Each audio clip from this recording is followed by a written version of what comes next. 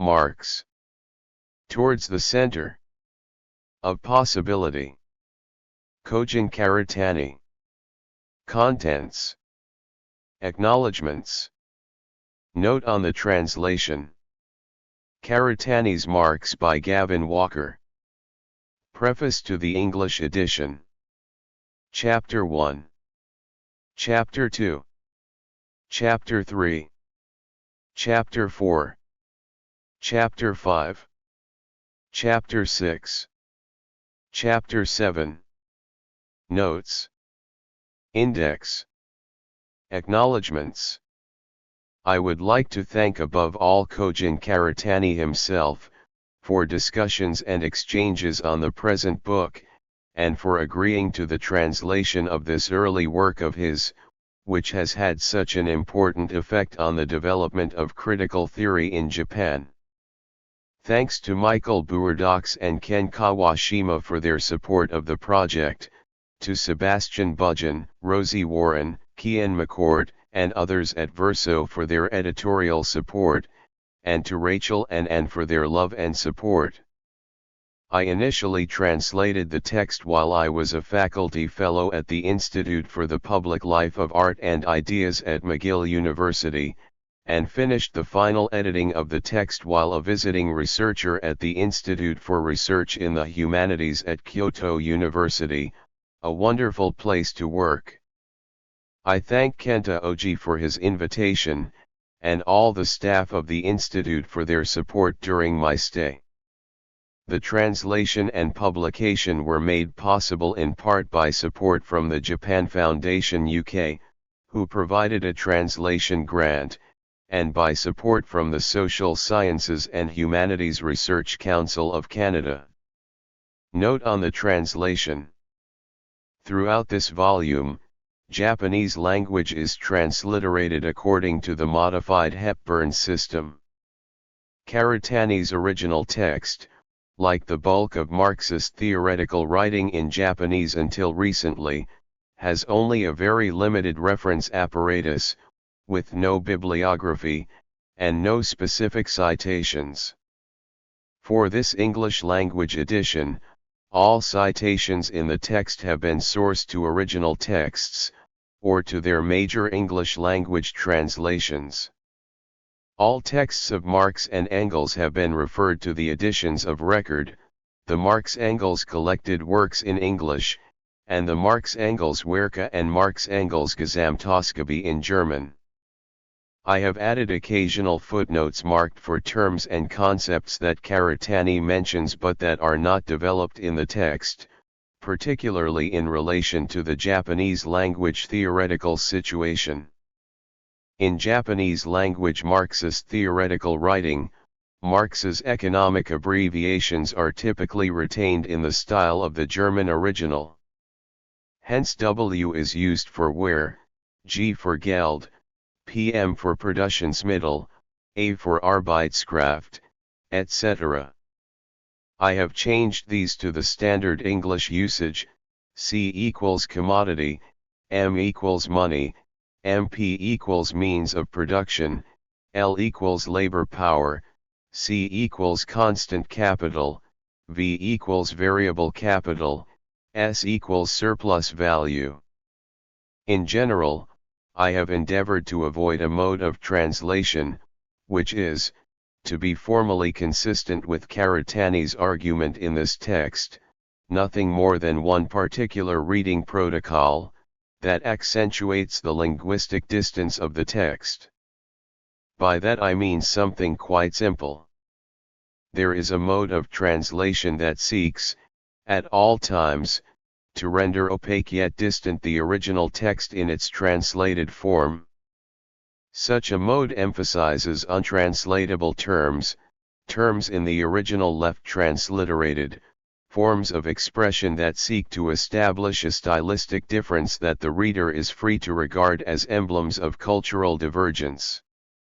I reject wholly this mode of translation, not because it is less accurate, after all, accuracy is nearly impossible to coherently assess in translation, but because it places the text within an economy of meaning that evades textuality in favor of a first-order explanatory mechanism of cultural difference.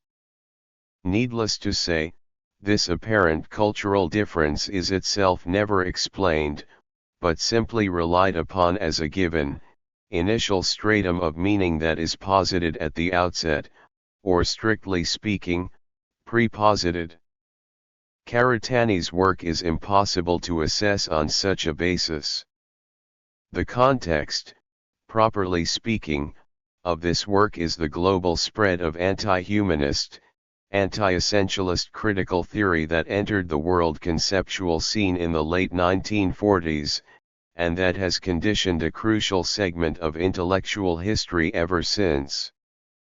In that sense, I do not exoticize Karatani's writing, which is clear, straightforward, and although influenced by the current of deconstruction dominant at Yale in the 1970s when he was there, never attempted to appropriate the Derridian style. The book should be read absolutely without reliance on any conception of Japanese-ness as a supposed explanatory mechanism, but instead with an understanding that the Japanese tradition of social theory was itself undergoing remarkable international transformations at the time. Karatani's Marx. Gavin Walker. Often, one translates a book because it is topical for our moment in an untimely fashion. What appeared at the forefront of the historical process in one part of the world may later come to dominate at another moment elsewhere. Other times, one translates a book because of its intellectual historical value. Texts frequently concretize and concentrate in their appearance a whole continent of thought surrounding their moment of emergence. At yet other points, one might translate a book whose mode of expression is unique, distinctive, or rare in our world. In all cases, the value of the translation is linked to some aspect of the historicity of the text, be it of immediate, historical, or logical importance. Kojin Karatani's Marx is all of these things at once, an exceptionally important work in intellectual historical terms, a distinctive reading of Marx whose insights remain powerful, and an early key to the later developments of his thought, already amply represented in the English language. Today, Karatani himself needs little introduction as a thinker. Since the 1970s, he has been at the forefront of Japanese intellectual life, producing numerous influential works of social theory, literary criticism, political thought, and intellectual history, among them the 1974 Marikuzu Sono Kanosei no Chushin. This early book, which pioneered a new theoretical role for Marx in the Japanese situation, both drawing on and moving away from the heavily methodological analyses of the post-war Japanese tradition of Marxist theory, paved the way for a new opening of critical theory, in the broad sense, in Japanese intellectual life. Karatani's influence on multiple generations of thinkers cannot be overstated, both for his own original reading protocols and conceptual innovations, as well as his organizational and editorial role, founding and animating the widely influential journal Hihyo throughout the 1990s.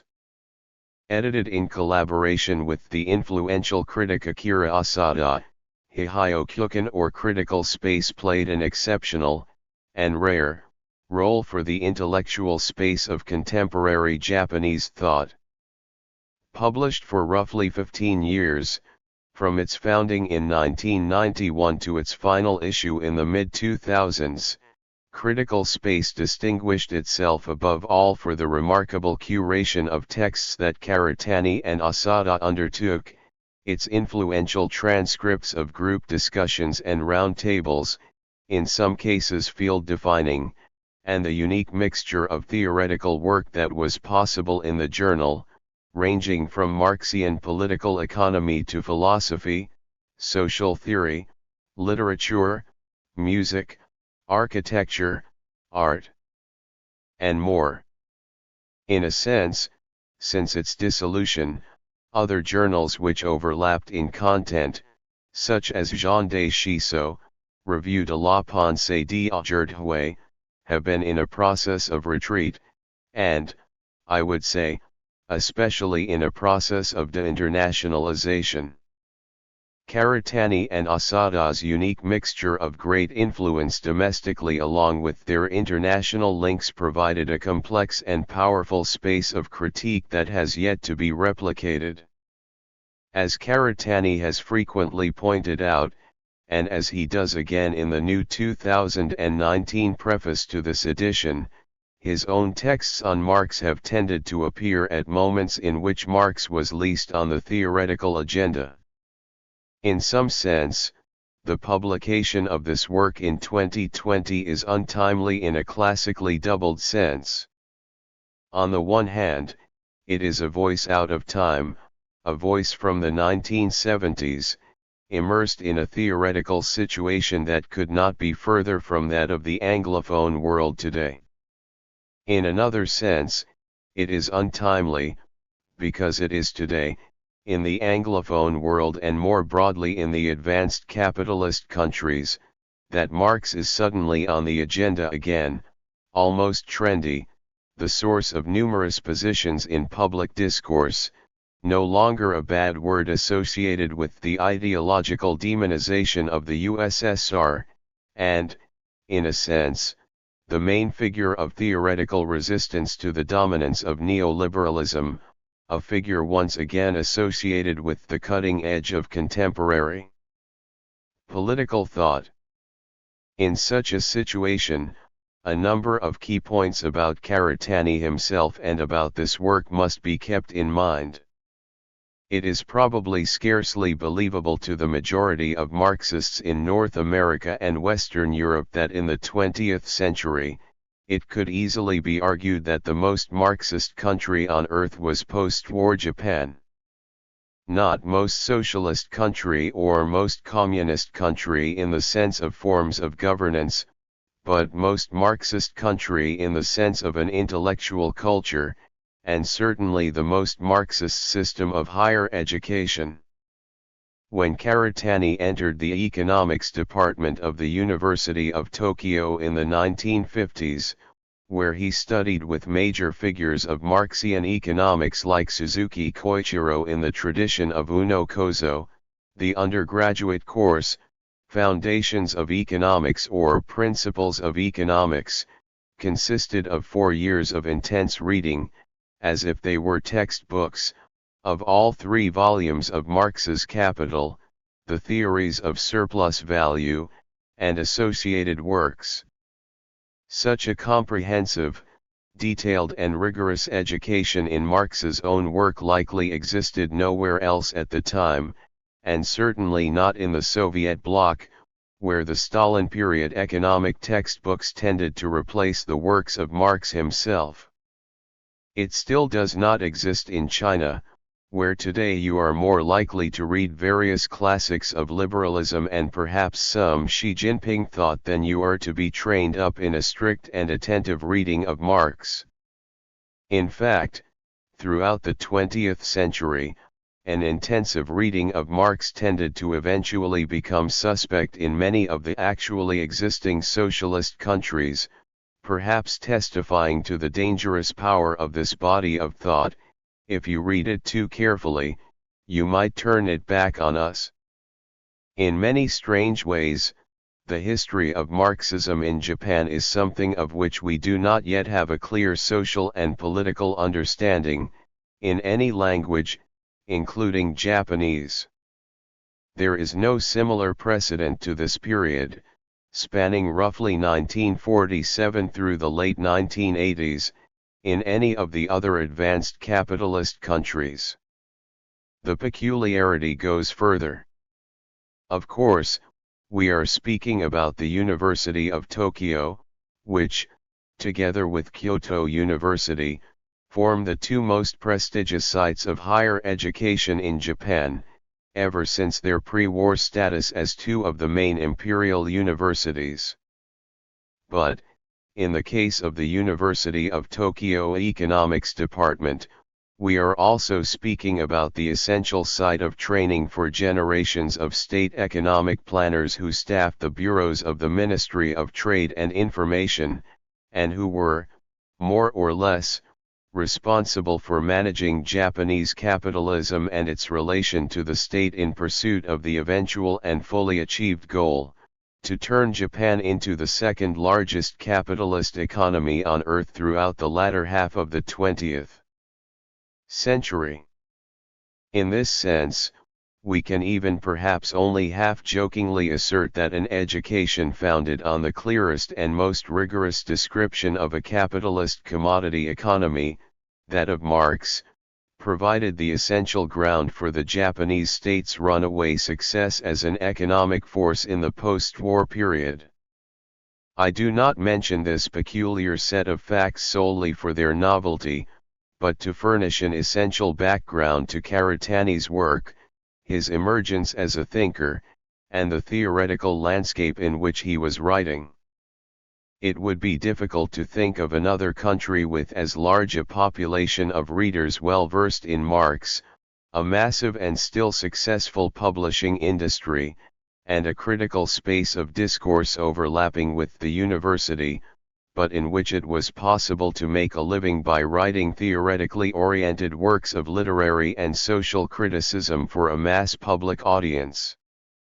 It is in the midst of this situation, buttressed by two other historical factors, the crisis of the New Left and the advent of a new theoretical culture in the university, that Karatani's Marx was first published. Originally serialized in 7 articles in the review Gunzo in 1973–74, Kojin Karatani's most enduring and pioneering work in critical theory was his Marx Sono Kano Sei no Chushin. As Karatani himself points out here in the new preface to this English edition, the first point concerning this text that must be kept in mind is its inherently interdisciplinary or even parallax character, to use a term that Karatani would later develop into a central concept of his thought. Gunzo was and is a mainstream literary periodical, not in any way a journal of the left, nor a philosophically or theoretically specialized space of intellectual engagement. In this sense, it is all the more remarkable that a text such as the present could be published in such a venue, and bears witness to the extraordinary public nature of intellectual life in post-war Japan. Thus, the texts that make up Karatani's Marx were read first by a general audience, transversal to the university, and located squarely within the broad field of literary criticism. Written at a time when the political sequences of the New Left had come to a halt under the weight of the breakdown of armed struggle, as well as the political exhaustion of competing sectarian visions of Marxism, Karatani's Marx laid the groundwork for major changes in Japanese intellectual life. A short text of approximately 150 pages in Japanese, it produced a new reading of Marx's work, unfamiliar to the existing Marxist discourse in Japan at the time. Since the 1920s, Marxist theory had been one of the dominant currents in Japan, so much so that one could scarcely discover a single field of the humanities and social sciences in the mid-20th century that had not been deeply marked by Marxism as a mode of inquiry. In this sense, Karatani's emphasis on Marx merely continued a trend that his predecessors had already inaugurated. The great post-war intellectuals, such as Uno Kozo, Maruyama Masao, Otsuka Hisao, Hiromatsu Wataru, and others, had all been significantly influenced by Marxism. However, debates within Marxism in Japan had, from the pre-war period onwards, become exceedingly methodological and obscure in their fixation on textual or theoretical minutiae. The positions linked to the pre-war debate on the origins of Japanese capitalism reverberated through post-war Marxism as well, constantly attempting to understand the nature of the Japanese social formation. Karatani's Marx, then, marked a very different moment, soon to depart for Yale at the high point of deconstruction, and in dialogue with Jacques Derrida, Paul de Man, and more, Karatani returned to the importance of Marx in Japanese intellectual life, but with a new set of theoretical tools. Semiotics, deconstruction, the reading of Marx as a literary thinker, and the emphasis on capital as an intervention in philosophy that could be read as itself a theory of signs, produced a massive impact on Japanese intellectual life. Above all, the book represents a break, or rather is itself situated within a break, one might say, with the prevailing reading of Marx, dominant in 1968, that of the early Marx, a Lukácsian reading of the figure of the self-alienated laboring human. Karatani's Marx is a firm rebuttal to the simplistic theory of alienation so beloved of the 60s generation of Marxists in Japan. Marx Sono Kano Sei no Chushin began a sequence of writings of Karatani that were crucial in the development of critical theory in Japan. Karatani, along with his compatriot Akira Asada, would go on to essentially produce a parallel development in Japan to what had been institutionalized in the United States as French theory, and often referred to as New Academyism in Japan.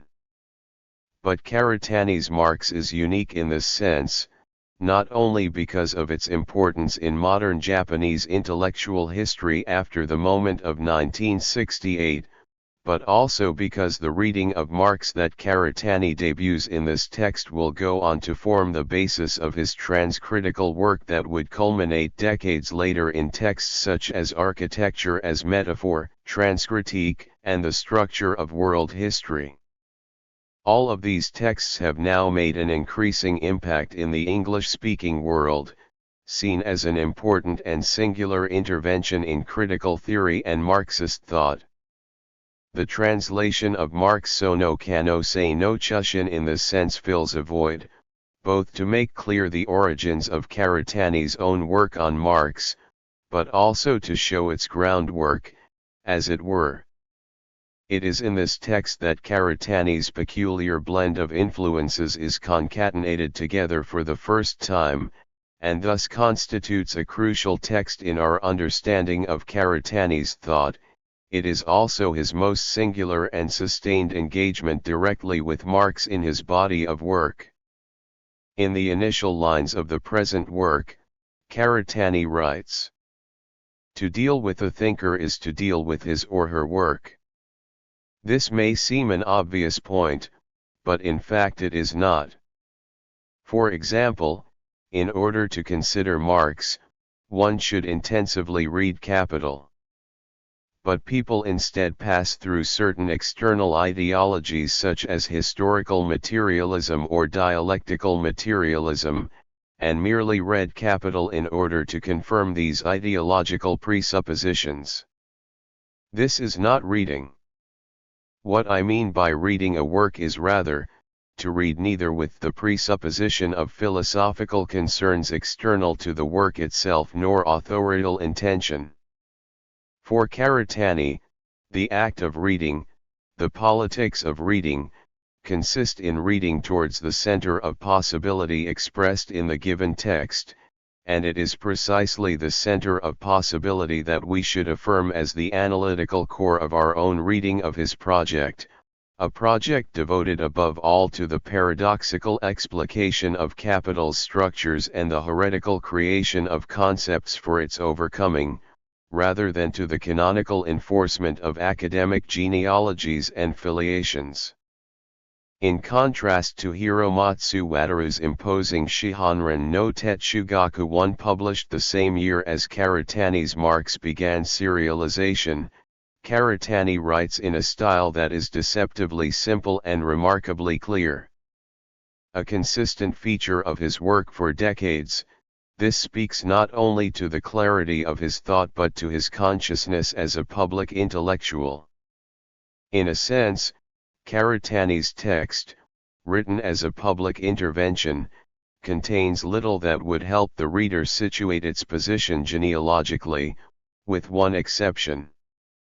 Karatani affords a crucial place to the thought of one figure in Marxist theoretical analysis from whom he absorbed a crucial and general conceptual problem. The thinker is Uno Kozo, and the problem, in the broadest possible terms, is the relationship of capital to its outside, as it were. Uno, who would go on to become one of the most dominant figures in Marxist theoretical research in Japan, and indeed one of the most famous thinkers of Marx's value theory worldwide too, was educated at Tokyo University. 3 He left Japan to study abroad in Berlin from 1922 to 24, where he was accompanied by his longtime friend Saki Saka Itsuro, later the editor of the Kaizasha edition of the Marx, Engels collected works, the first in the world in any language, and leader of the Japan Socialist Party. Following the war, Uno returned to Japan in 1924-4 where he began to teach, first at Tohoku University until 1938, when he was arrested on suspicion of his political stance. From this moment until the end of the war, Uno was forced to remain outside academic life, working in the Statistics Bureau of the Japanese External Trade Organization, followed by the Economic Research Institute of the Mitsubishi Corporation. After the war, in 1946, he was reappointed as full professor in the Department of Economics at Tokyo University, and immediately released almost a decade of theoretical work that had been impossible to publish under the fascist system: Theory of Value, Prolegomena to the Agrarian Question, Introduction to Capital, and the first series of articles that would later form his two-volume Principles of Political Economy. Uno is best known for his reschematization and reformulation of Marx's economic thought, exemplified by Capital, into a highly formalized, purified system designed to create a scientific political economy on par with the other social sciences coming to the fore in the immediate post-war period, and it is this work that should be seen as a clear background to Karatani's text. The most basic distinguishing methodological feature of Uno's system, the theory of three levels of analysis or Sandankaran, is a tripartite division of the practice of theory, and represents an effort to construct a general economic meta-epistemology capable of dealing with the primary contradictions of not only the conjuncture of Japanese capitalism, but also the theoretical concerns internal to Marxian economics. Structurally, Uno proposes three levels of analysis: 1. The level of pure theory or principles, the logic of capital made rigorously theorizable by allowing its tendency to finally commodify itself, forming a pure interiority expressed as a thought experiment. 2.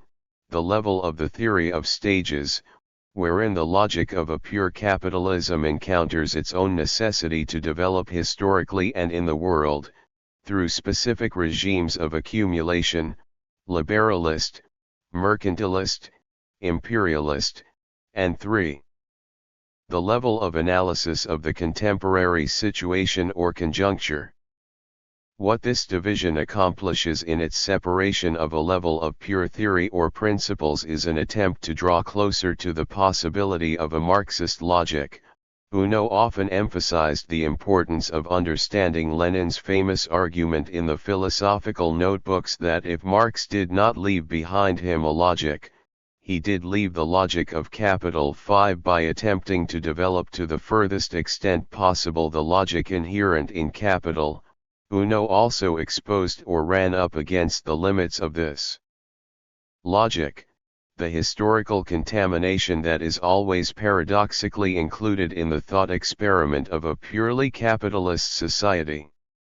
Although most work on Uno over the last 50 years has focused on his methodology in terms of this tripartite division of theoretical practice, we might rather say that the essence or truly critical moment in Uno's work lies elsewhere, in a short phrase that he considered the nucleus or theoretical center of his work, one that is constantly returning in his writing to undermine the smooth or pure logic of capital, or rather, one that expresses the logical problem for the dynamics of capitalism around a labor power commodity. On a worldwide level, analysis of Uno's work has almost always agreed on its supposedly pure character, that is, he is widely considered the most esoteric, purely theoretical, excessively formalistic, and scholastic figure in the Marxian analysis of value, but I argue that this is not at all the case. In itself, Uno's assertion that Marx's work must be reconstructed as a theory of principle, a theory of a relatively pure capitalism or one that has developed in the direction of the principles of the capital relation itself, is not particularly controversial. After all, Marx himself declared that the capitalism under analysis in Capital was not exactly synonymous with English capitalist development as such but rather constituted an ideal average of the capitalist mode of production. In our description of how production relations are converted into entities and rendered independent in relation to the agents of production, we leave aside the manner in which the interrelations, due to the world market, its conjunctures, movements of market prices, periods of credit, industrial and commercial cycles, alternations of prosperity and crisis, appear to them as overwhelming natural laws that irresistibly enforce their will over them, and confront them as blind necessity. We leave this aside because the actual movement of competition belongs beyond our scope, and we need present only the inner organization of the capitalist mode of production, in its ideal average, as it were. Point 6. In attempting to treat as much as possible the inner dynamics of this ideal average or cross-section of capital's logical drive, Uno makes a wager on the possibility of a certain excessive formalism as the only means available to us to express the abstraction of the circuit process of capital. But, in the most theoretically innovative aspect of his work, he always undercuts or contaminates the purity of the circuit by drawing our attention to one decisive phrase that concentrates within it the density of politics. This is what Uno referred to with his famous and enigmatic phrase, the impasse or possibility of the commodification of labor power. Point 7. What he means by this simply, although it is not at all a simple point, is that the starting point of the systematic logic of political economy must always suppose something entirely irrational as the ground of the rationality of the historical process, which will then be retrojected back onto the moment of origin in order to once again presuppose it, as if it were rational. Uno once wrote, "A commodity economy inherently possesses an impossibility or impasse insofar as it treats relations among human beings as relations among things, but it is paradoxically the fact that this impossibility has developed as a form capable of ordering the totality of society that in turn renders possible our own theoretical systematization of its motion." Point 8. In turn, in the present text, Karatani writes, "In capitalist society, labor power becomes a commodity.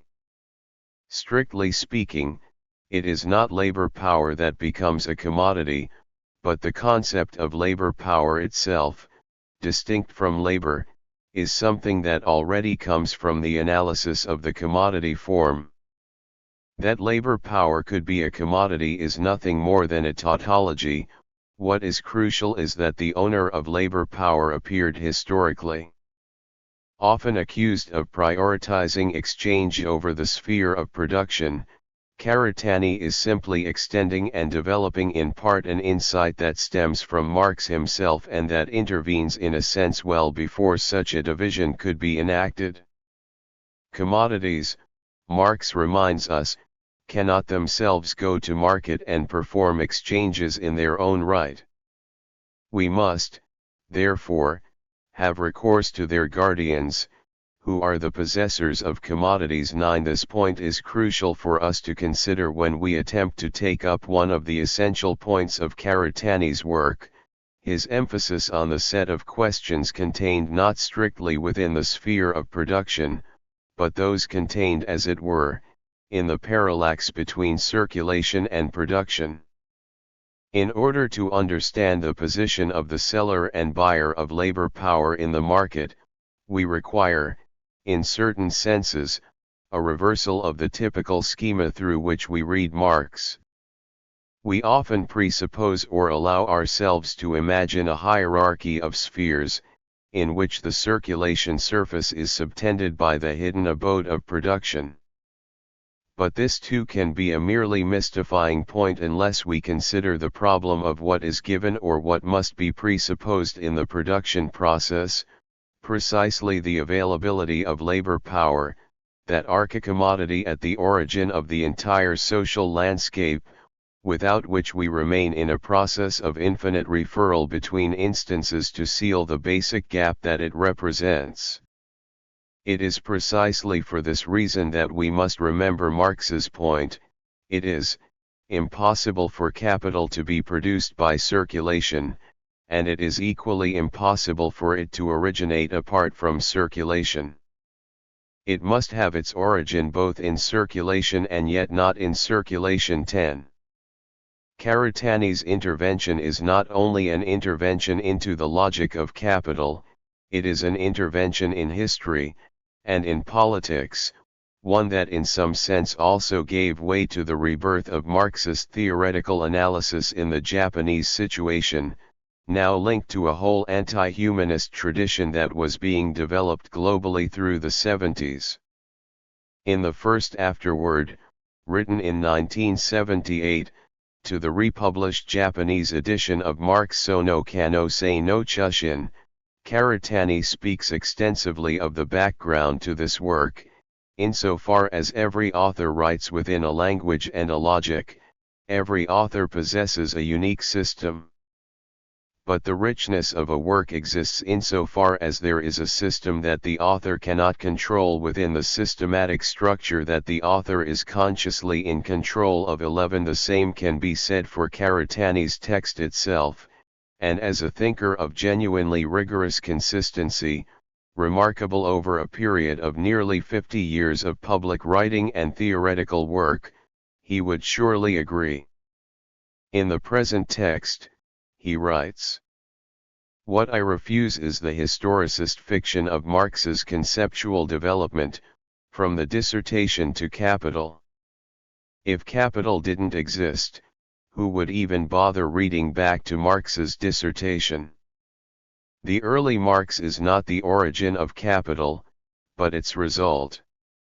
Even the originality of this dissertation first becomes clear, not in relation to its meaning within the temporal context of its writing, but rather within the reading of capital. We, too, might refuse the historicist fiction that would see the present text as a secret origin for Karatani's work. In some sense, it is rather the reverse.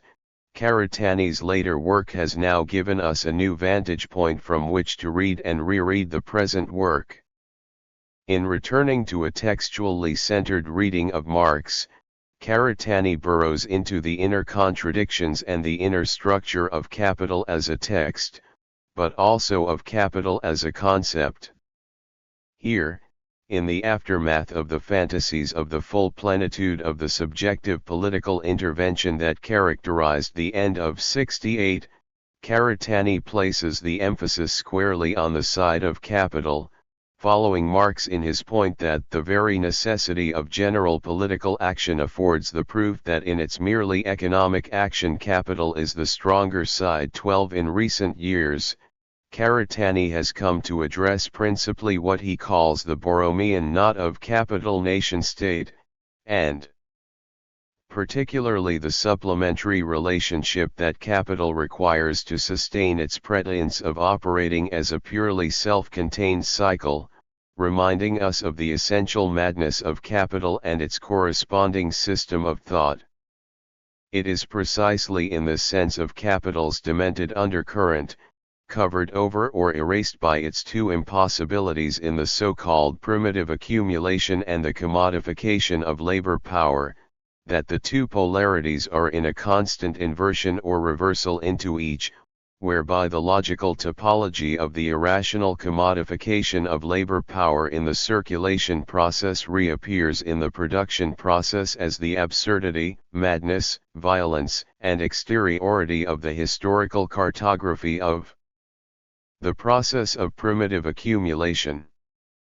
This entire cycle furnishes us with the basic problem of the supplement, in the form of the origin that erases itself as an origin, a problem that is not overcome, but merely passed through or traversed through the gift, whereby what cannot ever be said to be purely given must be there at the commencement for the entire cycle to operate.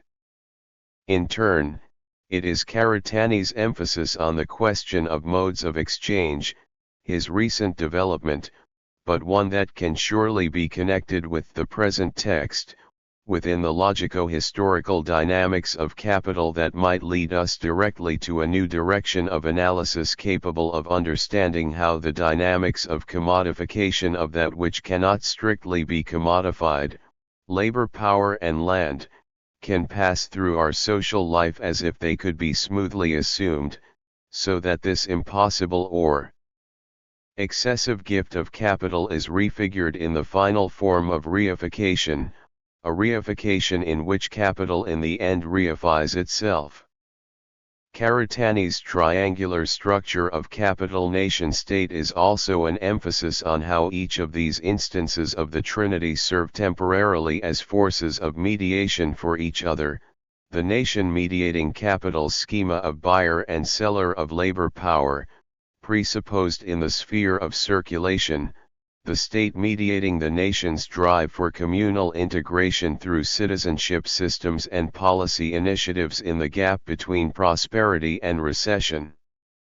By focusing on the centrality of capital's supplementarity, its originary supplemental role, Karatani also opens up for us another possible thinking of the subject in capitalist society, the political subject, after and in the wake of 1968. In precisely the place where the hole or wound of commodity economic rationality lies, the structure of sentiment, but also the openness of practice remains. This is the domain of the political, of class struggle as such, a point where the Borromean knot of these three figures capital nation state are knotted together. Rather than reveal our stasis, our enclosure into permanent capture, Karatani's emphasis on the sphere of circulation instead shows us the place of the primacy of politics, the possibilities of a genuinely political response to the subsumptive force of capitalist society.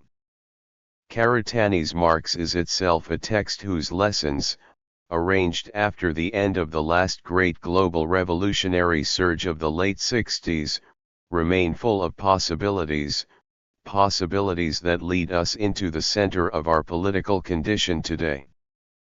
Preface to the English edition. This book is a piece of literary criticism that I originally wrote in 1973 and serialized in a monthly literary periodical. However, the fact that I undertook the present work within the field of criticism was by no means normal or expected within the Japanese situation. Rather, it was probably the first time that such critical work could be published in a literary magazine alongside short stories and serialized novels. Yet, At the same time, it might also be said that this type of work was impossible to publish somewhere else, for example, in specialist journals of philosophy or the social sciences. In that sense, the present work is without question a work of literary criticism. In Japan, the New Left movement emerged in the second half of the 1950s. We can say that it was influenced by the critique of Stalinism that accompanied the Hungarian Revolt, but we can also relate its emergence to the beginnings of the rapid economic growth that was occurring at the same time in Japan. Suddenly a set of circumstances that could not be explained by the theoretical framework of the existing left had emerged, for example, the phenomena of mass society and consumer society. The New Left movement which prospered alongside this development brought about a loss of authority for the Japan Communist Party, through the nationwide political struggles that accompanied the 1960 revisions to the U.S.-Japan Joint Security Treaty. In a sense, what occurred in 1968 in Europe and North America occurred already in Japan at this moment. I entered Tokyo University in the year 1960 and participated in what we called the Anpo struggle. However, what made me reflect on the theoretical questions of the left came later. It came, in fact, after this struggle ended in failure. The theoretical work of the New Left which emerged in the late 1950s can be divided into three general trends, all derived from the work of Marx. The first turned towards the early Marx and the theory of alienation, represented most clearly by the literary critic and poet Yoshimoto Takaaki. The second, what we might call the reconstruction of historical materialism through a rereading that attempted to overcome the early Marx, was best represented in the figure of the philosopher Hiromatsu Wataru. The third, which sought to rediscover Marx's specificity in the text of Capital, can be represented by the political economist Uno Kozo. I was influenced by all three of these figures. For example, what drew me to literary criticism in the first place was the influence of Yoshimoto Takaaki. On the one hand, what led me to reject the theoretical work of the early Marx on which Yoshimoto had relied so much, was precisely the influence of Hiromatsu Wataru. He provided textual proof that Engels had preempted the process that Althusser, for instance, referred to as Marx's epistemological break. Yet, on the other hand, the greatest influence on me by far came from Uno Kozo's theoretical work in political economy. In Uno's conception, while Capital constituted the guiding thread of historical materialism, it was written with a differing perspective and methodological orientation. Historical materialism views the history of social formations from the economic base of modes of production. In contrast, Capital explicates the capitalist economic system by beginning from commodity exchange and disclosing the process by which it comes to compose and regulate the relations of production as capital. Although these two modes of thinking are heterogeneous to each other, the majority of Marxist theorists ignored the clear differential between them and tried to somehow produce an articulation between these two perspectives. Uno Kozo, however, rigorously distinguished them, insisting on capital as science and historical materialism as ideology, although this ideology remained necessary as a guiding thread.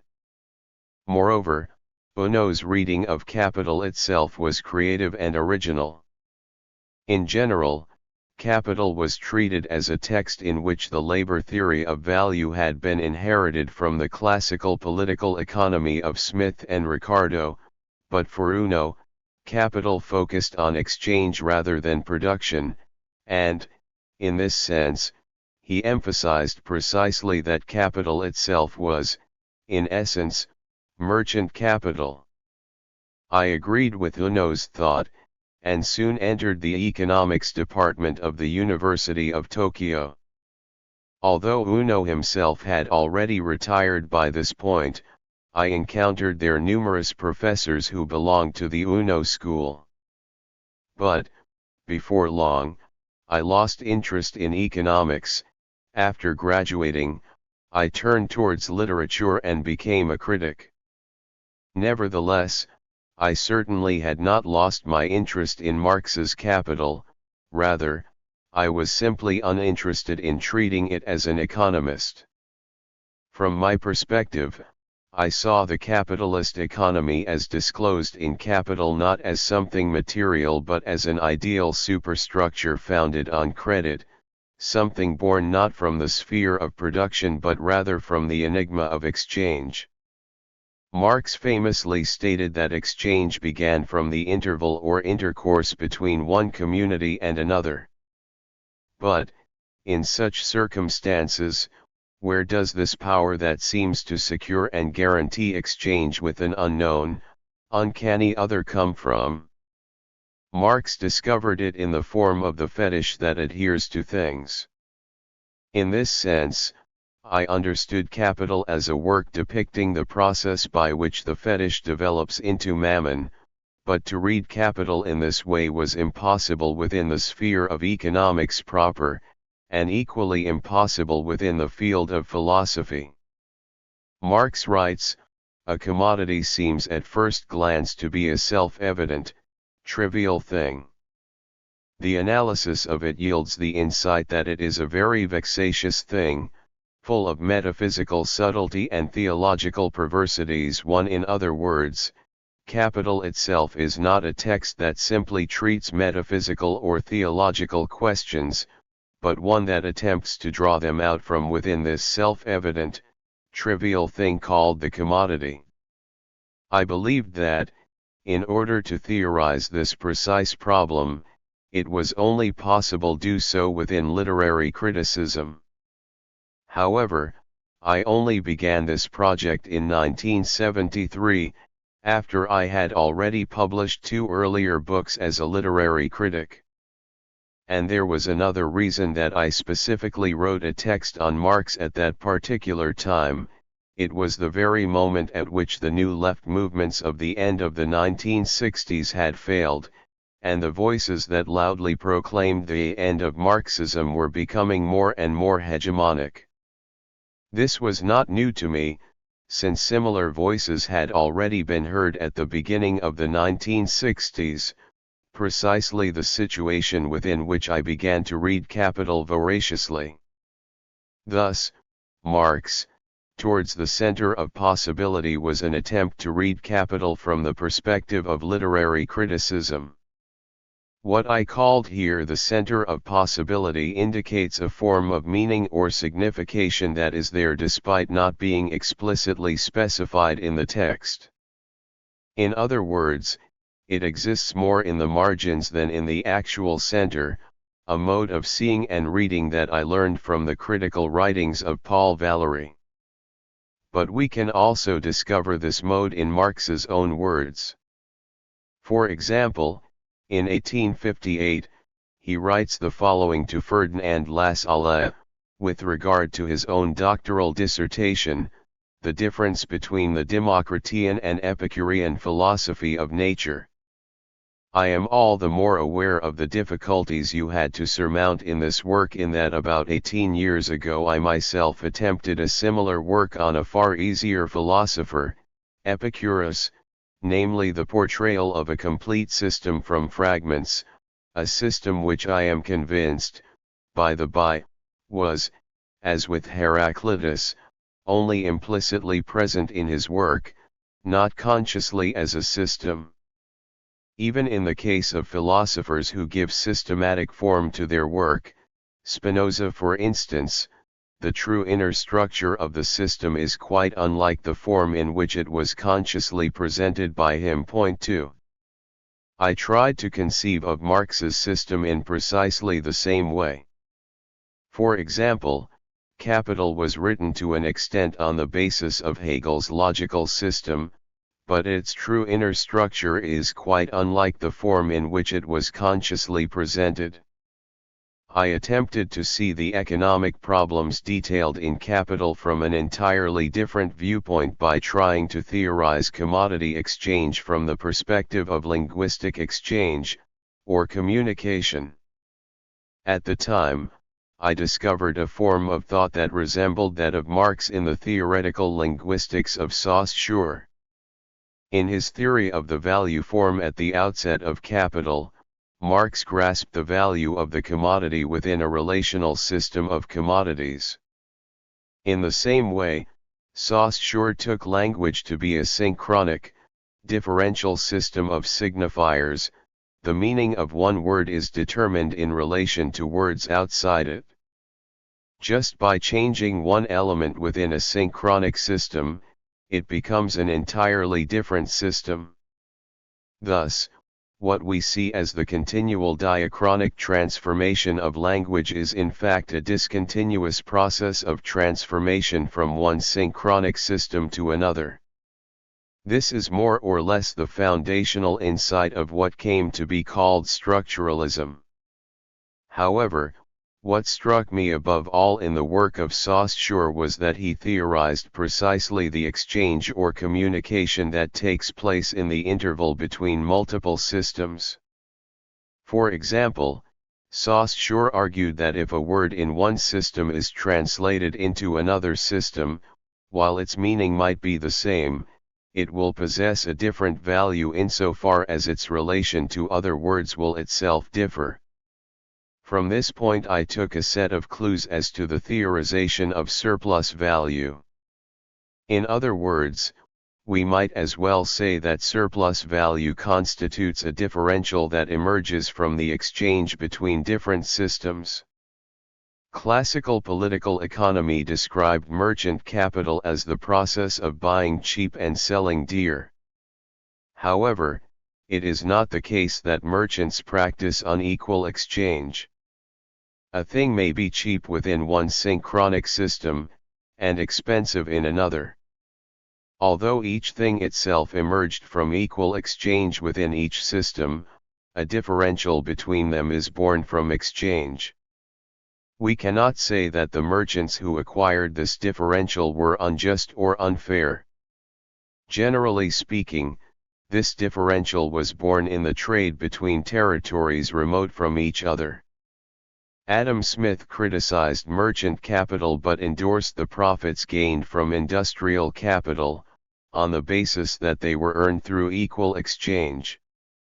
Yet industrial capital also makes profits from the differential generated through this very equal exchange itself. In other words, it gains surplus value from the differential of purchasing labor power in the labor market and selling what the laborer is forced to produce on the open market. Both merchant capital and industrial capital are based on equal exchange. The difference lies in the following point: in the case of merchant capital, the differential comes from the spatial difference between synchronic systems, while in the case of industrial capital, it comes from the temporal differentiation between synchronic systems. It is the differentiation of value systems on the basis of technical innovation, and it is for this reason that industrial capital leads towards ceaseless technical development. Obviously, capital is indifferent to the diverse ways it can gain surplus value and thereby increase itself. This is precisely why capital itself is essentially merchant capital, and why Marx is able to define the accumulation of capital with the general M formula. I came to the above understanding through the various hints I took from Saussurean linguistics. But what I later recognized is that there was a basis beyond mere analogy for the introduction of Saussure into the reading of Capital that I undertook in the present work. Saussure himself began to conceive of synchronic systems in language by means of the analogy with economics, and specifically with the general equilibrium theory of the Swiss economist Leon Walras. Walras rejected the classical labor theory of value, conceiving of value from the perspective of marginal utility, in other words, the theory of the neoclassical school. This appears, at first glance, to be in direct opposition to capital, but it is not at all the case. As Volume 3 demonstrates, Marx conceived of prices of production separately from labor values, and in his theory of rent posited the importance of marginal costs, following Ricardo, in opposition to the theory of equilibrium of classical political economy. In terms of the theory of rent, Ricardo clearly belonged to classical political economy, but, in contrast to the classical school's concept of equilibrium, he brought in the concept of the marginal. There is an important relation here as well to Marx's work of the 1870s and after on questions of differential calculus. Point 3. In this sense, at the same historical moment, Marx shared a certain problematique with Menger, Walras, and the marginal revolution. To put it in terms of economics, Saussure's thought not only overcame that of the classical school, but also that of the neoclassical. He did not just develop the notion of synchronic systems as a concept, he attempted to theorize the exchange between differing systems. In turn, Marx's critique of political economy also implies not only a critique of classical political economy, but of the neoclassical school as well. In my view, this is precisely because Marx attempted to think the problems of a capitalist economy from the standpoint of exchange. Since the original publication of Marx, Towards the Center of Possibility in 1973, I have attempted to fundamentally rethink the theoretical problem, in the broadest sense, of the exchange or communication with the other. This theoretical project passed from linguistics itself to the logical foundations of mathematics, and then to my philosophical investigations. Point 4. During this period, I did not really deal with or theoretically treat the work of Marx.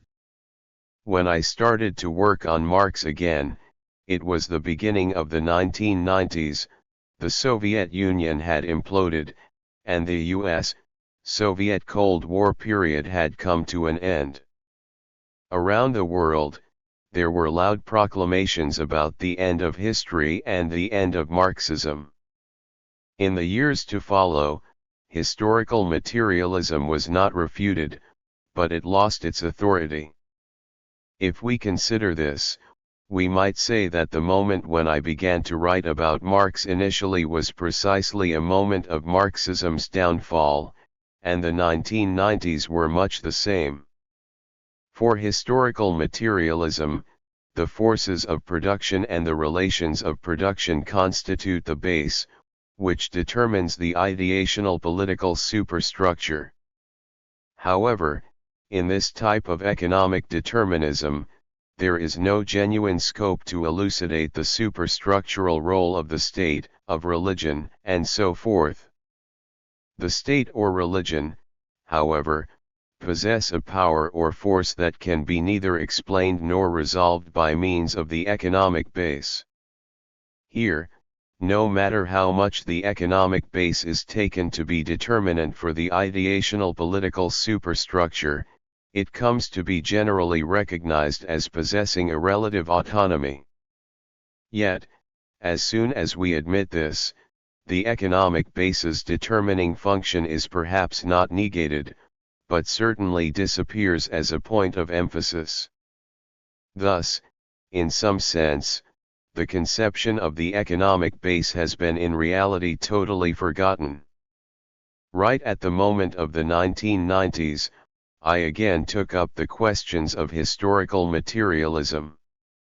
I attempted to discover the economic base of the historical social formation not in the sphere of production, but in exchange. In this sense, exchange is not something secondary to or derivative of production, but rather its prior condition of possibility. Already, in Marx, Towards the Center of Possibility, I had theorized this expanded conception of exchange. However, even if the book touched on the realm of linguistics, I did not go beyond a thinking of the economic in its narrow sense. It was in the 1990s that I first came to locate the problem of exchange in matters that are not usually considered to be forms of exchange themselves. Marcel Mauss saw in the exchange of gifts and reciprocity the basis of clan society. I referred to this as mode of exchange, the introduction of the power that constructs community. Similarly, I theorized the formation of the state in terms of voluntary surrender and protection, or taxation and redistribution, what I called mode of exchange B. This is precisely where the state's power, different from military force, comes from. And I referred to the sphere of ordinary commodity exchange as mode of exchange C, in a sense, the origin of the power of money. To these three modes, we can add mode of exchange D, which attempts to sublate the others, like the power of God, which manifested in the form of universal religion in the age of the ancient empires. D is local, something that always remained within the later social formation. In the second half of the 19th century, it appeared in our world as communism. In his later years, Marx stressed the importance of Lewis Henry Morgan's Ancient Society, arguing that communism was nothing other than the return of modern society to a higher form of the most archaic type, collective production and appropriation. 5 To rephrase it, mode of exchange D is the return of mode of exchange A in a higher form. Historically speaking, the social formation is the articulation of multiple modes of exchange. In primitive society, mode of exchange A is dominant. What we must be careful to point out is that, even at this stage, modes of exchange B and C already exist in nascent form. If B becomes dominant, the state is formed. In such a moment, however, A is not eliminated, but continues to exist in the form of the agrarian community subjugated by the force of the state and the landowner. On the other hand, C is expanded by means of the development of B. In other words, at the stage of the formation of multiple territorial states, the money economy emerged. In the ancient world empires, A and C are combined under the dominance of B. Mode of exchange C rose to prominence in the social formation with the appearance of industrial capital, and this is precisely the process Marx sought to explicate in Capital. However, from the perspective of modes of exchange, we need to be careful to emphasize that, when industrial capital emerged, it also caused a transformation of the social formation as a whole, and as a combination of all of the modes of exchange. That is, A and B did not diminish, but were altered in form by the dominance of C. B took the form of the bourgeois state, while A formed the imagined community of the nation. To put it simply in my terms, this constituted the triadic structure of capital nation-state. At the end of the 1990s, I proposed the above mode of analysis in my Transcritique, on Kant and Marx. Once again, I did this by means of a specific way of reading the texts of Marx and Kant, which is to say I took a more or less literary critical stance, and once again published it for the first time in a literary magazine in serial form. Subsequently I discarded this stance and began a process of systematically constructing my theoretical work as a whole. In fact, I abandoned literary criticism completely. In a sense, You could say that what I have attempted to do since that moment is to reconstruct capital as a guiding thread, this time with its economic base not in modes of production, but in modes of exchange. The process culminated in the structure of world history. Point 6 in the present work, I speak from an understanding that might be seen to differ from that of Marx. But I would rather think that in fact, what I discovered there was precisely the center of possibility in Marx. Tokyo, April 2019. Mankind inevitably sets itself only such tasks as it is able to solve. Point 1. Marx. Man cannot discover himself by increasing his perception, but only through the tasks he defines for himself. Point 2. Malraux. Essential thinkers always say the same. Point 3. Heidegger. Chapter 1. 1. To deal with a thinker is to deal with his or her work. This may seem an obvious point, but, in fact, it is not. For example, in order to consider Marx, one should intensively read Capital. But people instead pass through certain external ideologies such as historical materialism or dialectical materialism, and merely read Capital in order to confirm these ideological presuppositions. This is not reading. What I mean by reading a work is, rather, to read neither with the presupposition of philosophies external to the work itself nor authorial intention. Capital, a critique of political economy, is already widely considered a classic in the history of political economy. This indicates two things. On the one hand, it suggests that capital itself, along with the conceptual world and knowledge that it examines, is antiquated and out of date. On the other hand, as with the experience of reading Epicurus or Spinoza, reading the classics is precisely already an experience of ignoring all external appearances, and, instead, reading toward the center of possibility contained in the text. In his letter of May 31, 1858 to Ferdinand Lassalle, Marx states the following. During this time of tribulation I carefully perused your Heraclitus. Your reconstruction of the system from the scattered fragments I regard as brilliant, nor was I any less impressed by the perspicacity of your polemic. I am all the more aware of the difficulties you had to surmount in this work, in that about 18 years ago I myself attempted a similar work on a far easier philosopher, Epicurus, namely the portrayal of a complete system from fragments, a system which I am convinced, by the by, was, as with Heraclitus, only implicitly present in his work, not consciously as a system. Even in the case of philosophers who give systematic form to their work, Spinoza for instance, the true inner structure of the system is quite unlike the form in which it was consciously presented by him. Point 1. Marx's insight is by no means applicable solely to thinkers of the past. What he accomplished in his work on Capital was precisely a critique of the conscious systematization of capitalist society, and a simultaneous illumination of the inner structure of the capitalist mode of production. We might say that, behind this belief of Marx's, lay a certain sense that no one else had yet conceived of the problem in quite this way. But we will take up this problem at a later moment. What we must emphasize for now is the fact that the above words of Marx are equally applicable to his own work.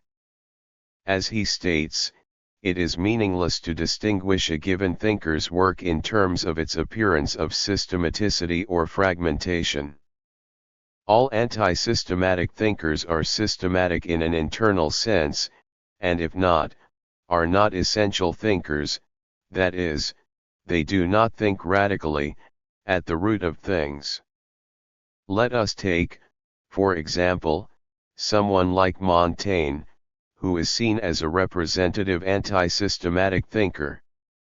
We cannot unify and consolidate all that Montaigne states. In his thought there is an Epicurean moment, a Stoic moment, and a sort of Pascalian Christianity, yet he never gives the impression of a mere jumble of influences. If we are to read the essays carefully, we find that a kind of principle resides there, or a function of the spirit that appears as a principle. What never ceases to remain fresh in the essays is not its anti-systematicity or its tendency towards contradiction, but, rather, the fact that at its base is Montaigne's attempt to view every contradiction with new eyes. Thus, the fragmentary form of his thought is rather like a continuous protest against a transparent meaning, a meaning that would exceed the text. He states as follows: I propose a life ordinary and without luster, 'tis all one. All moral philosophy may as well be applied to a common and private life, as to one of richer composition. Every man carries the entire form of the human condition. Authors communicate themselves to the people by some especial and extrinsic mark. I, the first of any, by my universal being, as Michel de Montaigne, not as a grammarian, a poet, or a lawyer.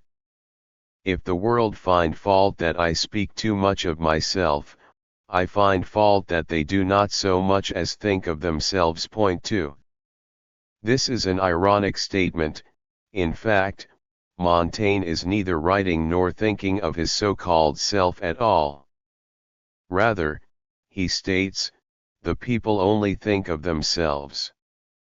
When Montaigne says, I, the first of any, he is speaking of the first discovery of the conviction that this thing called I or the self can become the subject.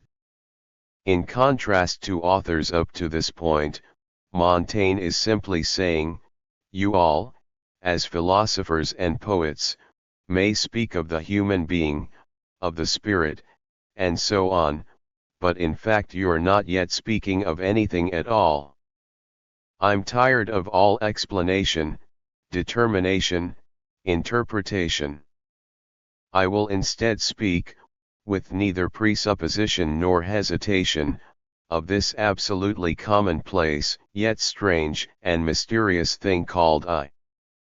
What Montaigne here depicts is not a series of former ideas concerning the human, but rather what we might call its inner structure. All ideas of the human are destroyed by Montaigne. But this was no threat to him, because he fundamentally believes that the figure of the human discovered by religion and philosophy is merely the signified, and at its base is the strange signifier of the I. In other words, for Montaigne there is an I that is neither the subject nor self-consciousness, but, conversely, is the source from which these emerge. This is not the so-called self, but rather the very text he quotes. Marx writes as follows in the first edition of Capital. A commodity seems at first glance to be a self-evident, trivial thing. The analysis of it yields the insight that it is a very vexatious thing, full of metaphysical subtlety and theological perversities. Point 3. Previous political economists had already formulated the system of political economy on the basis of categorical arrangements derived from what existed before their eyes.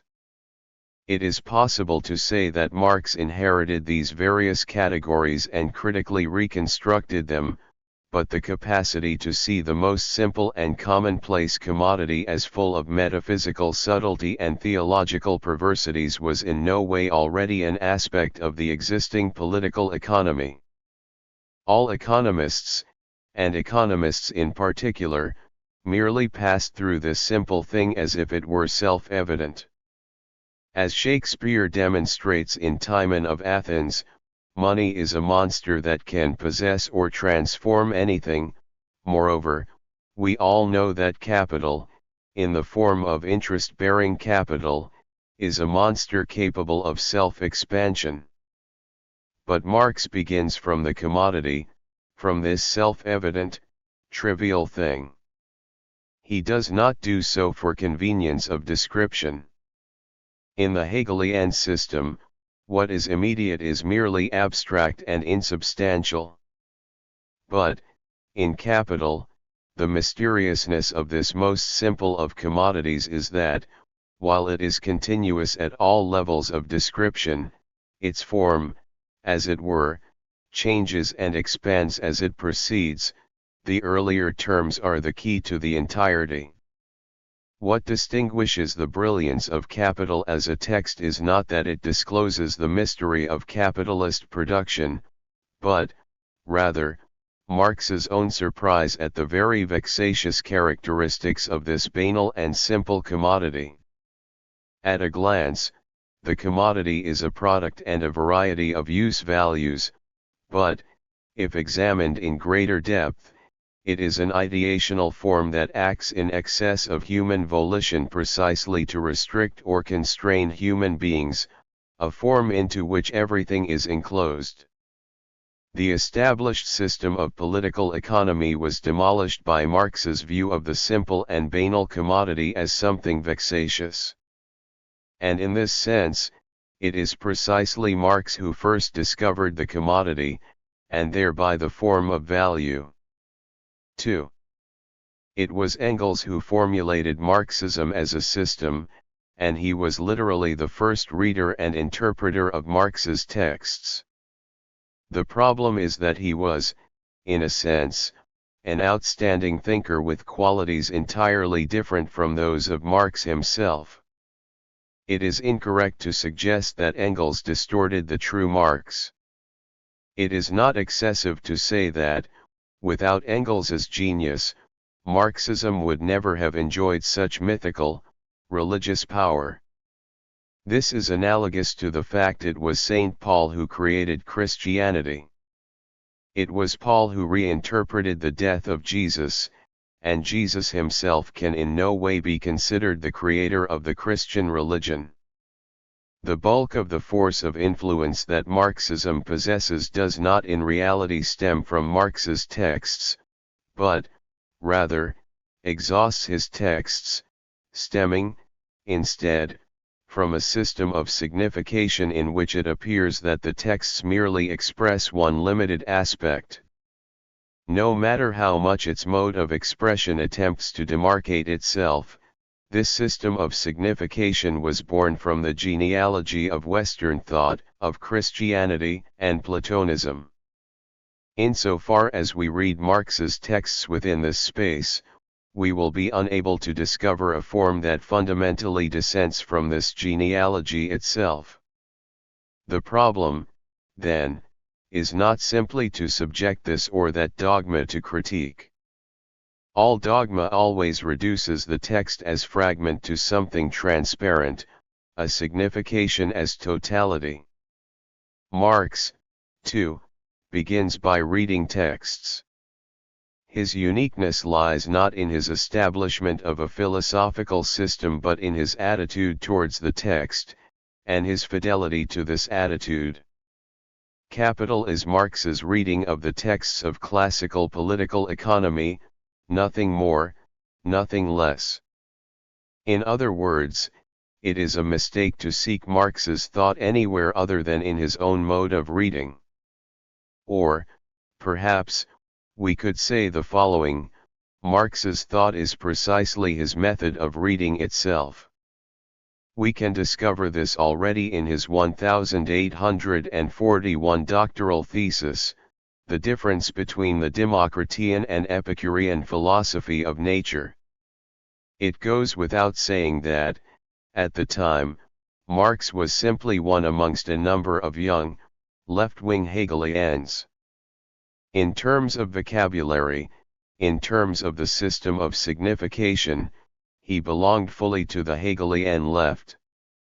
But, when we examine Marx from the standpoint of capital, what is crucial is not located in his spectacular inversion of Hegel's philosophy, but in his objection to a certain specific portion of Hegel's history of philosophy, the point at which Marx set out on a path no one had yet taken. What we must pay particular attention to is the fact that Marx did not read the ancient materialist Epicurus simply as one unitary system of signification, nor did he attempt to examine simply the general differences between Epicurus and Democritus. His investigation is precisely delimited, the difference between the Democritean and Epicurean philosophy of nature. Up to this point, in the accepted wisdom of the history of philosophy, the two thinkers' understanding of physics had been treated as largely the same, and it had been generally understood that Epicurus simply borrowed from Democritean physics, with his few minor alterations amounting to no more than arbitrary steps backward. For example, although Democritus believed that the movement of atoms was necessary and determinate, Epicurus saw in this movement contingency, swerving, and deviation. This difference between the two could be seen as prefiguring our contemporary theories of uncertainty, but prior to Marx's emphasis on this point, the difference was seen as largely meaningless. Of course, Marx did not ascribe meaning to this point as a physicist. In Marx's view, Democritus attempted to grasp the natural world by means of determinism. Epicurus, on the other hand, emphasized divergence against determination, and precisely in this sense of divergence and deviation, laid the foundations that would give rise to theories of self-consciousness, of human subjectivity and freedom. This insight, even if we remove its genesis in the conceptual framework of the young Hegelians, contains a decisive and crucial understanding. Rather than seeing human freedom and subjectivity as a priori presuppositions, such a perspective attempts rather to locate them in the swerves or deviations of nature. For the Marx of the time, it was precisely his task to secure or guarantee these concepts of freedom and subjectivity, but already here we see a perspective in which this freedom and subjectivity are things forced into existence by nature's contingent swerve. We will extend this discussion later in the present work. What is most important for the time being is that Marx, rather than speaking of the entirety of Epicurean philosophy, considers it solely in terms of its difference with the Democritean philosophy of nature, and furthermore, speaks of a difference within what is seen as an identity. It is an old and entrenched prejudice to identify Democritean and Epicurean physics, so that Epicurus' modifications are seen as only arbitrary vagaries. On the other hand, I am forced to go into what seem to be microscopic examinations as far as details are concerned. But precisely because this prejudice is as old as the history of philosophy, because the differences are so concealed that they can be discovered as it were only with a microscope, it will be all the more important if, despite the interdependence of Democritean and Epicurean physics, an essential difference extending to the smallest details can be demonstrated. What can be demonstrated in the small can even more easily be shown where the relations are considered in larger dimensions, while conversely very general considerations leave doubt whether the result will hold when applied to details. Point 4. What Marx emphasizes here is not merely the differences that exist between their philosophies or practices, but rather the microscopic difference between two philosophies of nature that closely resemble each other. In other words, Marx attempted to deconstruct the locus of identity itself that positioned Epicurus simply as an epigone of Democritus. The same thing can be said of capital. There, Marx inherits and continues the project of numerous aspects of classical political economy, and this is precisely why non-Marxist economists treat capital as itself representative of one variant of classical political economy. In a sense, they are correct. But, of course, Marx also differs from the classical political economists, although not in the sense often propounded by Marxists themselves. This is precisely because much of what passes under the name of Marx's thought is, in fact, merely derived from classical political economy or from Hegel. For example, when Marx utilizes concepts such as phenomenon and essence or labor time, he necessarily enters into the framework of their thought. If one attempts to defend Marx on these levels, Marx becomes nothing more than an epigone of Hegel or Smith. What is crucial is that Marx's uniqueness lies not in his spaces of difference with his predecessors, but, rather, lies secretly within those aspects of his thought that appear to be identical to them. When we read Epicurus, Marx reminds us, we must overturn a prejudice as old as the history of philosophy 5, the form of identification that states Epicurus is Epicurus and Democritus is itself as old as the history of philosophy. But this is precisely what expresses the secret of philosophy. Why? Because philosophy is always emerging at the very point at which it conceals the text as fragment, in other words, the text itself as signifier. In the history of philosophy, Epicurus is a concept. When Marx dismantles this concept, he himself is present at the site of the becoming of the concept itself. Nietzsche writes, "Let us still give special consideration to the formation of concepts. Every word immediately becomes a concept, inasmuch as it is not intended to serve as a reminder of the unique and wholly individualized original experience to which it owes its birth, but must at the same time fit innumerable, more or less similar cases, which means, strictly speaking, never equal, in other words, a lot of unequal cases. Every concept originates through our equating what is unequal. No leaf ever wholly equals another, and the concept leaf is formed through an arbitrary abstraction from these individual differences, through forgetting the distinctions, and now it gives rise to the idea that in nature there might be something besides the leaves which would be leaf, some kind of original form after which all leaves have been woven, marked, copied, colored, curled, and painted, but by unskilled hands, so that no copy turned out to be a correct, reliable, and faithful image of the original form. Point 6. For Marx, the task is to discover not this Epicurus as original form, but as difference.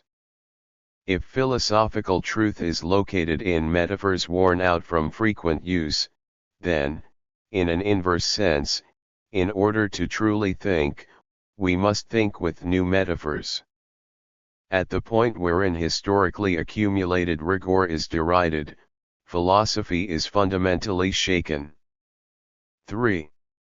Thus, what we should pay particular attention to in the doctoral thesis is Marx's method of reading outlined above, along with the fact that he himself reconfirmed this reading strategy during the process of work on the critique of political economy. For example, in the preface to the first edition of Capital, we can even see an identical phrasing. The value form, whose fully developed shape is the money form, is very elementary and simple. Nevertheless, the human mind has for more than 2,000 years sought in vain to get to the bottom of it, whilst on the other hand, to the successful analysis of much more composite and complex forms, there has been at least an approximation. Why? Because the body, as an organic whole, is more easy of study than are the cells of that body. In the analysis of economic forms, Moreover, neither microscopes nor chemical reagents are of use. The force of abstraction must replace both. But in bourgeois society the commodity form of the product of labor, or the value form of the commodity, is the economic cell form. To the superficial observer, the analysis of these forms seems to turn upon minutiae. It does in fact deal with minutiae, but they are of the same order as those dealt with in microscopic anatomy. 7. We might also put this as follows: predudicate views of money or indeed value are as old as the history of political economy itself. On a broader level, classical political economy basically succeeded in elucidating the nature of economic phenomena, but in its minutiae, that is, in relation to the theory of the value form, was unable to achieve anything of note. The principal task of Marx's Capital is to overthrow the prejudices and distortions of political economy or monetary economics, prédicates as old as the discipline itself or indeed the money economy, precisely through a microscopic explication of the value form. Yet, the microscopic detail here concerns the enigma of the money form, exactly the moment within which we can identify Marx's difference from both classical political economy and from Hegel. Certainly, the totality of Capital appears to form a dialectical narrative. However, if we read this text for its minutiae, it is in the theory of the value form that Marx reveals to us the inversive nature of the dialectic, and it is not reducible to the famous imperative to place back on its feet the Hegelian dialectic that is standing on its head. Obviously, Marx does not say this explicitly. On the contrary, he goes so far as to openly avow a pupil of that mighty thinker. Yet, precisely at this moment, he is paradoxically free from Hegel. Marx's thought, grappling with the narrative depiction of the theory of the value form, or the very vexatious thing that is the commodity, is not merely something that inverted the Hegelian dialectic. Certainly, at first glance, the theory of the value form appears to simply be a means of proving the necessity of money. But the Hegelian style development of the self-realization of money notwithstanding, what Marx states is that the emergence of money conceals or covers over the commodity or the form of value. If there is in Marx a critique of Hegel, it exists precisely at the point in his thought where he speaks in Hegelian terms. In other words, it is in the microscopic differences, in the details, in the minor alterations, not in the fundamental inversion. I have already mentioned the question of what Marx meant by reading, but it is just the same for our own reading of Marx. We will not take account here of the numerous places in which Marx directly criticizes Hegel. What we should read instead are the places in which he does nothing of the kind, or even those in which he speaks in certain paraphrases of Hegel. But, in order to read in this manner, we must eliminate the disciplinary division of Marx's works that treats Capital as a text in political economy, the German ideology as a text of philosophy, and so on. The identity of individual disciplines, stemming from their mutual differentiation, conceals the fact that they are linked together by metaphorical analogy.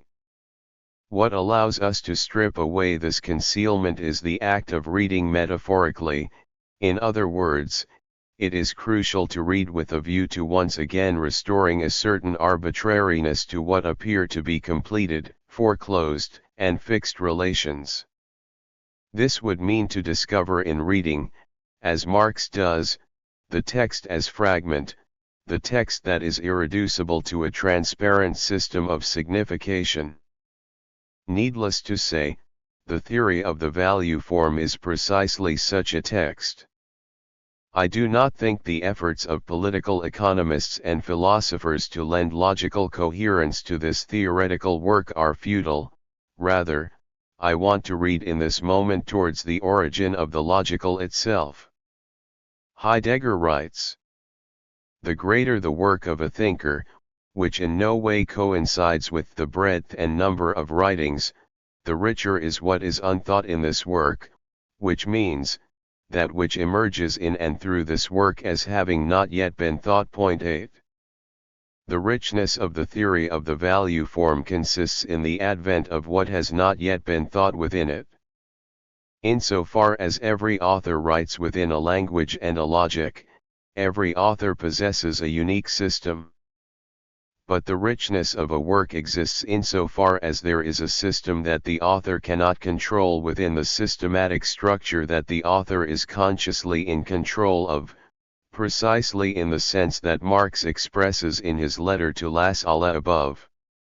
To read Marx is to read what is unthought in the theory of the value form. In essence, I do not intend to read Marx beyond this point. The object of this study is to read Marx in the center of his possibilities. Chapter 2. 1. Marx speaks of the enigmatic nature of the commodity, and this is where we too must begin. Everyone knows what a commodity is, but unless we cast doubt on this knowledge, we will be unable to see the enigma of the commodity.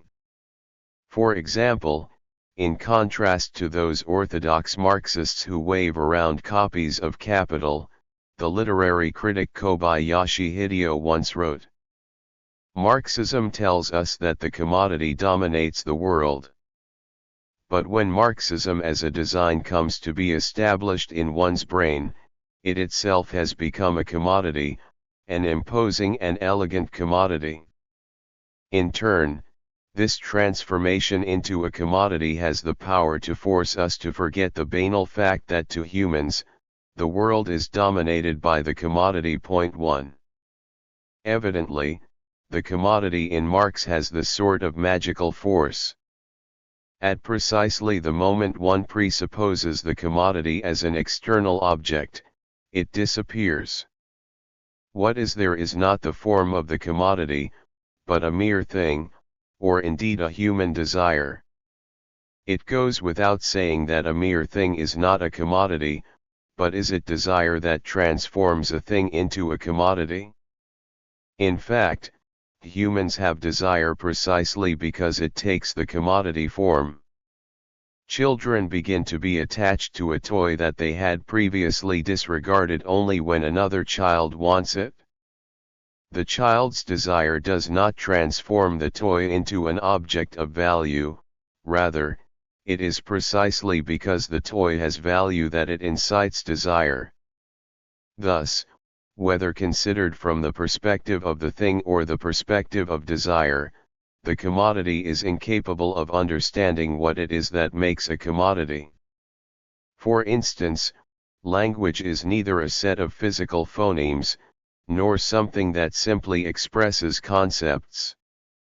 Conversely, it is precisely because we have language that these exist.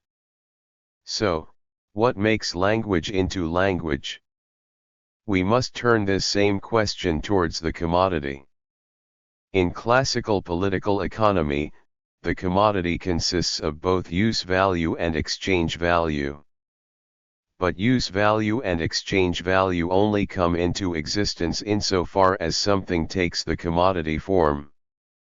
It is the same phenomenon as in the case of language, in which a word is the articulation between phoneme and concept. Inasmuch as the analysis ends there, however, we will remain unable to glimpse the secret of the commodity or of language. To put it another way, the secret of the commodity form lies precisely in its power to force us to forget the secret of the commodity itself.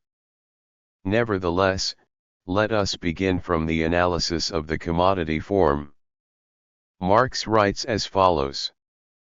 Commodities come into the world in the shape of use values, articles, or goods, such as iron, linen, corn, and sea. This is their plain, homely, natural form. They are, however, commodities, only because they are something twofold, both objects of utility, and, at the same time, depositories of value. They manifest themselves therefore as commodities, or have the form of commodities, only in so far as they have two forms, a physical or natural form, and a value form. The reality of the value of commodities differs in this respect from damn quickly, that we don't know where to have it. The value of commodities is the very opposite of the coarse materiality of their substance, not an atom of matter enters into its composition. Turn and examine a single commodity, by itself, as we will, yet in so far as it remains an object of value, it seems impossible to grasp it. If, however, we bear in mind that the value of commodities has a purely social reality, and that they acquire this reality only in so far as they are expressions or embodiments of one identical social substance, viz., human labor, it follows as a matter of course, that value can only manifest itself in the social relation of commodity to commodity. Point 2. What Marx refers to as commodity fetishism is nothing more than the situation in which the natural form, that is, the physical object, carries with it the value form. But this is equally applicable to all signs. Thus, Marx is always speaking by means of analogies to the situation of language. To stamp an object of utility as a value, is just as much a social product as language. 3. We can go back as far as the German ideology in following Marx on this point. Man also possesses consciousness, but, even so, not inherent, not pure consciousness. From the start the spirit is afflicted with the curse of being burdened with matter, which here makes its appearance in the form of agitated layers of air, sounds, in short, of language. Language is as old as consciousness. Language is practical consciousness that exists also for other men, and for that reason alone it really exists for me personally as well. Language, like consciousness, only arises from the need, the necessity, of intercourse with other men. Point 4. Marx refuses any concept of pure consciousness, that is, any concept of transcendental meaning. It is always and from the outset burdened with matter and can never be separated from the agitated layers of air that make up its natural form. Marx does not subject metaphysical idealism to critique simply by positing matter against it, since the agitated layers of air are not in and of themselves language. So, what makes language language? It is the same inquiry that makes the commodity a commodity, and it is precisely at this point that the value form comes into question. 2. Saussure attempted to clarify the object of linguistics as the analysis of the conditions that make language into language, excluding from it these agitated layers of air as the object not of linguistics, but of phonology. Likewise, Marx excluded from his thought the consideration of the concrete, physical commodity, leaving it the object of a mere commoditology. As a result, Saussure locates the essence of language in the articulation between the signifier and the signified. However, this was not a particularly new insight. What was new in Saussure is that he attempted to see language as value. In other words, he treats language as a system of the differential relations of signifiers, in which meaning is not present a priori but located within a system of the ascription of difference, that is, it emerges from the interval between words or terms. This is a perspective that can only develop insofar as one dissociates the analysis from the single unit of the word. Metaphysics sees meaning as transcendental, but only because it enacts an active forgetting of the fact that meaning is only ever located within a system of differential relations. Marx states that the classical political economists, in differentiating use value from exchange value, conceived of the commodity in isolation. But these differentiations emerge from the fact that the commodity is the value form, a differential relation. Marx corrects himself on this point as follows. When, at the beginning of this chapter, we said, in common parlance, that a commodity is both a use value and an exchange value, we were, accurately speaking, wrong. A commodity is a use value or object of utility, and a value. It manifests itself as this twofold thing, that it is, as soon as its value assumes an independent form, viz., the form of exchange value.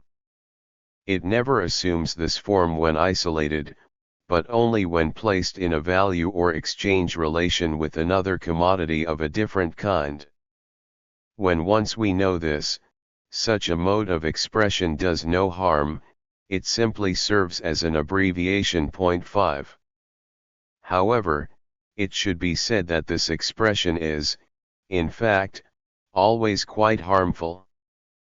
Precisely at the moment when we reject the notion that the single commodity has an intrinsic value, we discover the value form, but the above common parlance will always land us back at the starting point. Marx writes, "It is one of the chief failings of classical economy that it has never succeeded, by means of its analysis of commodities, and, in particular, of their value, in discovering that form under which value becomes exchange value." Even Adam Smith and Ricardo, the best representatives of the school, treat the form of value as a thing of no importance, as having no connection with the inherent nature of commodities. 6. However, this is precisely because Smith and Ricardo treated money as a simple presupposition. Money provides an illusory appearance, as if, within each commodity, there existed a value that could be expressed in a certain magnitude of money.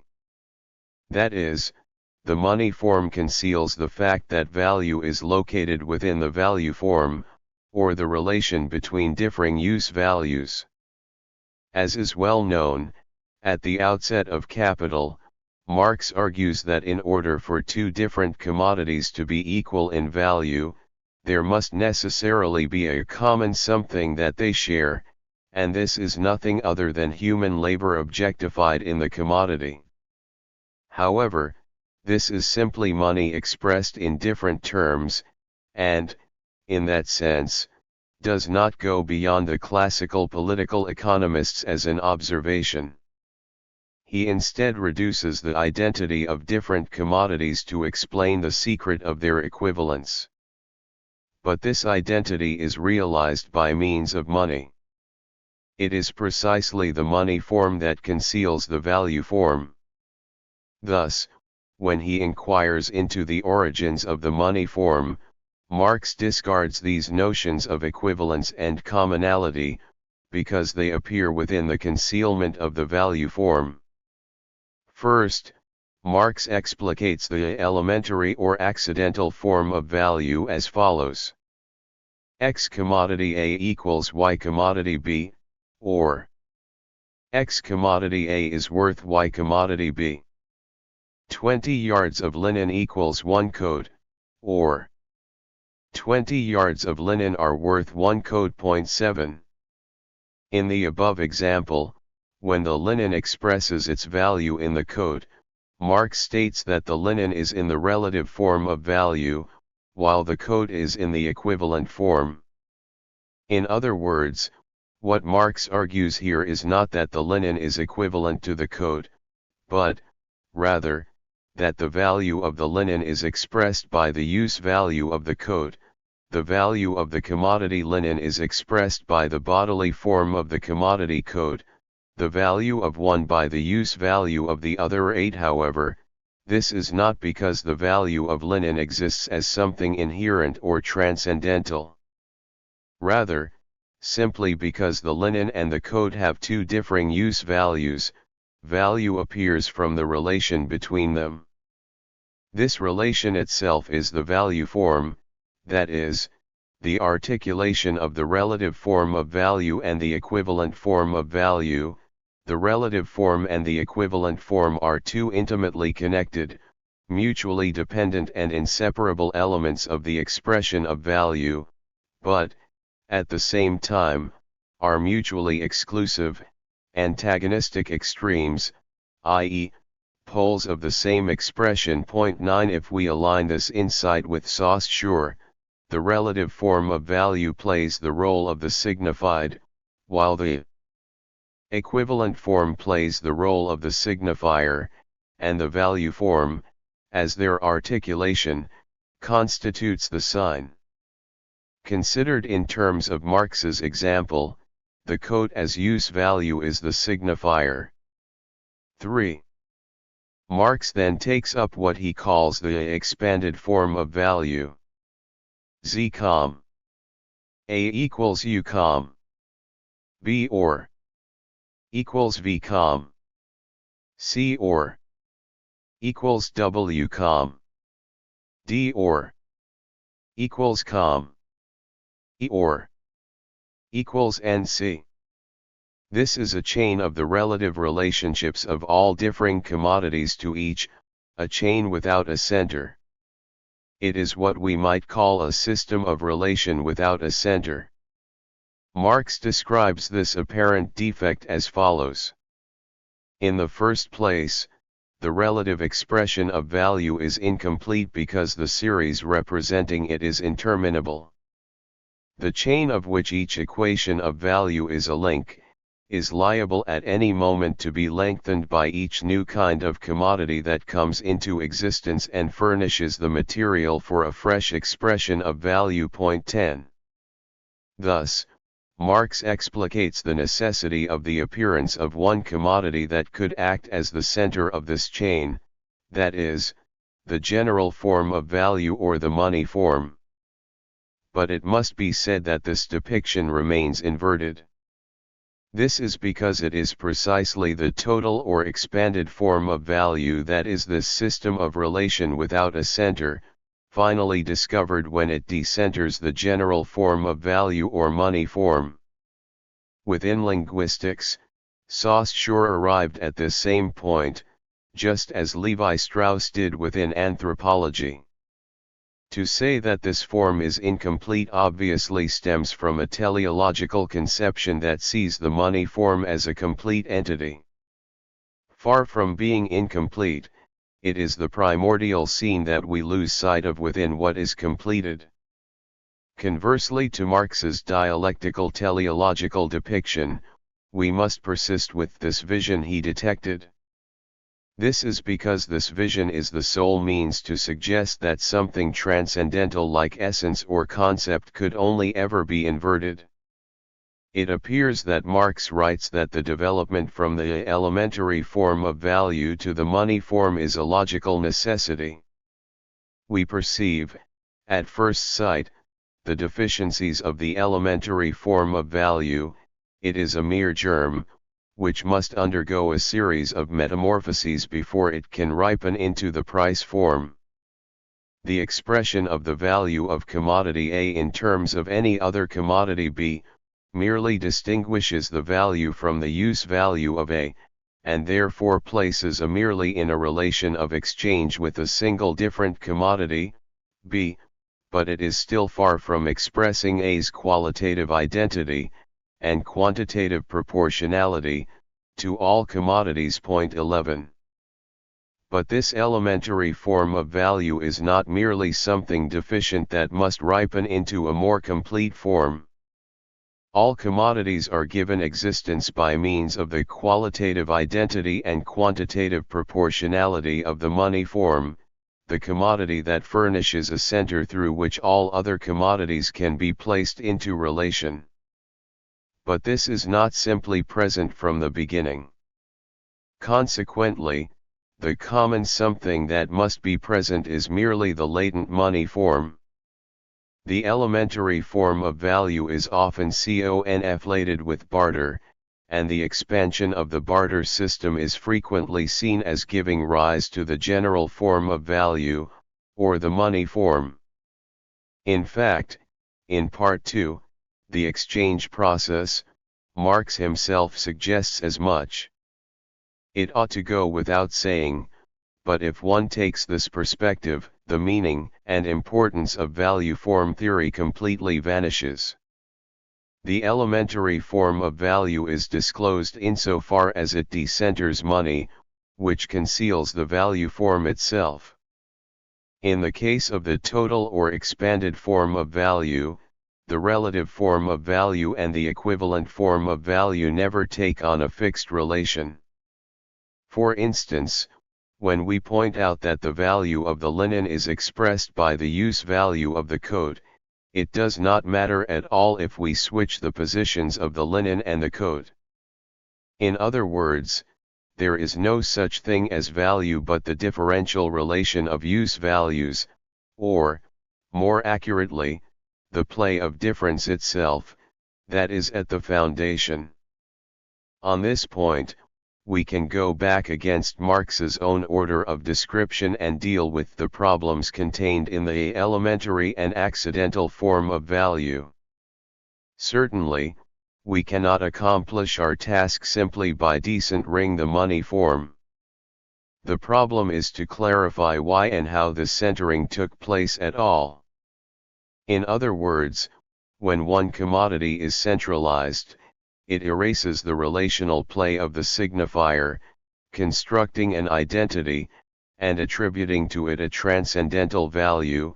Nevertheless, we cannot allow ourselves to be satisfied, like the structuralists, by simply pointing instead to this system of relation without a center. Rather, what we should cast doubt on is the thought of systems and structures. For instance, even if money is decentered as a single commodity, the center remains within the system itself. That is, something systemic that makes it into a system remains in a latent sense. In the case of long as a system, there is no center like money, but the Platonic common sense that finds an inherent meaning in each language itself upholds a sort of unseen center, and it is precisely for this reason that Saussure puts forward a rejection to it, in the form of the system of relation without center. But Saussure never considered how it is that such a system emerges at all. On this point, the structuralists assumed that it was the null or zero symbol that made a system a system. But this is precisely something transcendental. The structuralists did no more than reject the transcendental at the level of appearance. In this sense, structuralism is foreclosed into the binary of signifier and signified, or in another sense, culture and nature. It remains in the domain of metaphysics. Insofar as Marx thought within the binary of use value and value, he remains trapped within the metaphysics of money. As we saw earlier, at the foundation is this voluntary relation between one use value and another use value or signifier. The value form is a figurative or embodying language, so to speak. In the case of phonetic language, this is already concealed. For instance, against the perspective that sees two qualitatively different commodities as equal on the basis of the equal labor they include, Marx writes. Hence, when we bring the products of our labor into relation with each other as values, it is not because we see in these articles the material receptacles of homogeneous human labor. Quite the contrary, whenever, by an exchange, we equate as values our different products, by that very act, We also equate, as human labor, the different kinds of labor expended upon them. We are not aware of this, nevertheless we do it.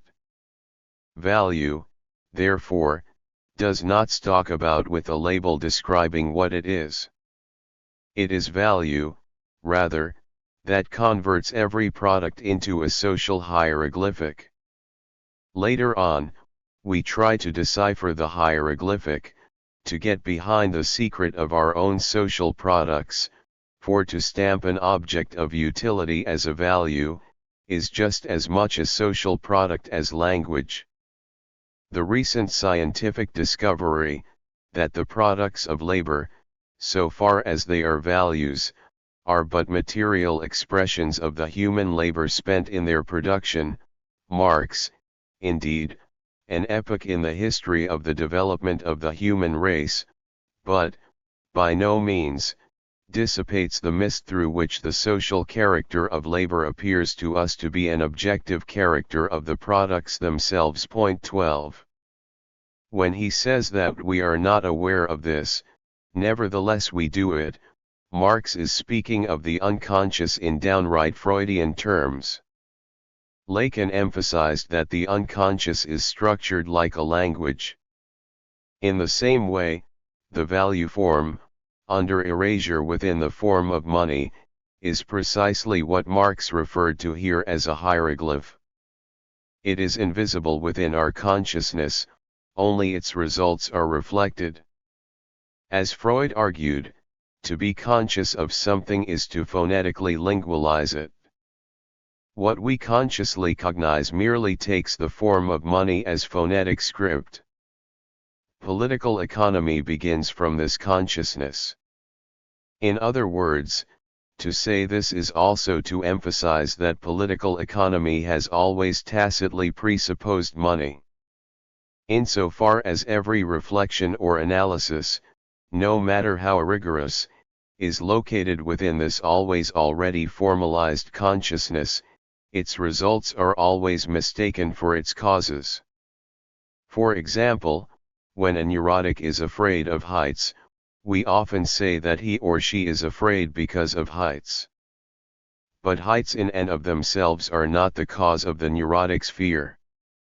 In the same way, we equate two different products not because of the common objectified human labor within them, rather, it is merely the result of an entire series of things that are already concealed with regard to this consciousness.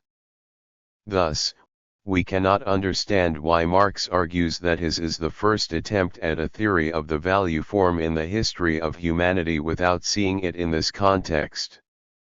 Indeed, it appears to be explicated dialectically, as if the contradiction between use value and exchange value is sublated in the money form. However, contradiction, and indeed the dialectic itself, are here merely rationalized in the aftermath of the becoming they have already attained. Philosophy is nothing more than a type of neurotic rationalization, foreclosed into consciousness as result of the nexus of money and phonetic script. The concept of the unconscious is generally associated with Freud, but as is clear from the interpretation of dreams or studies on hysteria, Freud's interest lay in the fact that the unconscious existed as something linguistic. This seems at first to be a striking example of the genesis of hysterical symptoms through symbolization by means of verbal expression. 13. If we follow Lacan's critique, that psychoanalysis completely lost sight of this point, we can equally say that the same is true of Marx's theory of the value form. Here Marx, for the first time, puts forward the hieroglyphic mode typically concealed in the money form / pre-conscious, but later Marxism simply reduced this question to something philosophical. Marx here is precisely attempting to radically critique philosophy, including the dialectic itself. 4. When we consider value, we are forced to confront the following question: what is the basis that allows two qualitatively different things to be equal in value? This is not merely a question for political economy, but one that encompasses all problems posed by the concept of value in general. Have these genealogists of morality up to now ever remotely dreamt that, for example, the main moral concept should descends from the very material concept of Skolden? 14 asks Nietzsche. He argues that the moralist, whether thinking the forms of the passions fragmentarily or systematically, exists within the discovery of the relation of credit and debt. What I hate about that man, Dostoevsky's famous protagonist states, is that he is kind to me despite the fact that I treated him horribly. This is exactly like the person who borrows money and does not pay it back, but nevertheless despises the lender. In other words, in Nietzsche's thought, the consciousness of sin is the sentiment of debt, and hatred manifests in its denial. However, what is crucial is that Nietzsche discovered the inversion that makes equivalent completely heterogeneous things at the base of this relation of credit and debt. For instance, the conception of equality among human beings essentially means the equivalence of qualitatively different people. We take this as something rather self-evident, or we reject it in the name of nature.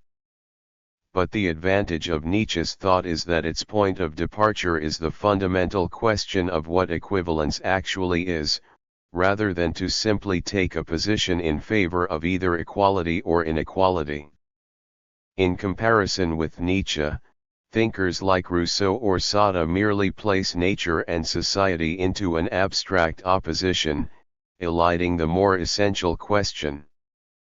Throughout most of human history, punishment has not been meted out because the miscreant was held responsible for his act, therefore it was not assumed that the guilty party alone should be punished, but rather, as parents still punish their children, it was out of anger over some wrong that had been suffered, directed at the perpetrator, but this anger was held in check and modified by the idea that every injury has its equivalent which can be paid in compensation, if only through the pain of the person who injures.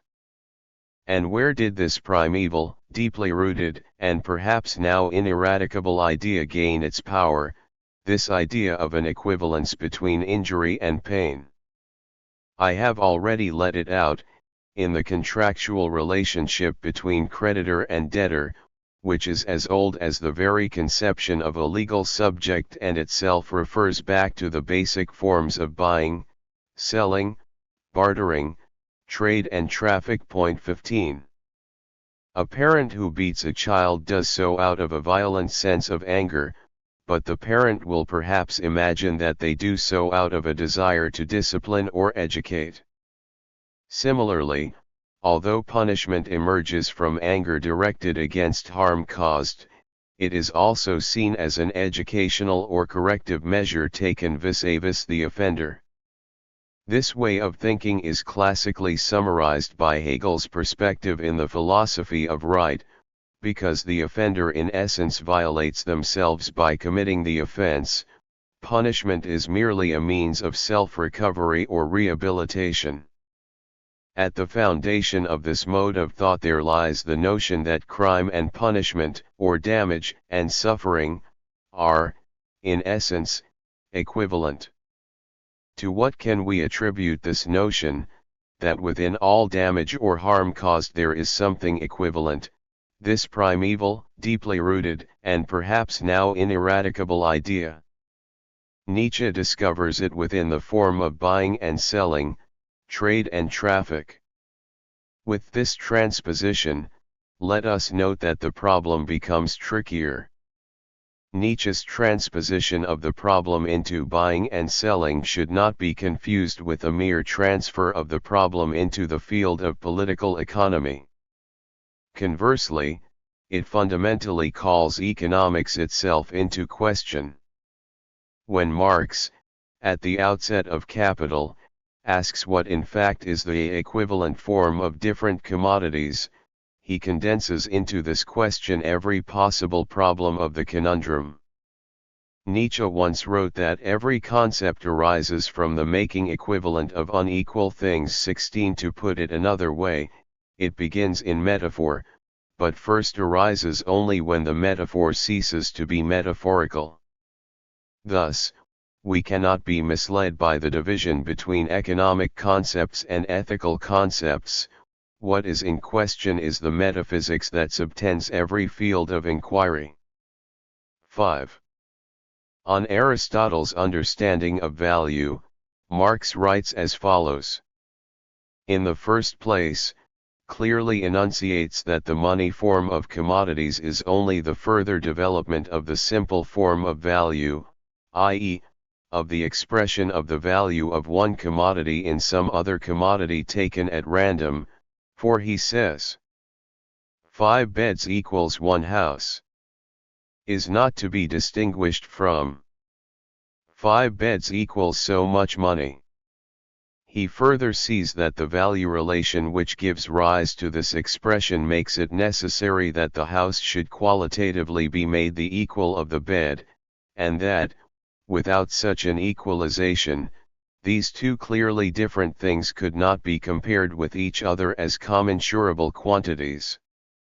Exchange, he says, cannot take place without equality, and equality not without commensurability. Here, however, he comes to a stop, and gives up the further analysis of the form of value. It is, however, in reality, impossible, that such unlike things can be commensurable, i.e., qualitatively equal. Such an equalization can only be something foreign to their real nature, consequently only a makeshift for practical purposes. Aristotle therefore, himself, tells us, what barred the way to his further analysis, it was the absence of any concept of value. What is that equal something, that common substance, which admits of the value of the beds being expressed by a house?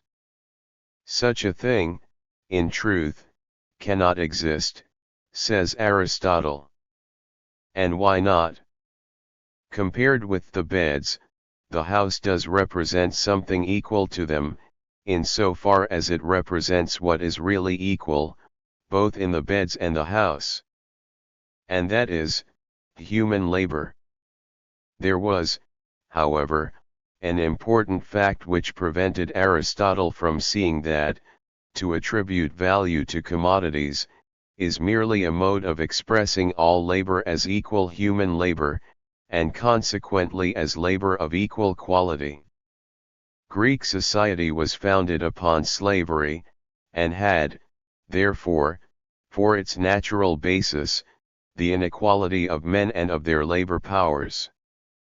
The secret of the expression of value, namely, that all kinds of labor are equal and equivalent, because, and so far as they are human labor in general, cannot be deciphered, until the notion of human equality has already acquired the fixity of a popular prejudice. This, however, is possible only in a society in which the great mass of the produce of labor takes the form of commodities, in which, consequently, the dominant relation between man and man, is that of owners of commodities. The brilliancy of Aristotle's genius is shown by this alone, that he discovered, in the expression of the value of commodities, a relation of equality. The peculiar conditions of the society in which he lived, alone prevented him from discovering what, in truth, was at the bottom of this equality. 17. At first glance, it appears that Marx is merely pointing out the historical limits within which Aristotle wrote. For instance, for Aristotle, the making equivalent of different things is merely a makeshift for practical purposes, without a common substance that we ought to seek. In contrast, the thinkers of national economy discovered this common substance as the human labor included within it. What made Aristotle unable to see this was the fact that his own society was based on slave labor, rather than on any sort of equality of labor. On the surface, this is Marx's point. However, if this is the case, why does Marx develop a critique of the classical political economists in the following manner? Hence, when we bring the products of our labor into relation with each other as values, it is not because we see in these articles the material receptacles of homogeneous human labor. The recent scientific discovery, that the products of labor, so far as they are values, are but material expressions of the human labor spent in their production, marks, indeed, an epoch in the history of the development of the human race, but, by no means, dissipates the mist through which the social character of labor appears to us to be an objective character of the products themselves. Point 18. In other words, to see the identity of value in the identity of the human being or in his or her labor power is tautological, and provides no resolution of the problem.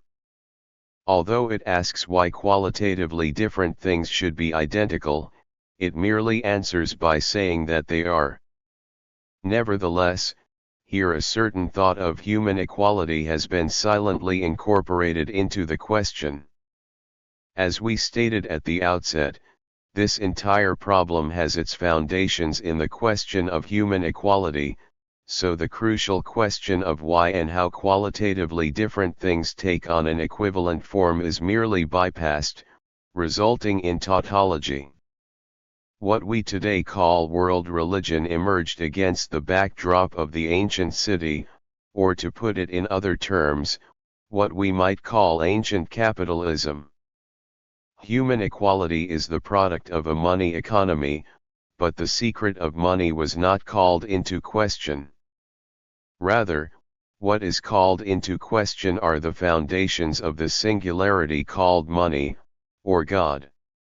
Socialism, for instance, takes as its point of departure a thinking of the identical nature of human beings.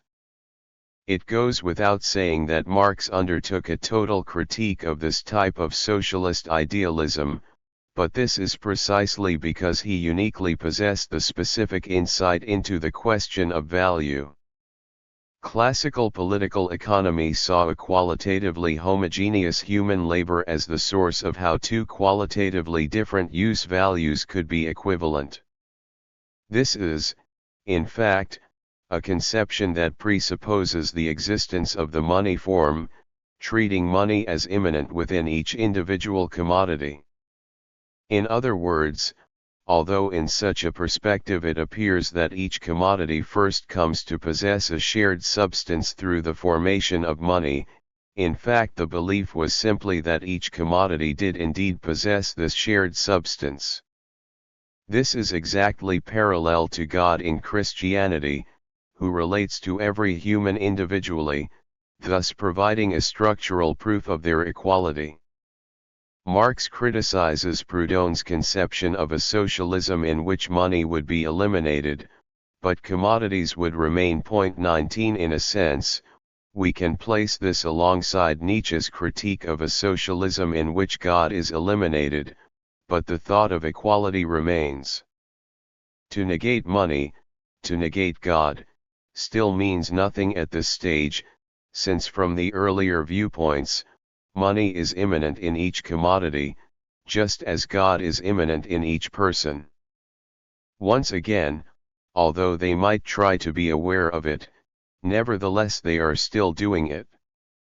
Marx writes, the secret of the expression of value, namely, that all kinds of labor are equal and equivalent, because, and so far as they are human labor in general, cannot be deciphered, until the notion of human equality has already acquired the fixity of a popular prejudice. 20 But Marx, of course, does not take human equality to be a sort of a priori truth, rather it is a concept that itself becomes possible only in a society in which the great mass of the produce of labor takes the form of commodities, in which, consequently, the dominant relation between man and man, is that of owners of commodities. 21 In other words, homogeneous human labor is not something that is simply given from the outset, but, instead, something that appears precisely through the expansion of the monetary economy.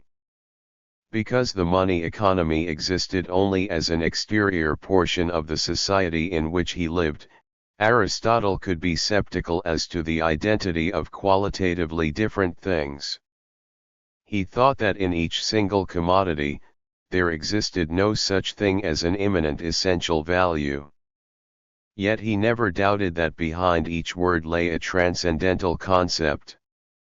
Metaphysics insists on meaning as transcendental idea, despite the fact that words exist only within differential relations. In this sense, the money form, and the modes of thought based on its presupposition, are metaphysical, and its critique is not confined to the sphere of economy, but becomes a more general critique of all metaphysics. Or perhaps it is more appropriate to say that the money form exists precisely at the foundation of metaphysics.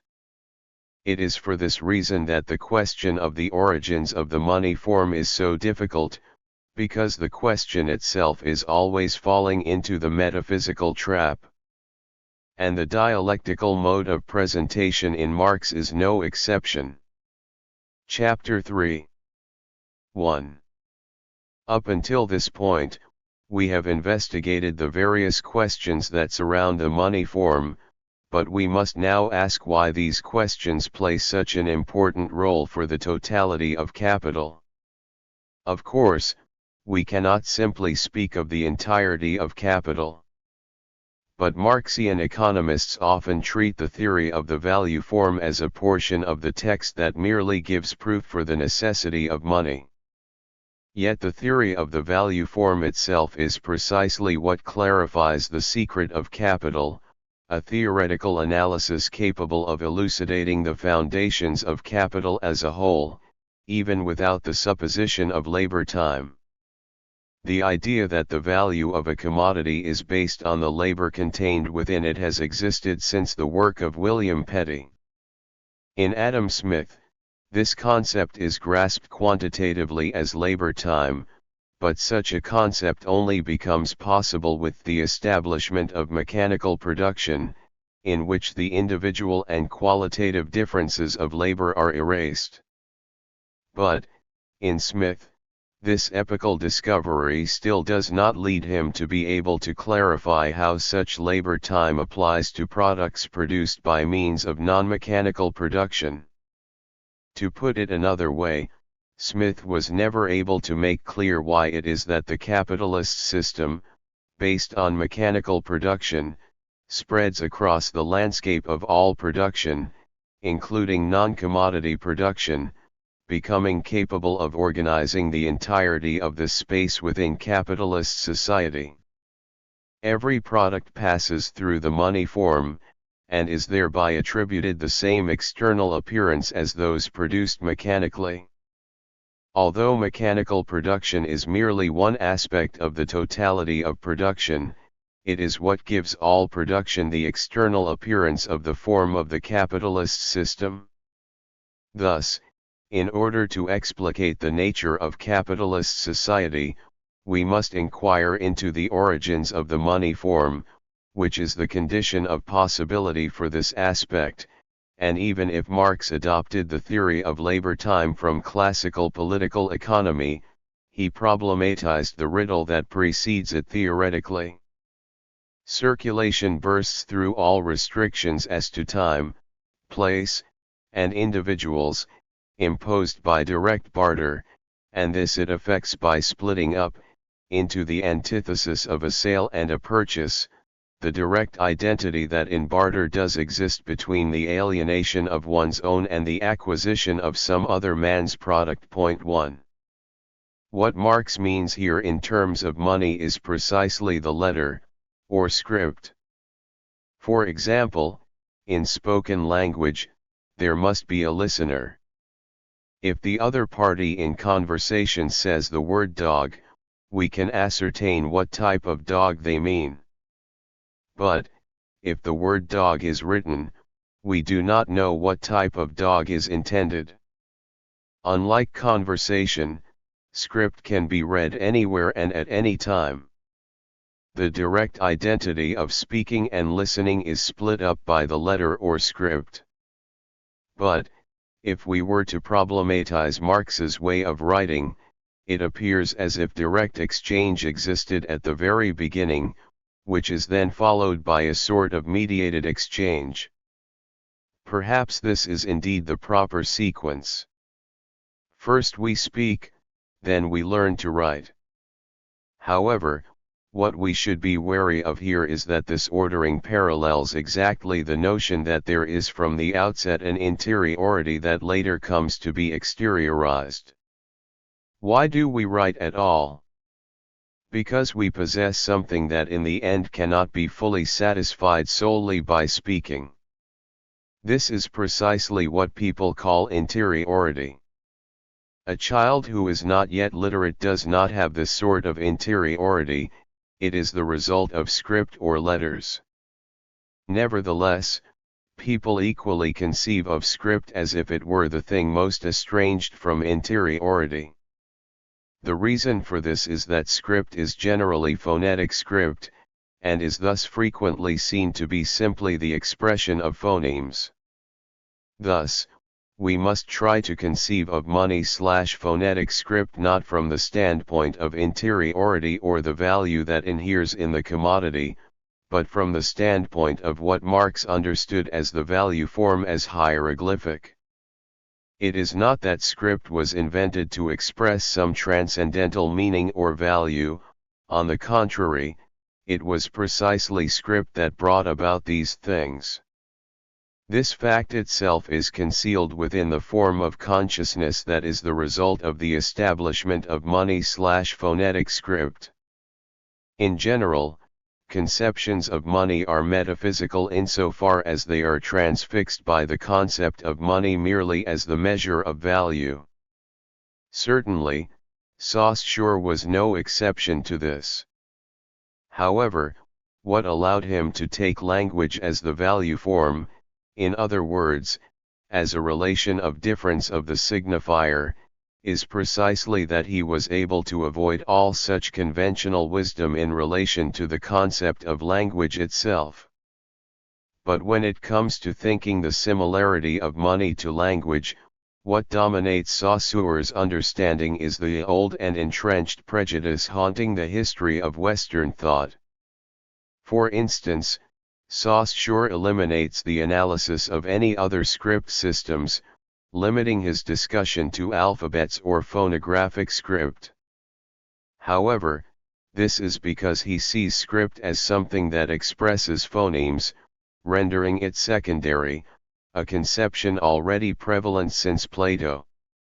This is just the same as the conception of money as the manifestation of the value of the commodity or its measure.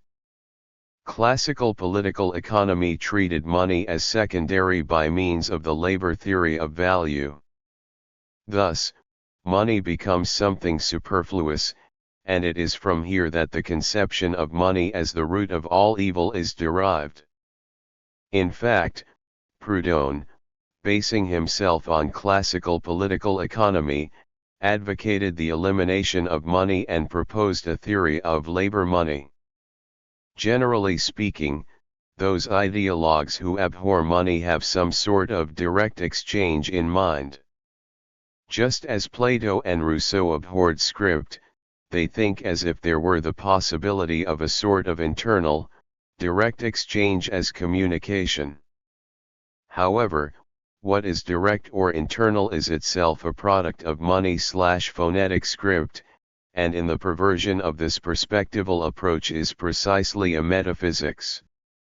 In this schema of money form equals phonetic script equals consciousness, the value form is always already concealed. But why is this important at all? Because, despite the fact that this characteristic of money is the foundation of the transformation of money into capital, this aspect of it is simultaneously hidden. If money were merely something that expressed the value of a commodity, the MCM process would be impossible. Point 2. In other words, without the possessor of money, who purchases a commodity, and through selling it gains delta M, the emergence of capital itself would be impossible. However, where there is money, there is bound to be merchant capital.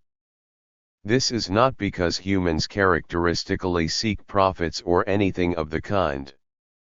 Precisely only at the point when the necessary foundations through which exchange generates profits are in place can any such sort of human nature emerge at all. For the time being, whether we examine the process from M, C or C, M, there is no scope for the generation of surplus, except by fraud. But temporary fraud is incapable of producing the continuous foundations of capital, self-expanding money. The key is that in fact such foundations can only emerge insofar as M, C and C, M are uncoupled or delinked in terms of both time and place.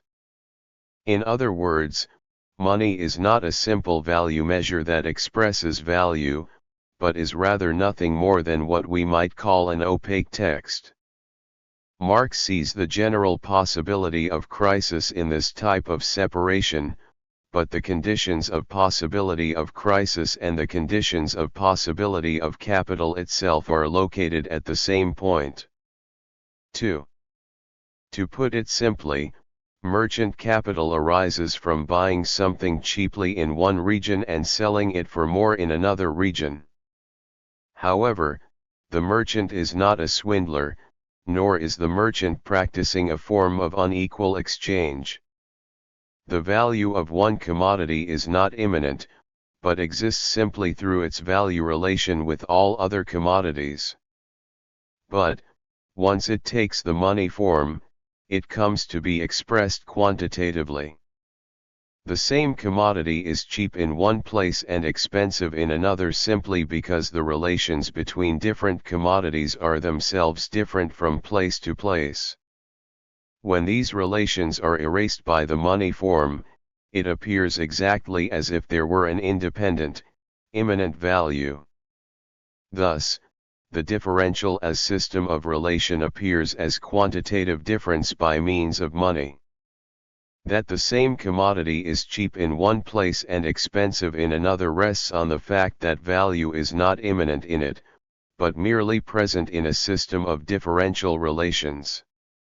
Then, when it is transformed quantitatively by means of money, this difference as system appears as the price differential of a single commodity. Merchant capital depends on this price differential. In order for this to be the case, these two systems of value must be mutually isolated. Consequently, merchant capital can only exist in the interval between mutually distant, differing systems. The trading peoples of antiquity, like the gods of Epicurus, are located in the intermundia, in the spaces between the worlds, or rather like the Jews in the pores of Polish society. 3. Of course, this is by no means exclusive to the trading peoples. For instance, Sakamoto Ryoma recognized price differentials between Nagasaki, Shimonoseki, and Osaka, and organized commercial shipping to exploit this gap. But what rendered this possible was that those regions were fully separate and possessed different value systems. Paul Valéry writes as follows. After all, a work of art is an object, a human product, made with a view to affecting certain individuals in a certain way. Works of art are either objects in the material sense of the term, or sequences of acts, as in the case of drama or the dance, or else summations of successive impressions that are also produced by acts, as in music. We may attempt to define our notion of art by an analysis based on these objects, which may be taken as the only positive elements in our investigations, considering these objects and progressing on the one hand to their authors and on the other hand to those whom they affect. We find that the phenomenon of art can be represented by two quite distinct transformations. What is extremely important is to note that these two transformations, the author's modification of the manufactured object and the change which the object or work brings about in the consumer, are quite independent. It follows that we should always consider them separately. Any proposition involving all three terms, an author, a work, a spectator, or listener, is meaningless, for you will never find all three terms united in observation. I shall go further, and here I come to a point you will no doubt find strange and paradoxical, if you have not come to that conclusion about what I have already said. Art as a value depends essentially on this non-identification, this need for an intermediary between producer and consumer. It is essential that there should be something irreducible between them, that there should be no direct communication, and that the work, the medium, should not give the person it affects anything that can be reduced to an idea of the author's person and thinking. There will never be any accurate way of comparing what has happened in the two minds of author/artist and other or reader, and moreover, if what has happened in the one were communicated directly to the other, all art would collapse, all the effects of art would disappear. The whole effect of art, the effort that the author's work demands of the consumer, would be impossible without the interposition, between the author and his audience, of a new and impenetrable element capable of acting upon other men's being. Point 4. Thus, Valery seeks the ultimate foundation of the value of the work in the fact that the two transformations are mutually severed from each other and opaque. What he directly criticizes is the Hegelian conception of aesthetics. That is, Hegel's aesthetics, like the aesthetic theories of Marxism, locates itself in a position from which it can observe these two transformations at the same time, turning history into something transparent. What Valery here calls value corresponds to what Marx conceives of as surplus value. Just as Valery's reflections concern the written work or text, when we think of surplus value, we must remain aware of the correspondence between money and script. For example, Saussure thought language in its similarities to money, but, just as he erased the problem of script from his theory of language, he was only able to theorize money as a simple measure of value. In other words, any attempt to relegate the equation of money, script to a secondary phenomenon, whether in economics or in linguistics, will inevitably be led into a shared error. When we have the process of commodity C, money M, commodity C, Saussure would see this as message, code, message, taking code to signify language. Talcott Parsons, who attempted to apply linguistics to the economic sphere, conceived of money as a form of code. But he began from the point that Saussure had not fundamentally understood what money was.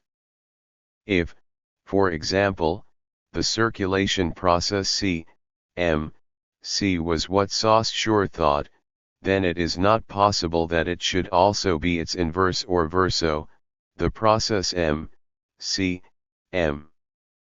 A linguist would postulate here the ideal speaker-hearer.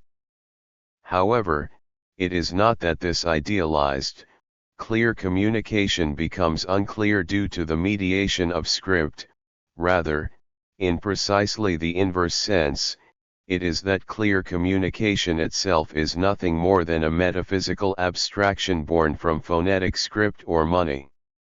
Roman Jakobson optimistically spoke of installing linguistics as the foundation of its proximate sciences, but in reality what must be called into question is the origin of linguistics itself. 3.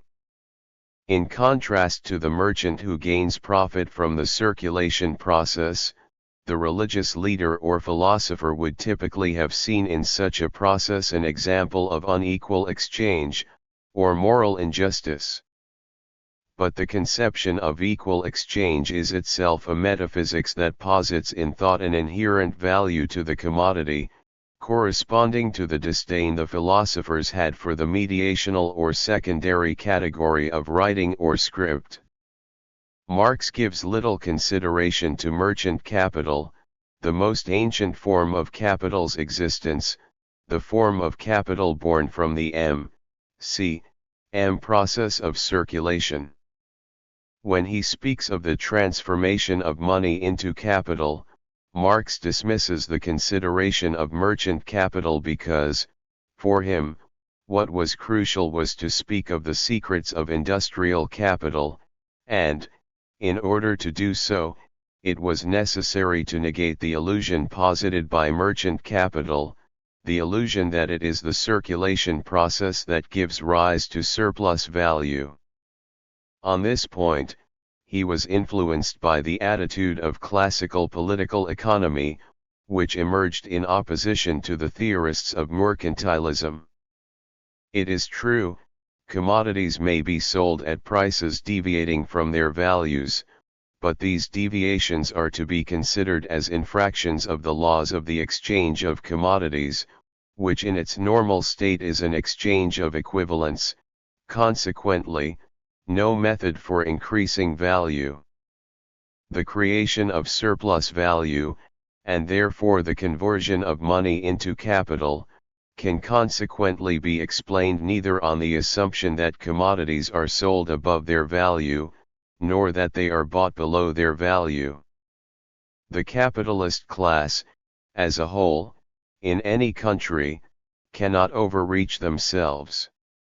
Turn and twist then as we may, the fact remains unaltered. If equivalents are exchanged, no surplus value results, and if non-equivalents are exchanged, still no surplus value. Circulation, or the exchange of commodities, begets no value. 5. In the broad sense, there should be nothing beyond commodity exchange able to give rise to surplus value. The production process, too, must be thought within the question of exchange between the possessors of commodities. It appears that Marx is saying that industrial capital gains surplus value not from the circulation process, but from the production process. However, the production process itself has no relation to value, and value, indeed surplus value too, is something that only arises through the exchange process. In fact, as will later be discussed, industrial capital depends on the margin that exists in the process of the purchasing of the commodity called labor power and the selling of the commodity thereby produced. Thus, consideration of merchant capital discloses the characteristics of capital in general. Exchange is always formed through an agreement or consent between two parties. In principle, unless there is an equality between what is exchanged, exchange itself does not emerge. Exchange must be seen, at least by the exchangers themselves, as equal. Yet, originally, the distinction between equal exchange and unequal exchange became possible only at the moment when the inherent value of a single commodity was considered. When exchange takes place above or below the inherent value of a single commodity, it is unequal exchange. However, What we are treating here as the inherent value of a commodity can itself only be posited at precisely the moment when two mutually distinct systems of value relation come to be thought. The value of a commodity in a single system is simply a relative value determined by multiple relations, and, in this sense, the distinction between equal and unequal exchange is meaningless. Thus, exchange in the interior of the system would never give rise to surplus value. This is what Marx means when he writes, above, the capitalist class, as a whole, in any country, cannot overreach themselves. Consequently, it is only through the mediation between two differing systems that the existence of unequal exchange or surplus value first becomes a necessity. 4. Saussure destroyed meaning when he grasped language as the value form.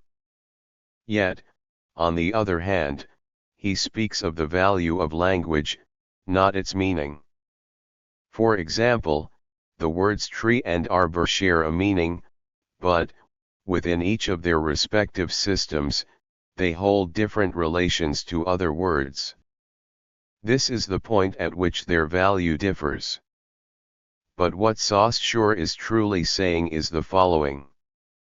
Language in general does not exist anywhere. One langue, itself a differential system, exists in contrast to another langue. That is, he rejects the myth of Babel, that, until that point, language had been one. This is because the myth of Babel is one logical product of monotheism, in other words, world money. For example, Plato pointed out the arbitrariness or ambiguity of the relation between the conceptual and the phonetic, since a concept can be expressed differently in Greek and other languages. What Saussure would eventually call the arbitrariness of the sign has been often understood in this way, but it indicates something quite different. For Plato, the concept exists as something translatable between various national languages, just like money in the commercial world of the Mediterranean in his time. When Saussure uses the term arbitrariness, he emphasizes, rather, that each language simply existed from the outset as phonetic difference, and that there is no such thing as a concept that would exceed it. Marx writes as follows. On the other hand, as I have before remarked, the exchange of products springs up at the points where different families, tribes, communities, come in contact, for, in the beginning of civilization, it is not private individuals but families, tribes, and that meet on an independent footing. Different communities find different means of production, and different means of subsistence in their natural environment. Hence, their modes of production, and of living, and their products are different. It is this spontaneously developed difference which, when different communities come in contact, calls forth the mutual exchange of products, and the consequent gradual conversion of those products into commodities. Exchange does not create the differences between the spheres of production, but brings what are already different into relation, and thus converts them into more or less interdependent branches of the collective production of an enlarged society. 6. In other words, what is presupposed is the coexistence of differential systems. The system is something fundamentally for others or with others. 7. The state exists as the state only in relation to other states. Philosophers often bring up the concept of intersubjectivity, or collective subjectivity. Culture, for example, is precisely a form of collective subjectivity, and perception itself will differ on the basis of culture. But, in the present context, we would say that a collective subjectivity constitutes a system or institution, thus presupposing other collective subjectivities as its own precondition, and that there exists in a sense no truly collective subjectivity capable of collectively overcoming all of these. Or rather, what makes it seem that there is indeed such a truly collective subject is world money, which gives rise in the religious context to world religion. World money, in this sense, perfectly conceals or covers over the more essential heterogeneity. At this point, we ought to also think the concept of number. As Marx argues, the general form of value or the money form makes possible the qualitative identity and quantitative proportionality of various commodities. This is precisely the level on which number comes to exist, appearing when it abstracts from qualitative difference and renders it into an identity. Consequently, number too conceals the form of value.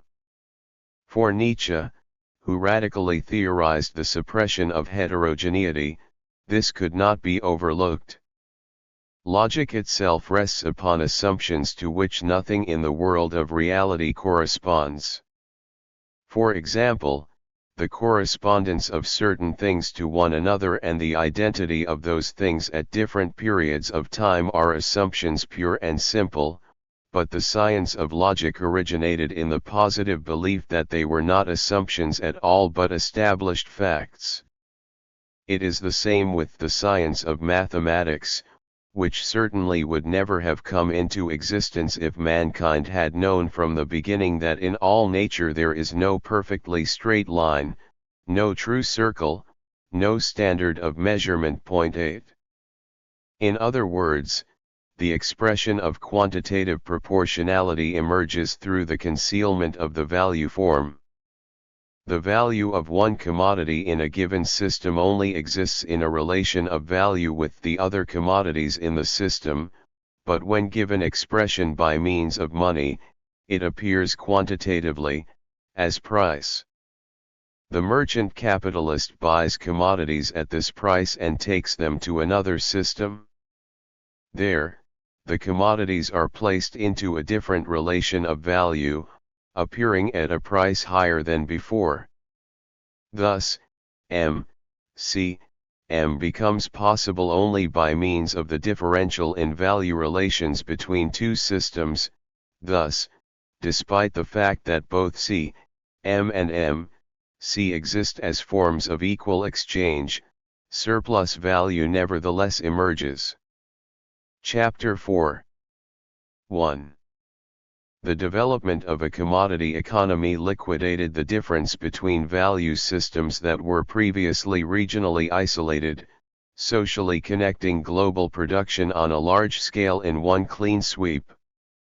Obviously, those regions that, despite their isolation, enjoyed self-sufficiency, were no longer able to function without a relation to the world market, and so became rapidly impoverished and divided in class terms.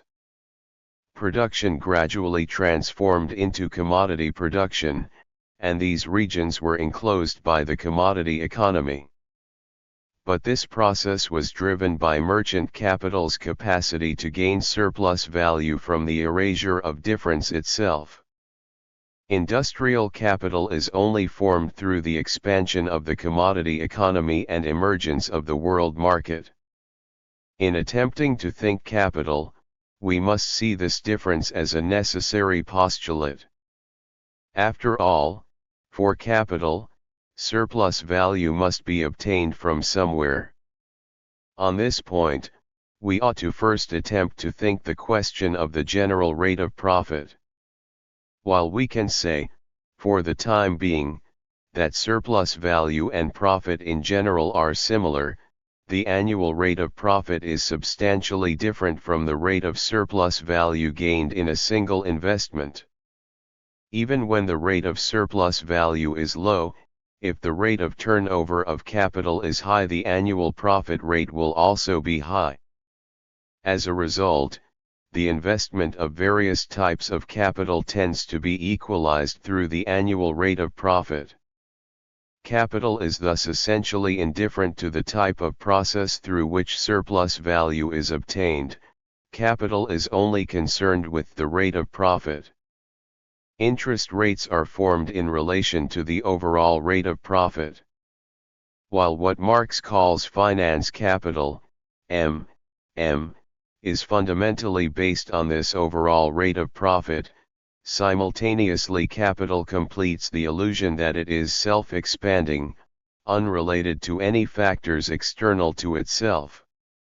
It is not only that these forms are established prior to the advent of industrial capital, capitalist production is spurred on and becomes possible within these forms themselves. Consequently, industrial capital, which begins with machinic production, never exists solely on its own, nor can it cover over all other forms of production. In order to expropriate surplus value, without which capital cannot be itself, capital in general need not adhere to a specific form of production. Thus, speaking generally, surplus value is born on the margin between differing systems of value. With respect to merchant capital, it is obviously the case. However, with respect to industrial capital, we can in fact say the same. As Marx argues, if we posit a unitary, identical system, surplus value derived from the circulation process M could not exist. The surplus value gained by industrial capital emerges from a different exchange process, that is, through M. This is the process whereby the capitalist purchases means of production, raw materials, and labor power, and then sells on the product produced by means of these inputs. Here, because means of production or raw materials are simple commodities, we can suppose that surplus value is not produced within this single, unitary system. Therefore, the key lies in this commodity called labor power. Put simply, surplus value here exists in the margin between the value of the labor power purchased by the capitalist, and the value of the products actually produced by the laborer. But how does this margin come into existence at this point?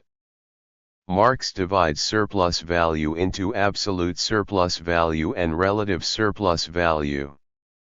The former is the surplus value obtained by lengthening the working day, while the latter is the surplus value gained by retaining the working day in its existing form while raising the productivity of labor, thereby indirectly lowering the value of labor power.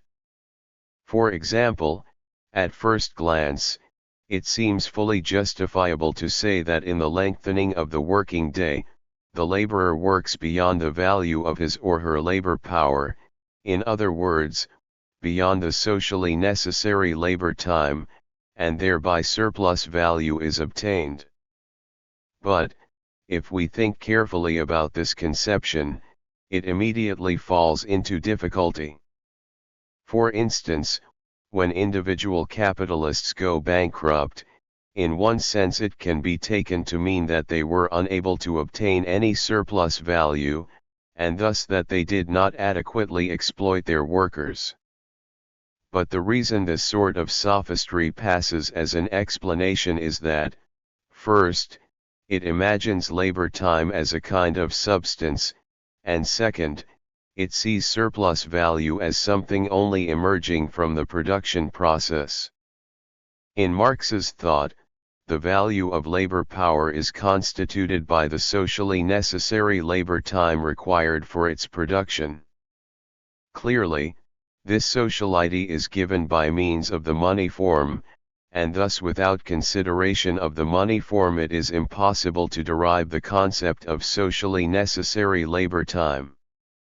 Dividing labor into necessary labor and surplus labor, or dividing labor time into necessary labor time and surplus labor time, is impossible if limited to the actual production process, requiring us one way or another to theorize the form of value or system of value.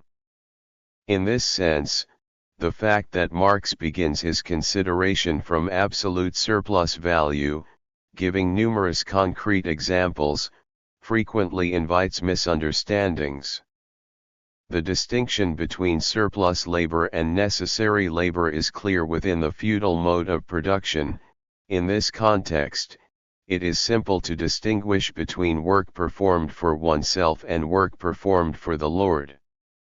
But, when examining the capitalist system in an analogical manner, we not only lose sight of its specificity, but also become unable to elucidate its mysteries. In the first place, what characterizes capitalist production is precisely that the distinction between necessary labor and surplus labor becomes impossible. Capitalist production designates a mode within which, at the least, the worker and the capitalist are equal before the law, and insofar as they are contractually in agreement, the worker is not unfairly compelled to work by any kind of external coercion. The payment of the wage that corresponds to the value of their labor is reflected in the consciousness of the worker. Thus, there is here an equal exchange at the level of consciousness. Without this aspect, capitalist production would simply be maintained by means of extra-economic coercion, as was the case with the feudal system. The mystery of capitalist production lies in the fact that while it clearly appears to be founded on and characterized by equal exchange at a conscious level, this is not actually the case. Thus, the simplistic and rather commonplace idea that the worker works beyond the level of the wage, a view also commonplace amongst the socialists contemporary to Marx, is incapable of even minimally explaining this mystery. Such a view merely devolves into the political moralistic slogan of Proudhon, "Property is theft." 2. Here, there is a crucial reason why Marx begins his argument from the theory of the value form. The roots of its mysteriousness lie in the fact that, while the value of the commodity is placed within a relational system, it nevertheless is thought to be something that exists as an independent, separate entity. The wage appears to be identical to the value of labor power. But the value of labor power is not something that can exist independently, in separation.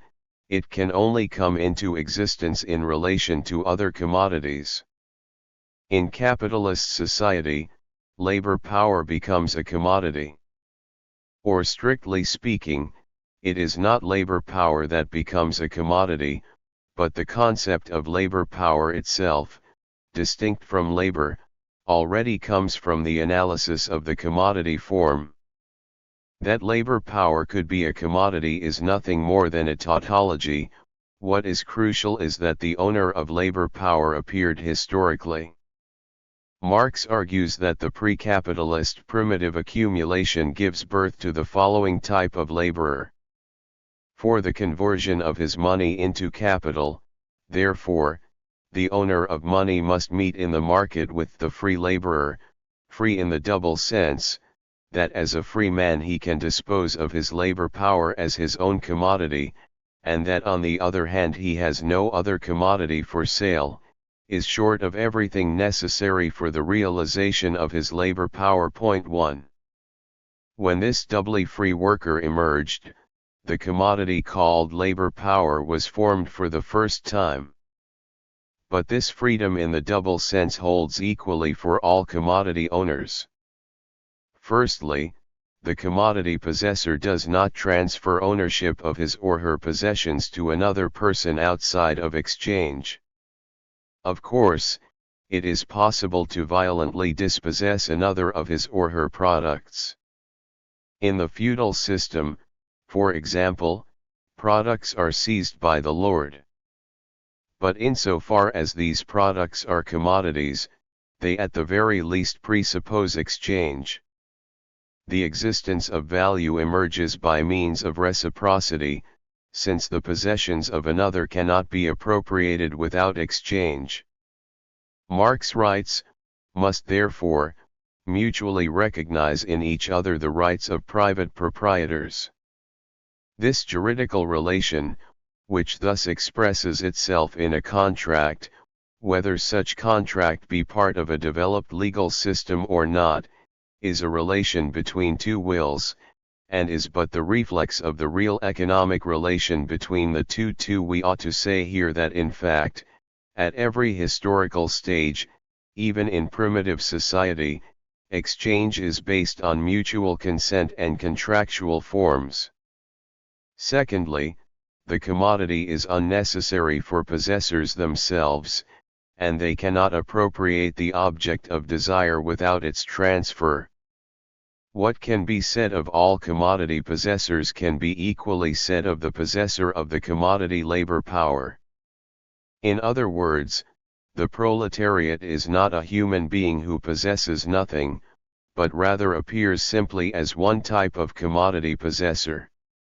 Capitalist society only emerges with the subsumption of labor power as a commodity into the commodity economy as a whole. However, it is not necessary to insert here historical conditions, as Marx does. This is because in the expansion of the commodity economy, the doubly free laborer is born as a result of two processes, Protestantism, or bourgeois legal thought, and the enclosures for commodity production. In other words, these all emerge fundamentally by means of merchant capital. Since Marx largely dismissed the analysis of merchant capital, he must insert his specific historical conditions.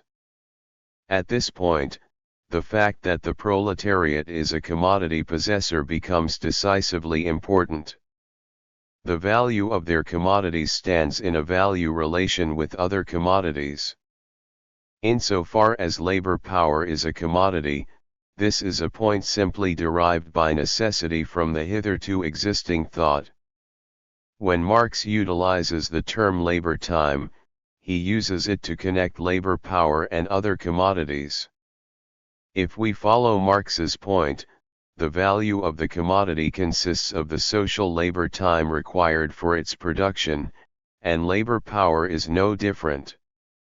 Since social labor time is first posited by means of the money form, the substance of Marx's point is simply that labor power exists within a value system in which it depends on relations with all other commodities.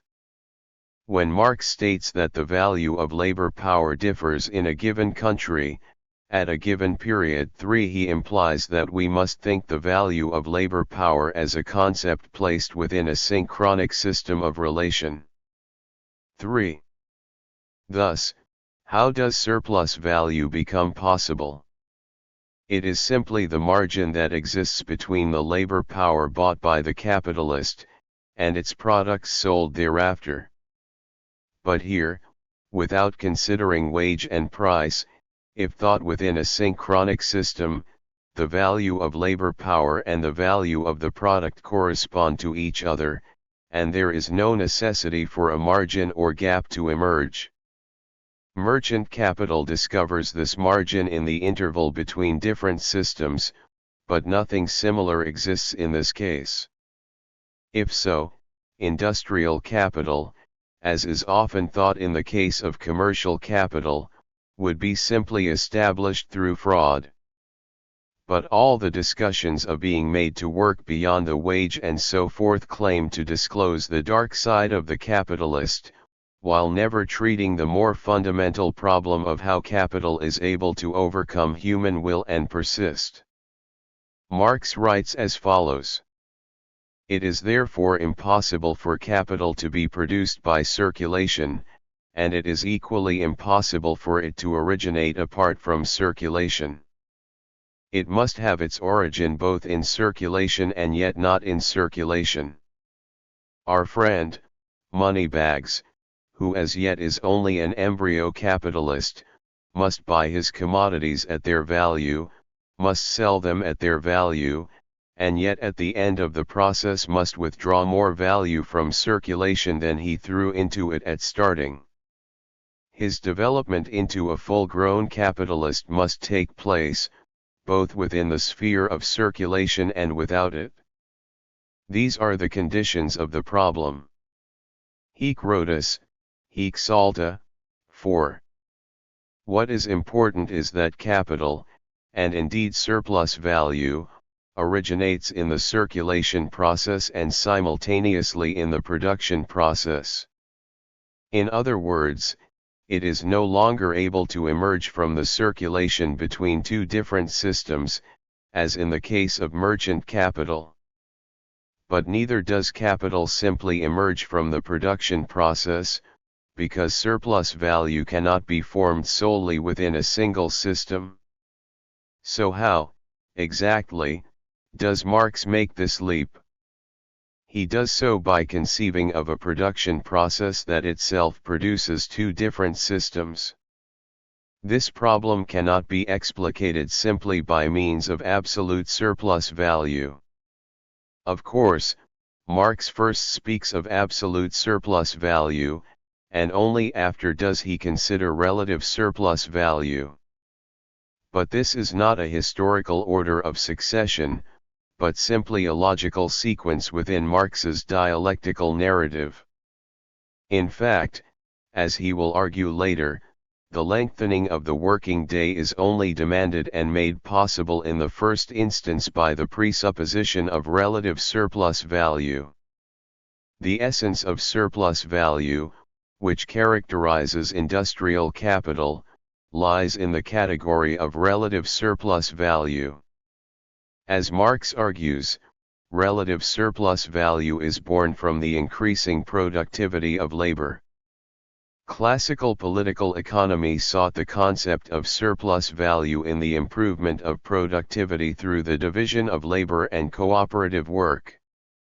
Marx inherited this, calling it the new power that arises from the fusion of many forces into one single force. 5 But, as he argues in 3 passages from Capital, the detail laborer produces no commodities. It is only the common product of all the detail laborers that becomes a commodity. 6. Pays them the value of 100 independent labor powers, but he does not pay for the combined labor power of the 100.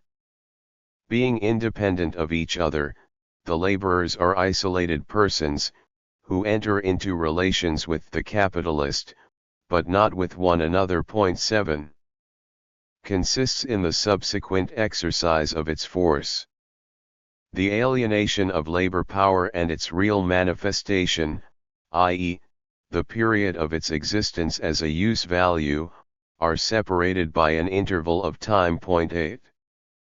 A rise in the productivity of labor, whether due to an intensification of the division of labor and cooperation, or to technical innovation, will cause a latent reduction in the value of labor power.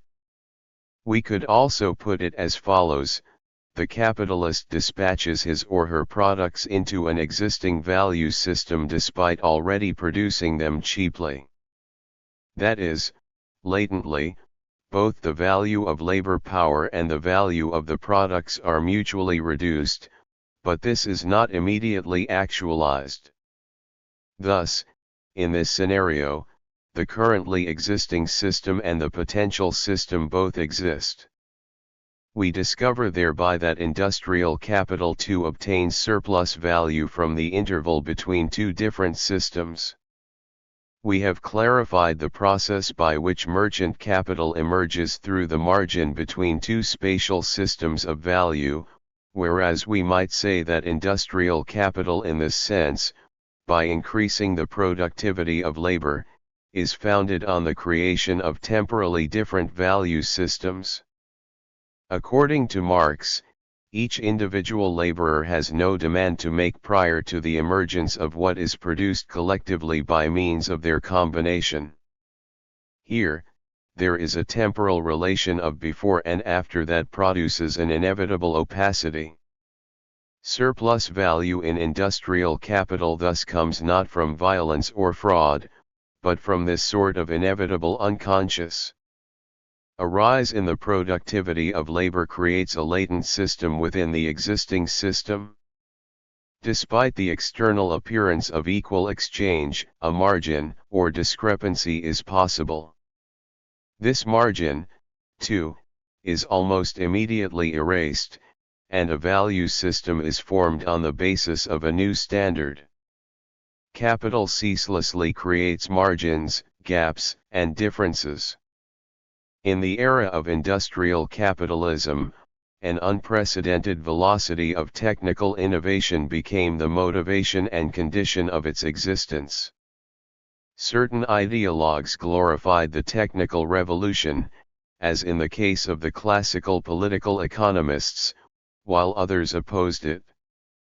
However, what is most important is neither to praise nor to disparage this technical revolution of industrial capital. What is crucial is to clarify its causes. Capital is preordained not to civilize the world, but to preserve and maintain itself through technical innovation. Seemingly useless technical innovations too are essential to capital's self-preservation. This springs not from any human natural necessity, but from the necessity of the expansion of value. In addition, to avoid any confusion, we must state unequivocally that a reduction in the value of labor power has nothing whatsoever to do with a reduction in the wage, or impoverishment. It means simply that it has been relatively reduced, in relation to the existing system of value. Moreover, this margin or difference is quickly erased. In the newly formed system of value, of course, a relational system, the diminished value of labor power corresponds to the diminished value of its products. As a result, the conditions of existence for the laborer are ameliorated and the working day shortened. There is no contradiction whatsoever between these sorts of improvements in the life of the worker and capital's ability to obtain relative surplus value. If we understand that value is itself always relative value, and surplus value is a relative margin or difference, it becomes clear that the nucleus of capitalist production lies in the creation of a latent system of value, by increasing the productivity of labor. What I have argued above is that capitalist production essentially originates in the mystery of money itself, which turns difference into identity. Theorizing the capitalist system while ignoring the question of money is meaningless. We cannot give an adequate response to the question, where has capitalist society come from and where is it going? This is precisely because such a question is already mistaken. There is no reason or telos in the process of development that has brought us to capitalist society. Rather, it is the capitalist economy itself that has given these to us. What is seen as development is nothing but a series of inversions accumulated on top of the fundamental inversion called the money form, yet the money form itself conceals this fact.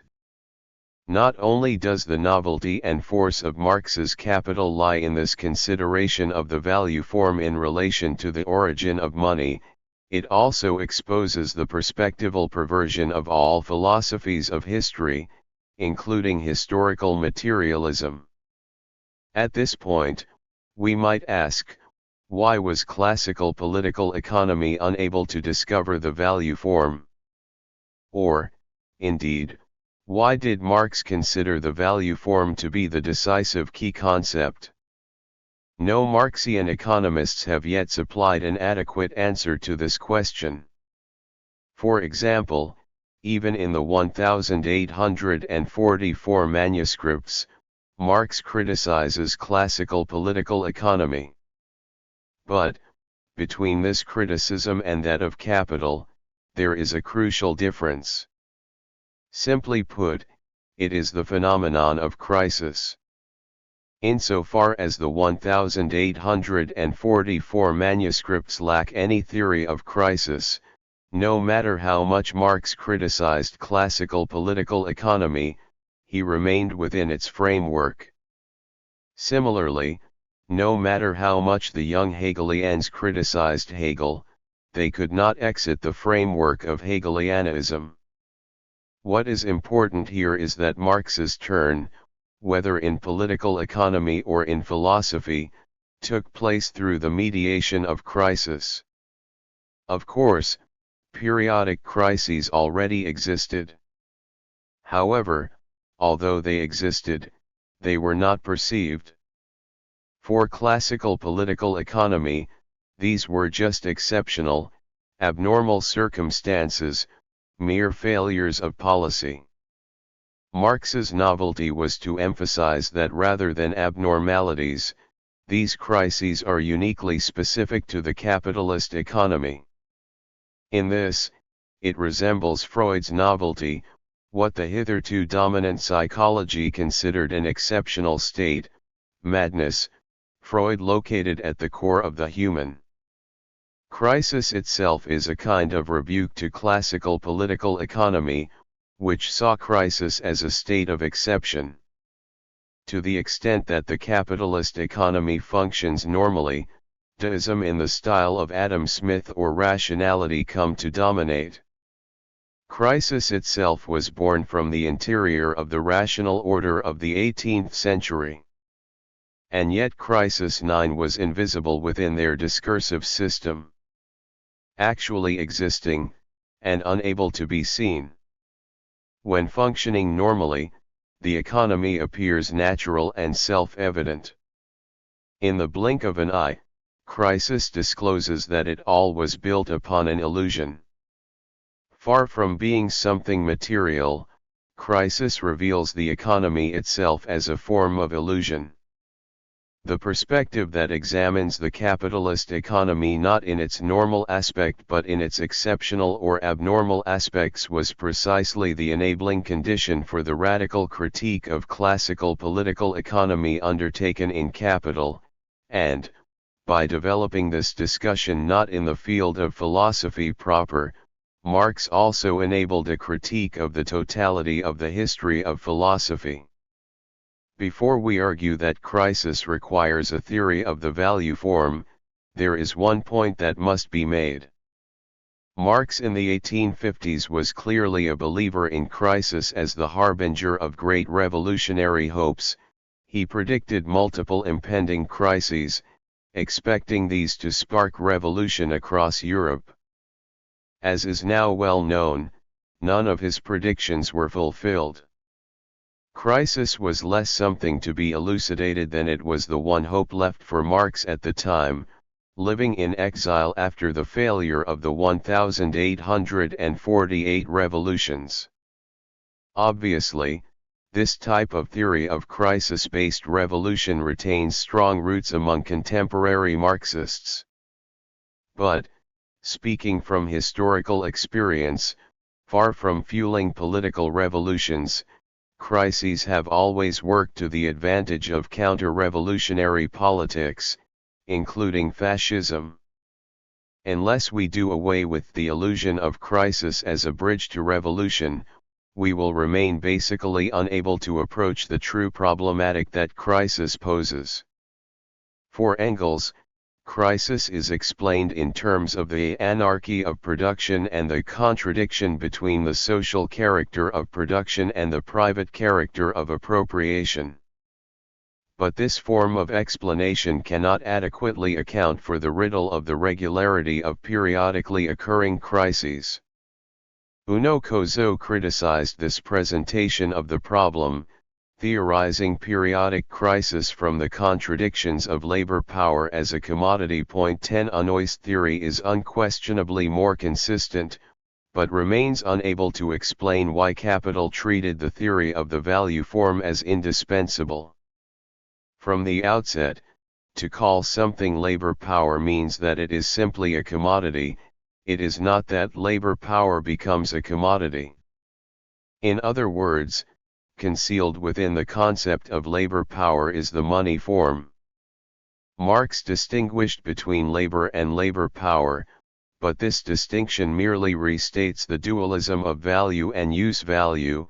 The problem, as I have stated before, is that this dualism is itself a product of the money form.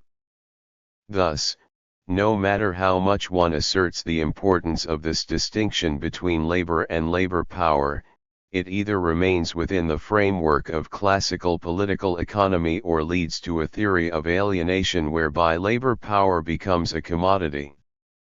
When such a perspective proposes that the species being of man is alienated, although we ought to accurately define what exactly this species being is, it is simply treated metaphysically, as given from the outset.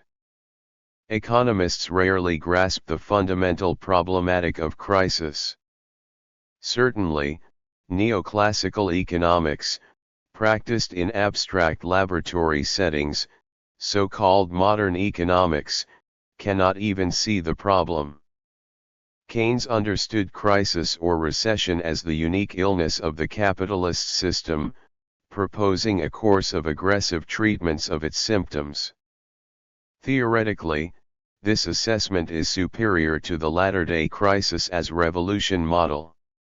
However, my concern here is not to construct a theory of economic crisis, which would require a comprehensive analysis of credit and the business cycle.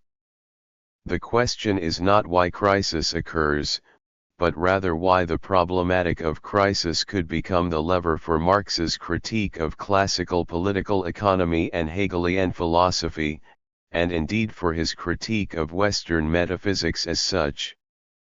Actual crises do not reveal the limits of the capitalist system.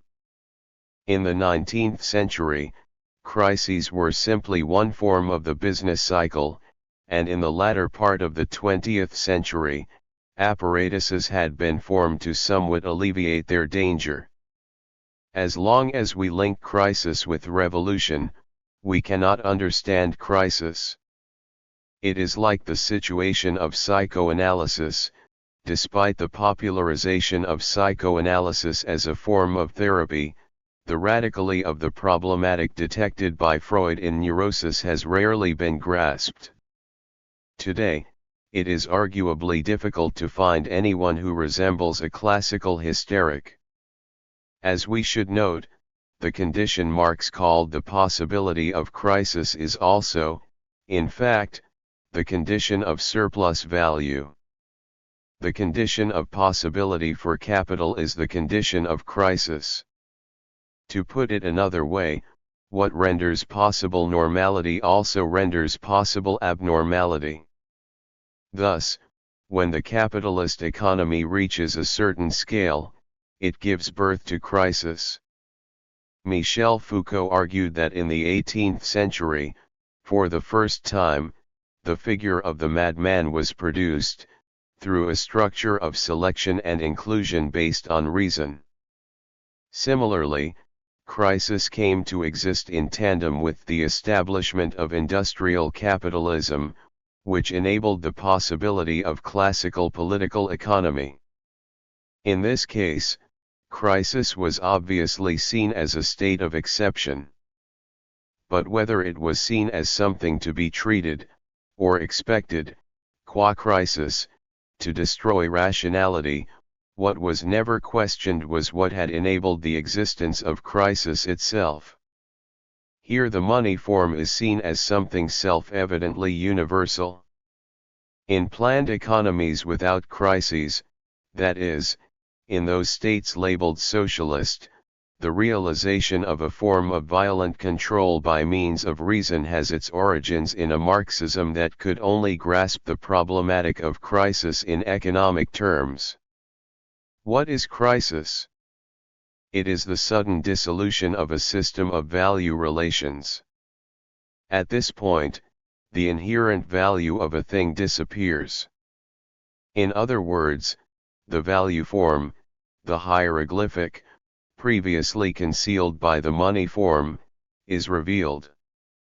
Commodities lose their value. the commodity means merely the commodity form, not a thing. Even though a thing is right before their eyes, they cannot grasp it. Just like an aphasia sufferer cannot perceive a thing as a thing. Crisis illuminates the way in which the money form is established. Marx, just like Freud, returned to the infancy of the capitalist system, turning towards the world of the unconscious that is the value form. Chapter 5. 1. Since the discovery of the 1844 manuscripts, the relation between the early Marx and the late Marx has been problematized on a global scale. To put it simply, the debate has been concentrated on one central point, whether to consider the late period as an extension of the early work, or to view the late Marx through the notion of a break with the earlier period. This is not just a problem of Marxology but has real political significance in the contemporary moment. First and foremost, the emphasis on the early Marx came from an opposition to a Marxism seen to tend towards economic determinism and theories of the development of the productive forces, while emphasis on the late Marx came from a rejection of the theory of alienation, as something reducing Marxism to the level of bourgeois humanism. To restate it in another sense, the early Marx was upheld against Stalinism, while the late, anti-humanistic Marx was upheld against the former's humanism. As always, a strong and forceful Marxism intermingled with its negation, or the negation of its negation, to form a central, critical split in the reading of Marx's texts. However, this debate only existed within an enclosure of various meanings of Marx's texts. In this sense, the debate itself cast its participants back into the realm of historicism, much like the debates around the concepts of the medieval and modernity. For example, from a certain perspective, Europe in the 12th century was already modern, while from other perspectives, even the 18th century was still fundamentally medieval. So, the debate over pinpointing the advent of modernity remained unproductive, insofar as it did not place into question the era in which the concept of the medieval was created, nor the historicity of modern historiography itself. The debate over the continuity or rupture between the early and late Marx is much the same, caught in a trap. Once again, prior to reading the texts, Marx's thought is presupposed, and this is never questioned. However, as I have shown already, nothing in the text of Capital is transparent. On the contrary, what Marx problematized there was precisely opacity itself. Without reading Capital, how can one even presuppose a late or early Marx? The anatomy of man, writes Marx, is a key to the anatomy of the ape. Let us carefully consider this phrase. The anatomy of the text of Capital, into which Marx poured his blood and sweat, is the key to the other texts, and not the other way around. In fact, in Capital, Marx does not take up the historicist narrative by which ape evolves into man. The initial commodity that Marx discovers at the outset of the text is not something primordial, stemming from primitive society, but precisely the commodity within capitalist society.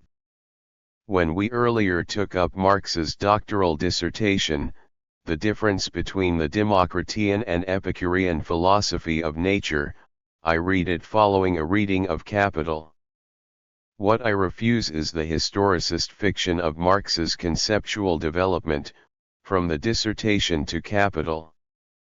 If Capital did not exist, who would even bother reading back to the dissertation? The early Marx is not the origin of Capital, but its result. The very originality of this dissertation first becomes clear, not in relation to its meaning within the contemporary context of its writing, but rather through an understanding and reading of Capital. What is absolutely crucial about the text known as Capital is precisely that it problematized the concept of the text itself. For Marx, the commodity means simply text. The beginning of Marx's work lies in his reading of the fragmentary texts of Epicurus and Democritus. This was more important than all the thought he acquired the knowledge of in youth, a point that he himself confirmed on more than one occasion in later life. In other words, it is precisely the problematique of the text as fragment, the conscious system and the internal system, that constitutes the novelty of Marx's thought. We do not need to, indeed cannot, put this into chronological terms. After all, such an attempt would amount to nothing but a regression from Marx. 2. The author expresses thought and sensation in the work, and these are received by the reader. Although this is how it appears and how it is typically conceived, it was Valery who more than anyone disclosed for us the mystical character of this problem. For him, it is not just that the work is independent of the author, but more that the work itself creates this thing called the author. It is not just that the thought of the work is something different from the author's ideas, but that it continuously produces an author who possesses such thought. For example, Sosky is an author who has been interpreted and reinterpreted countless times. Whatever the author himself or his acquaintances might say, the fact is that an author exists who has been retrojected from the work, and in fact this author is all that exists. The objective figure of Sosky is simply the dominant image created by his readers. In the same sense, no true Marx exists. Reading is a metamorphosis of the author. A true understanding is impossible, but even if it were, it would bring an end to history, so to speak. In Hegel's aesthetics, as in his philosophy of history, history is brought to its conclusion through a true understanding. This is because his text failed to gain independence through an opacity that can neither be fully grasped nor be overcome by the consciousness of either author or reader.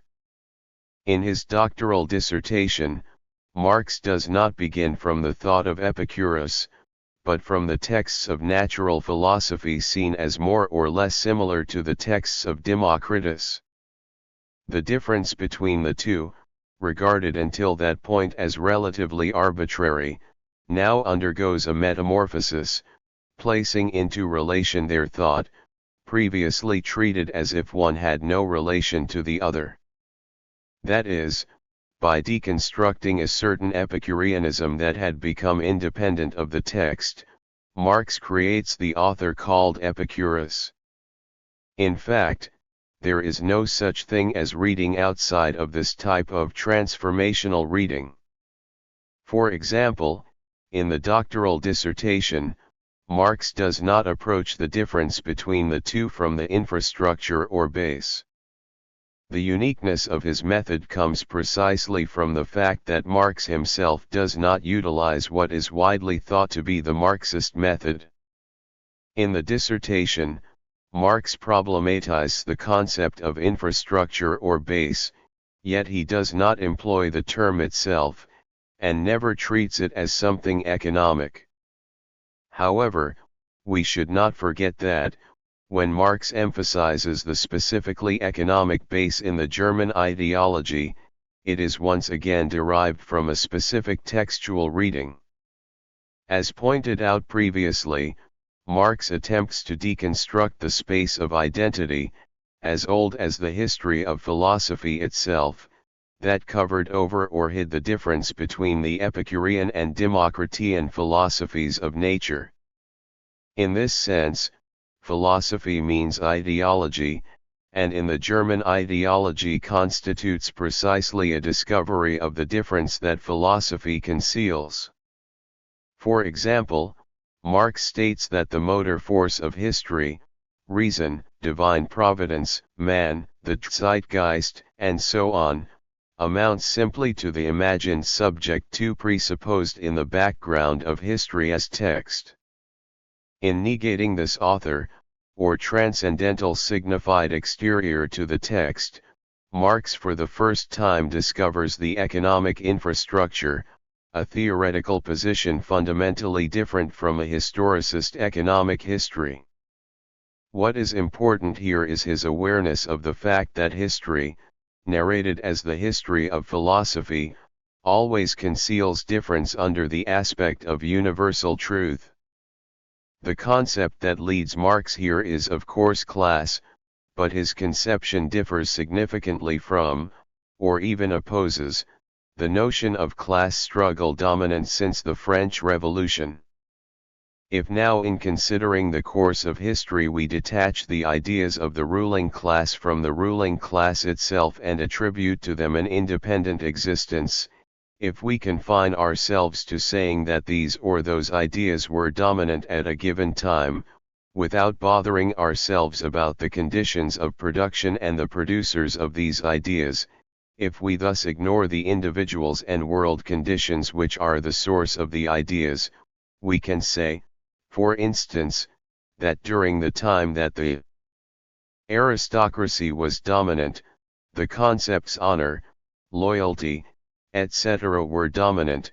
During the dominance of the bourgeoisie the concepts freedom, equality, etc. The ruling class itself on the whole imagines this to be so. This conception of history, which is common to all historians, particularly since the 18th century, will necessarily come up against the phenomenon that increasingly abstract ideas hold sway, i.e. ideas which increasingly take on the form of universality. For each new class which puts itself in the place of one ruling before it, is compelled, merely in order to carry through its aim, to represent its interest as the common interest of all the members of society, that is, expressed in ideal form, it has to give its ideas the form of universality, and represent them as the only rational, universally valid ones. 3. In other words, the ideals that appeared to everyone to be self-evident, i.e., freedom, equality, and so on, exist only insofar as they conceal this class difference. In Marx, the forces and relations of production do not explain history, but rather cover over and conceal history from us. Historical materialism, a phrase never used by Marx himself, emerged by overlooking this point. Historical materialism is a meaning that came to exist in separation from Marx's texts. It is, rather, the philosophy of Engels. 3. Marx wrote the 1844 manuscripts in exile in Paris. As is well known, these were systematic considerations of Feuerbach's theory of alienation, expanded into the theory of the state and political economy. The following year, forced to flee to Brussels, Marx wrote the theses on Feuerbach and the German ideology. This turn from 1844 to the following year, what we might call, after Valery, his intellectual coup d'état, is not limited to the transition from devotion to Feuerbach to a critique of Feuerbach. For example, Louis Althusser sees in this moment an epistemological break, while Hiromatsu Wataru locates there the influence of Engels. What Althusser and Hiromatsu share is an opposition to the boom in popularity of the theory of alienation, both seeking in the German ideology to ground a historical materialism divorced from Hegelianism in a true sense. However, Marx wrote his doctoral dissertation under the influence of the young Hegelian Bruno Bauer, and, although he had not yet taken up Feuerbach, he had already developed a unique perspective from which to advance a critique of the history of philosophy, a perspective much more original than simply the materialist inversion of Hegelian idealism. It would be completely arbitrary to try to chronologically prove Marx's break from Hegelian Feuerbachian forms. In fact, in a certain sense, for his entire lifetime, Marx never really shook off the Hegelian mode of thought, but if there is a point of divergence, it appears already in his distance from the Hegelians in the doctoral dissertation. Viewed from the perspective of something highly general, like the concept of alienation, Marx appears as nothing more than a typical young Hegelian. However, if we take a methodological approach that attends closely to the smallest details, as he put it in the doctoral dissertation, the difference between Marx and the young Hegelians becomes clear. In fact, it is really only within this difference that Marx comes to exist, rather than in any supposedly pure space that declares, here is the true thought of Marx. Instead, Marx's thought is located in his method of reading texts.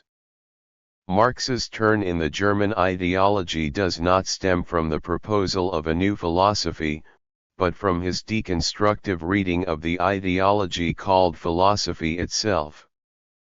This turn is not an inversion but a movement.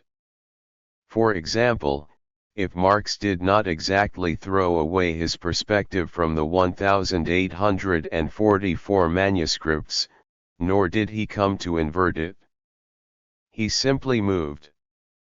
But what would this mean, concretely? In the German ideology, he writes from the following place. If we wish to rate at its true value this philosophic charlatanry, which awakens even in the breast of the honest German citizen a glow of national pride, if we wish to bring out clearly the pettiness, the parochial narrowness of this whole young Hegelian movement and in particular the tragicomic contrast between the illusions of these heroes about their achievements and the actual achievements themselves, we must look at the whole spectacle from a standpoint beyond the frontiers of Germany. 4. This is Marx's view, already exiled from Germany and embedded in the reality of another country. Had Engels written it, it would be one thing, but there is something in Marx's statement above that cannot simply be reduced to sarcastic ridicule. Only 1 year before, he himself had been internal to the parochial narrowness of this whole spectacle. He had just written the 1844 manuscripts along Feuerbachian lines. And yet this same Marx suddenly came to criticize Feuerbach, and for this there must have been an internal process that cannot be solely ascribed to his encounter with Engels. In other words, in the above lines of vicious polemic are also concealed the scars borne by Marx himself. For example, the attempt by Marx and Arnold Ruge to form the Deutsche Französische Arbeiter, forging a conjunction between German philosophy and the French political movements, was quietly scuppered by the indifference of the French side. It was never likely that theory, formed from the deductive reasoning of philosophy, and French socialism, intuited from direct, actual experience, would find it easy to ally.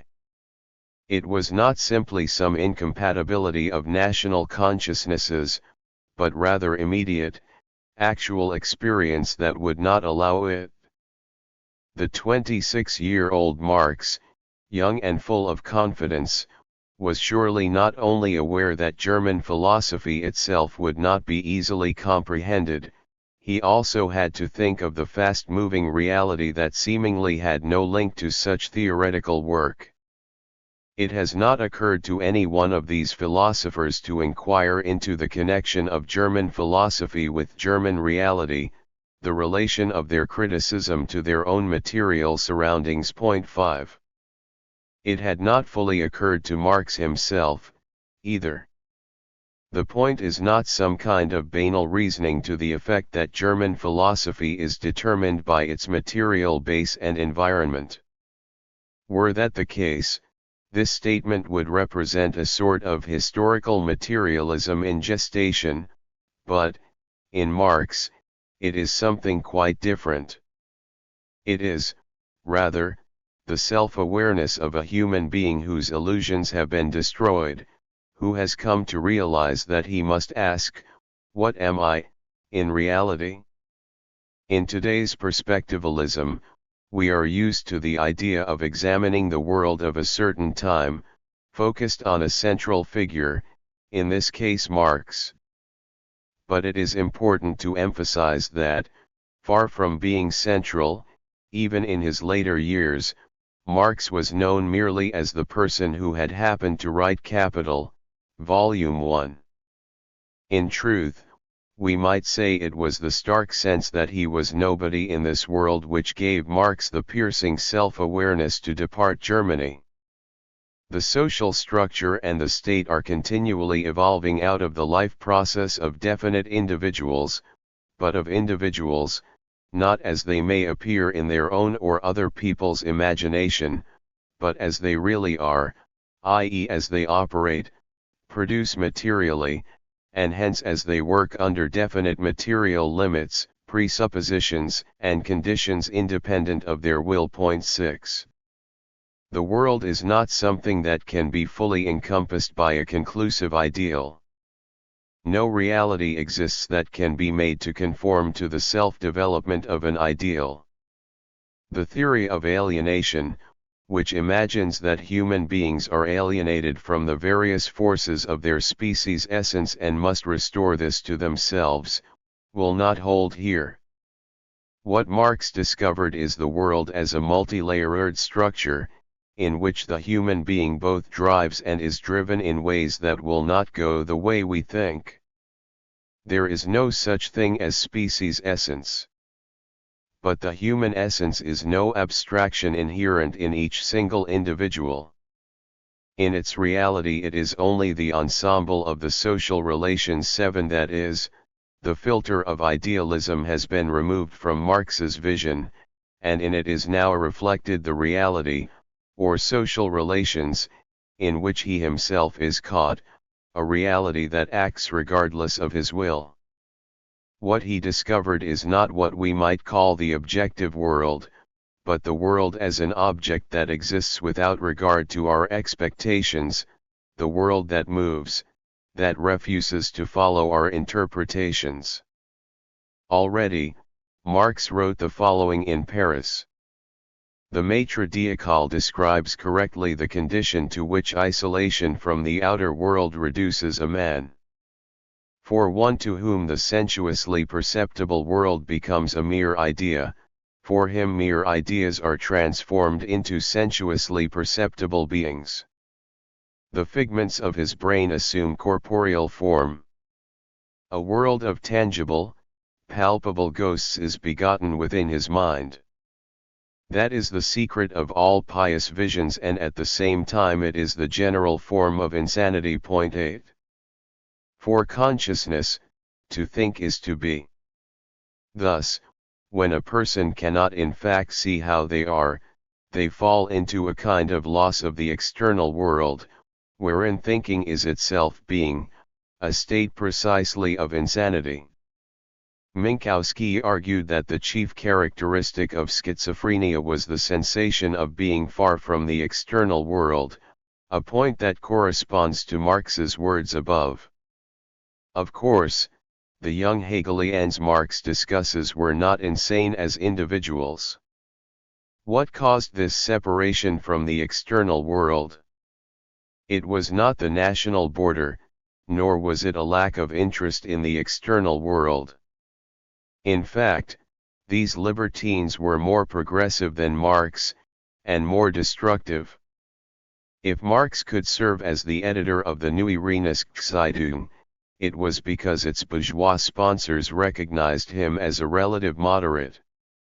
In criticizing the libertines and French communists, he even appeared, at first glance, to be somewhat conservative.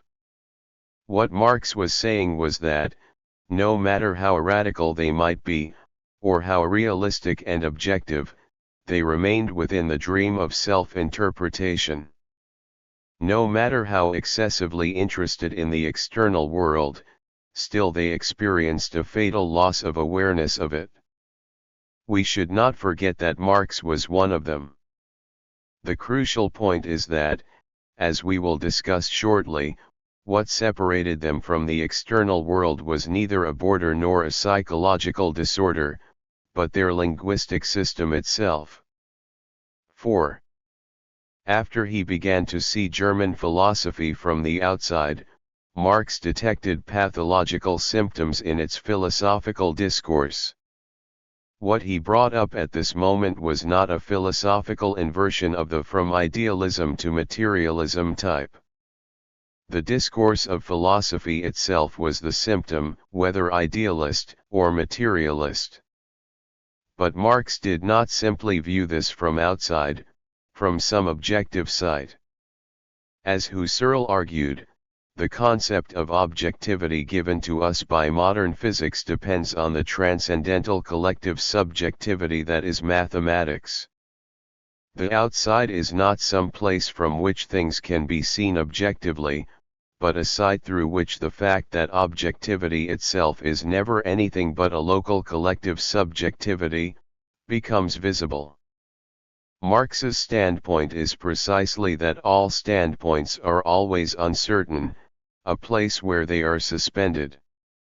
What brings philosophy into jeopardy is neither negation nor inversion, but this type of movement. We must not forget that this is not the standpoint of Marxism as such. In contrast, when Marxism appears in this world as one possible standpoint, it is in fact a standpoint that decodes the actual meaning of its own discourse. The philosophers have only interpreted the world, in various ways. The point is to change it. 9. Marx argues here that the discourse of philosophy is nothing but interpretation. We should not mistake this for the movement from theory to practice, from the library to the streets. What Marx continually criticizes is the form of interpretation that dominates those who attempt to change the world. To put it otherwise, Marx's work is the interpretation of philosophy itself as interpretation. The centrality, universality, transcendence of philosophy itself is the symptom, and what characterizes the work of Marx is the attempt to decode the difference or relationality that it conceals.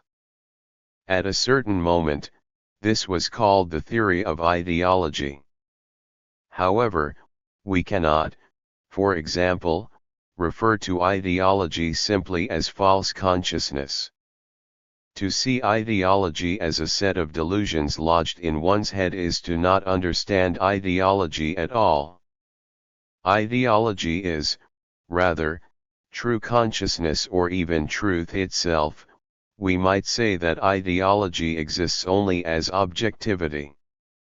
In other words, ideology is a kind of thing. This is precisely one of the reasons that Marx, in Capital, theorizes the mysteriousness of this thing called the commodity, and, in this sense, Capital itself is a theory of ideology. Rather, if we do not take the vantage point of Capital, we will remain unable to understand what ideology is. When we hear objective scientists expound on the end of ideology, we should be aware that it is their objectivity itself that has already been reified, and this is precisely Marx's conception of the ideological. As Thomas Kuhn made clear in the field of the history of science, truth is not established on the basis of objective data. It is rather that the epistemological paradigm which establishes truth itself conversely enables the data to be discovered. Ideology is thus a consciousness of truth. Marx once wrote to Arnold Ruge, "This does not mean that we shall confront the world with new doctrinaire principles and proclaim, Here is the truth, on your knees before it. It means that we shall develop for the world new principles from the existing principles of the world. We shall not say, abandon your struggles, they are mere folly, let us provide you with true campaign slogans. Instead, we shall simply show the world why it is struggling, and consciousness of this is a thing it must acquire whether it wishes or not. 10. However, in the German ideology, Marx precisely attempts to interpret the will to truth itself. What he problematizes there is not so much philosophy as the existence of the philosopher. Why is the philosopher a problem? Because the philosopher is an existence from which the will to truth can never be separated. As Nietzsche argued, within a discourse, what is problematic is not what is being spoken but rather who is speaking. Obviously, it is the philosopher who speaks. But, until this point, no one had problematized the existence of the philosopher as such. The philosopher was hidden within truth or essence. Hegel himself confesses at the end of the Geschichtsphilosophy that he has considered the progress of the concept only and has represented in history the true theodicy. Now one can go back again to the producers of the concept, to the theorists, ideologists, and philosophers, and one comes then to the conclusion that the philosophers, the thinkers as such, have at all times been dominant in history. 11. Here, this inverted interpretation of philosophy is detected in the inverted will to power of the philosophers, a point that Nietzsche would later emphasize, but the fact that Marx had already taken this perspective was often overlooked. The warped will to power of the philosophers is not something specific only to certain philosophers, but rather belongs uniquely to philosophy itself. We cannot say that idealism represents an inversion but materialism does not. Philosophy itself appears as an inversion of value, whose origin Marx detected in the division of labor. Division of labor only becomes truly such from the moment when a division of material and mental labor appears. From this moment onwards consciousness can really flatter itself that it is something other than consciousness of existing practice, that it really represents something without representing something real. From now on consciousness is in a position to emancipate itself from the world and to proceed to the formation of pure theory, theology, philosophy, ethics, etc. 12.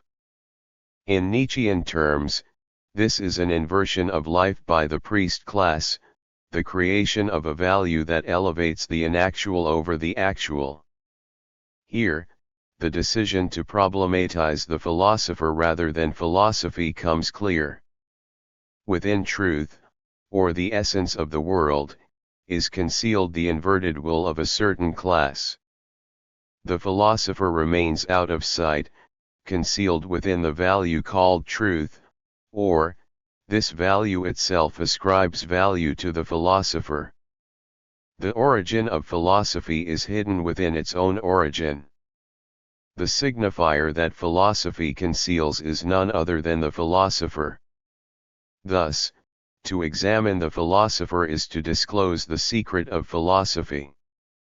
As Marx states, notions such as the concept, the idea, universality, and so on, begin at the point where they transcendentalize themselves, with the establishment of intellectual production as division of labor.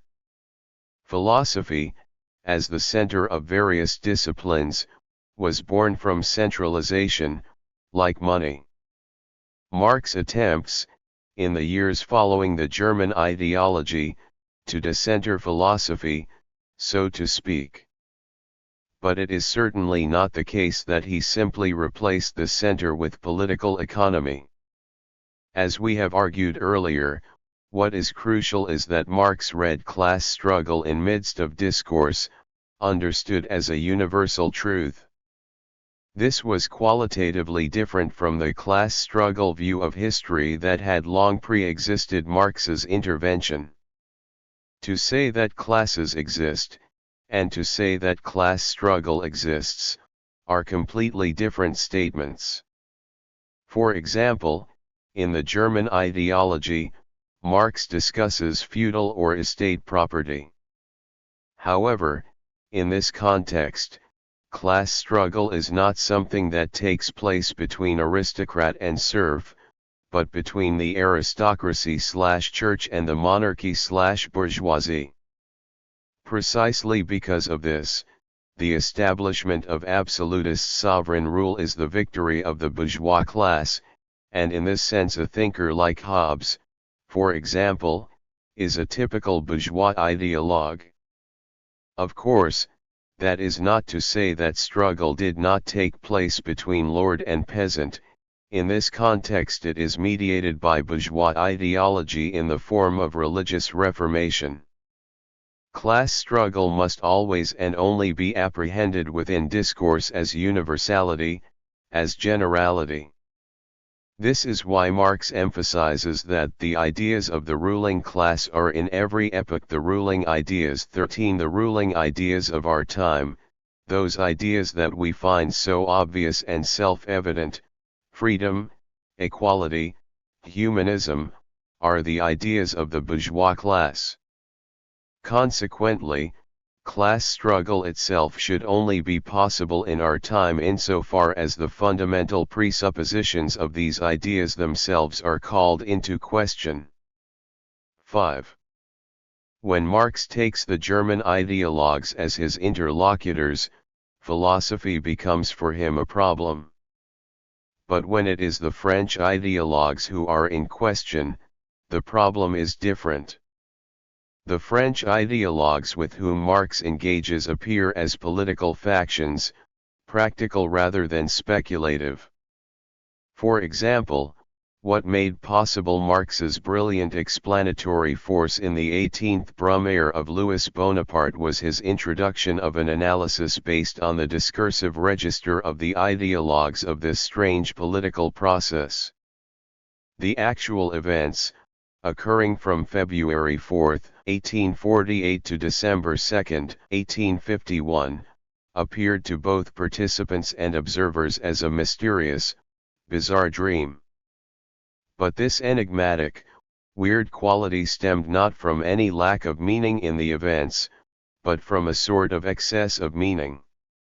What characterized the events is that the characters who appeared on its stage assumed the language and significations of the First French Revolution as their own.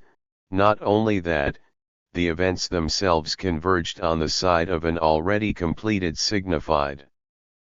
It should be obvious that in order to decipher these events, which reached their final conclusion with the victory of Bonaparte, it was insufficient to simply point to the base or infrastructure as the motor force of history.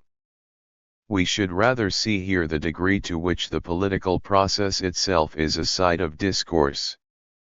Marx writes at the beginning of the text, "Men make their own history, but they do not make it as they please, they do not make it under self-selected circumstances, but under circumstances existing already, given and transmitted from the past. The tradition of all dead generations weighs like a nightmare on the brains of the living. And just as they seem to be occupied with revolutionizing themselves and things, creating something that did not exist before, precisely in such epochs of revolutionary crisis they anxiously conjure up the spirits of the past to their service, borrowing from them names, battle slogans, and costumes in order to present this new scene in world history in time-honored disguise and borrowed language. Thus Luther put on the mask of the Apostle Paul, the revolution of 1789 to 1814 draped itself alternately in the guise of the Roman Republic and the Roman Empire, and the revolution of 1848 knew nothing better to do than to parody, now 1789, now the revolutionary tradition of 1793 to 95. But unheroic though bourgeois society is, it nevertheless needed heroism, sacrifice, terror, civil war, and national wars to bring it into being. And in the austere classical traditions of the Roman Republic the bourgeois gladiators found the ideals and the art forms, the self-deceptions, that they needed to conceal from themselves the bourgeois limited content of their struggles and to keep their passion on the high plane of great historic tragedy. Similarly, at another stage of development a century earlier, Cromwell and the English people had borrowed from the Old Testament the speech, emotions, and illusions for their bourgeois revolution. When the real goal had been achieved and the bourgeois transformation of English society had been accomplished, Locke supplanted Habakkuk. Thus the awakening of the dead in those revolutions served the purpose of glorifying the new struggles, not of parodying the old, of magnifying the given task in the imagination, not recoiling from its solution in reality, of finding once more the spirit of revolution, not making its ghost walk again. From 1848 to 1851, only the ghost of the old revolution circulated. 14. The ideals, indeed the ghosts, of the past dominated the political factions of the time. They understood their own actions in the present by means of the vocabulary of the past. In this sense, they were dominated by language. More or less the same can be said for the German philosophers. Fiddling around with various Hegelian problems, they expanded on a subsection of these in order to return the critique towards Hegel himself. The upshot amounted to little more than a dwarfish, farcical reenactment of the old master. While the work of Hegel himself, of course, produced extraordinary results, their repetition in the efforts of the young Hegelians produced vacant, sterile debates with a facade of grandeur. In other words, for the German philosophers, the Hegelian system itself was a dead tradition that weighs like a nightmare on the brain of the living. The 18th Brumaire is a masterful satire of Hegel's philosophy of history. In the process from 1848 to 1851, the nephew of Napoleon, whom Hegel had called a world historical individual, rode the waves of this fantasy of the world historical individual in order to actually seize power, while having not a single aim or ideal to realize. What Hegel conceived of as the cunning of history is here nothing but a farce. The events took place precisely within their language, enclosed within its meaning. We must pay close attention to the fact that Marx's reading of the situation began above all else from this. The events are narrated beginning on February 24, 1848, with the meeting of the Constituent National Assembly. In other words, from the moment that the February Revolution was transferred to the parliamentary power, where for the first time the relation between the representatives and the represented becomes clear. The representatives, that is, the space of discourse, are divided into royalists, Orleanists, republicans, Montagnards, Bonapartists, and so on, while the represented are split into the various relations of production, financial bourgeoisie, industrial bourgeoisie, proletariat, urban petite bourgeoisie, small holding peasantry, bureaucrats, lumpen proletariat, and so on. What Marx emphasizes is the disconnection of the representatives from the interests of the represented. One must not get the narrow-minded notion that the petty bourgeoisie, on principle, wishes to enforce an egoistic class interest.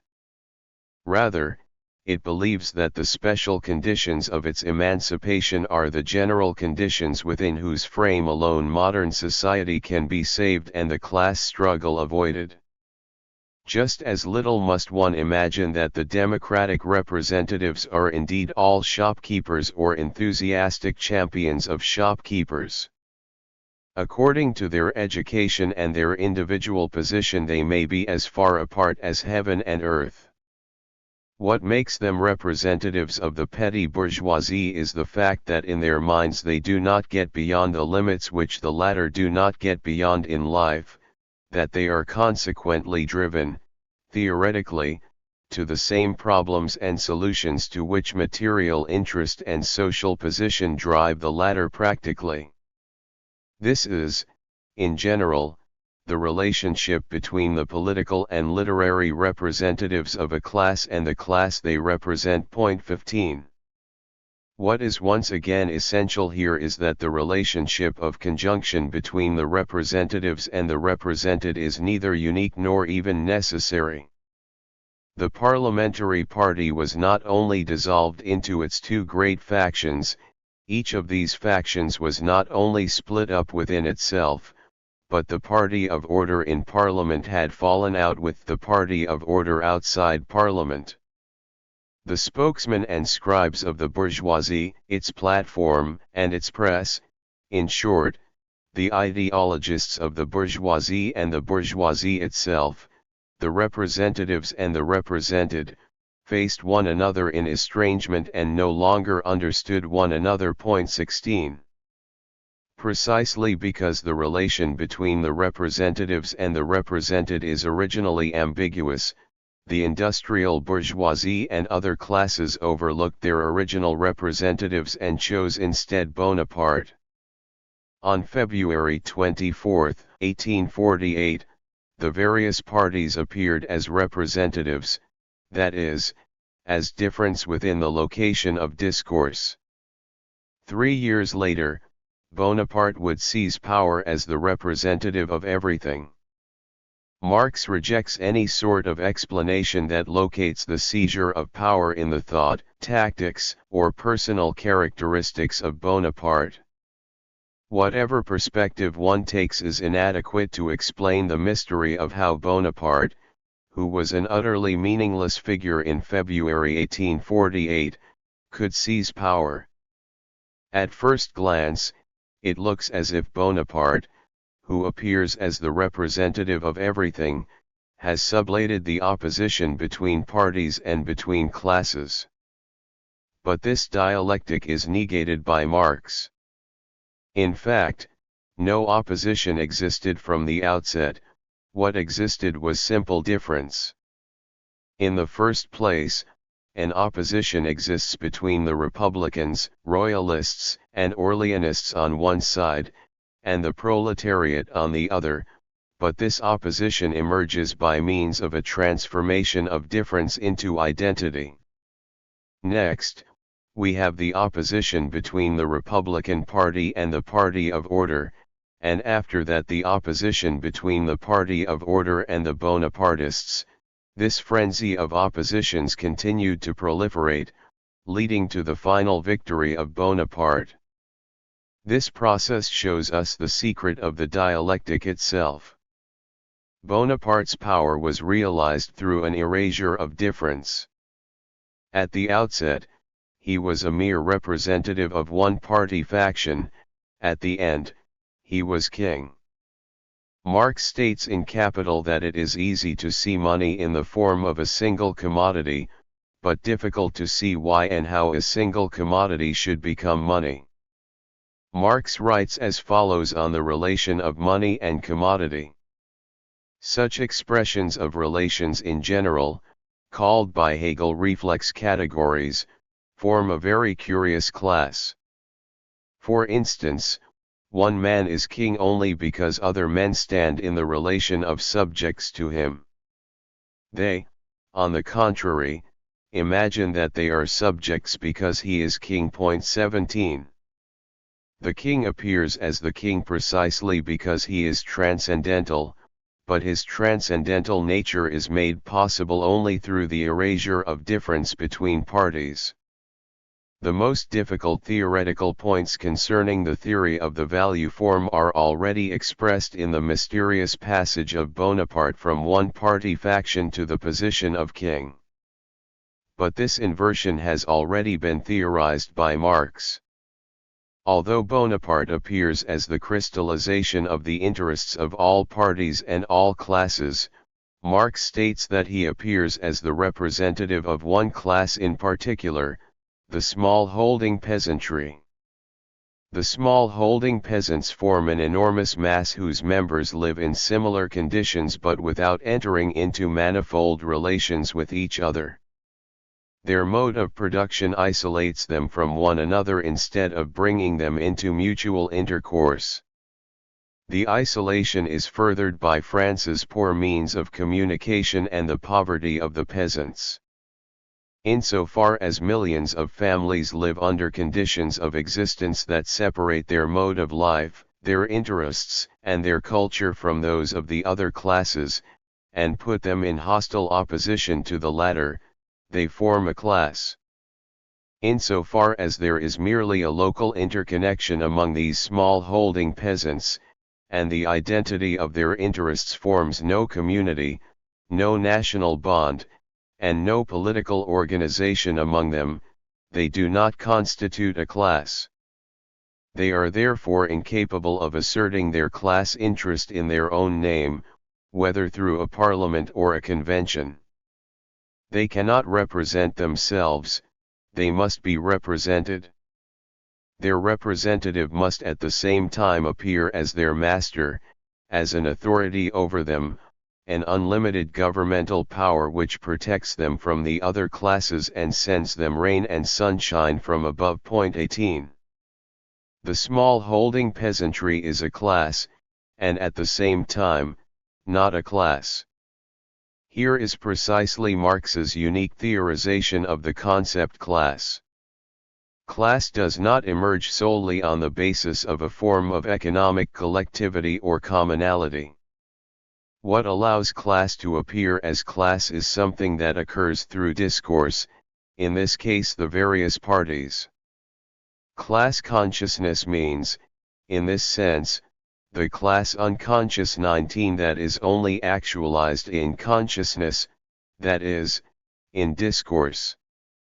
Marx attempted, in an entirely different sense from the concept of class consciousness in Lukács, to examine the conscious expression of the parties through the structure of their unconscious. Here, it is legible that the small-holding peasantry, while never directly forming a political party, nevertheless performs the role of one, to render this political process mysterious and dreamlike. To be conscious of something is to transform it in language.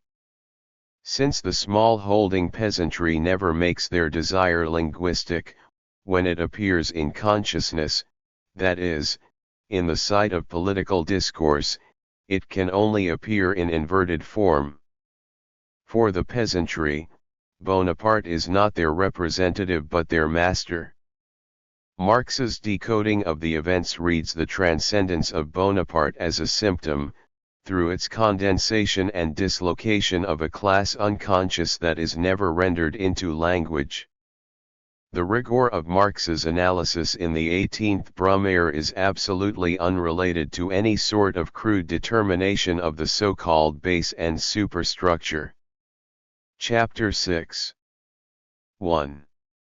I have argued in the preceding pages that Marx, while moving his object of analysis through German philosophy, French political thought, and English political economy, always and each time problematizes the status of language. Correspondingly, he moves his point of emphasis. What never changes is his own standpoint, that of the interpreter. From this, Marx's philosophy, political theory and political economy have been derived.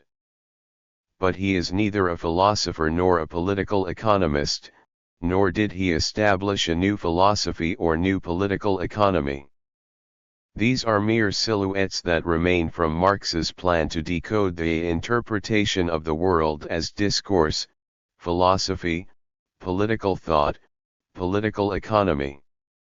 For example, in the German ideology, Marx emphasizes the concept of the economic base or infrastructure. He does this precisely because among the German philosophers, materiality was repressed, to put it in a Freudian sense. With regard to a materialist like Feuerbach, Marx writes, in the essence of Christianity, he therefore regards the theoretical attitude as the only genuinely human attitude, while practice is conceived and defined only in its dirty Jewish form of appearance. 1. The German philosophers began as theologians, and, therefore, regarded materiality as something lowly and dirty. For these philosophers, insofar as they thought their own existence had transcended economic interests, such things merely belonged to the realm of sordid affairs. But in France it was entirely different. There, class struggle was freely discussed. Marx attempts to argue in the 18th Brumaire that this type of political discourse in fact concealed the relations of production, and in this sense, the base or infrastructure remained economic. However, in England, such a problem never essentially emerged, since a stark economy actually existed. What Marx turns to is the discourse of political economy. In tandem with capital, Marx writes the theories of surplus value.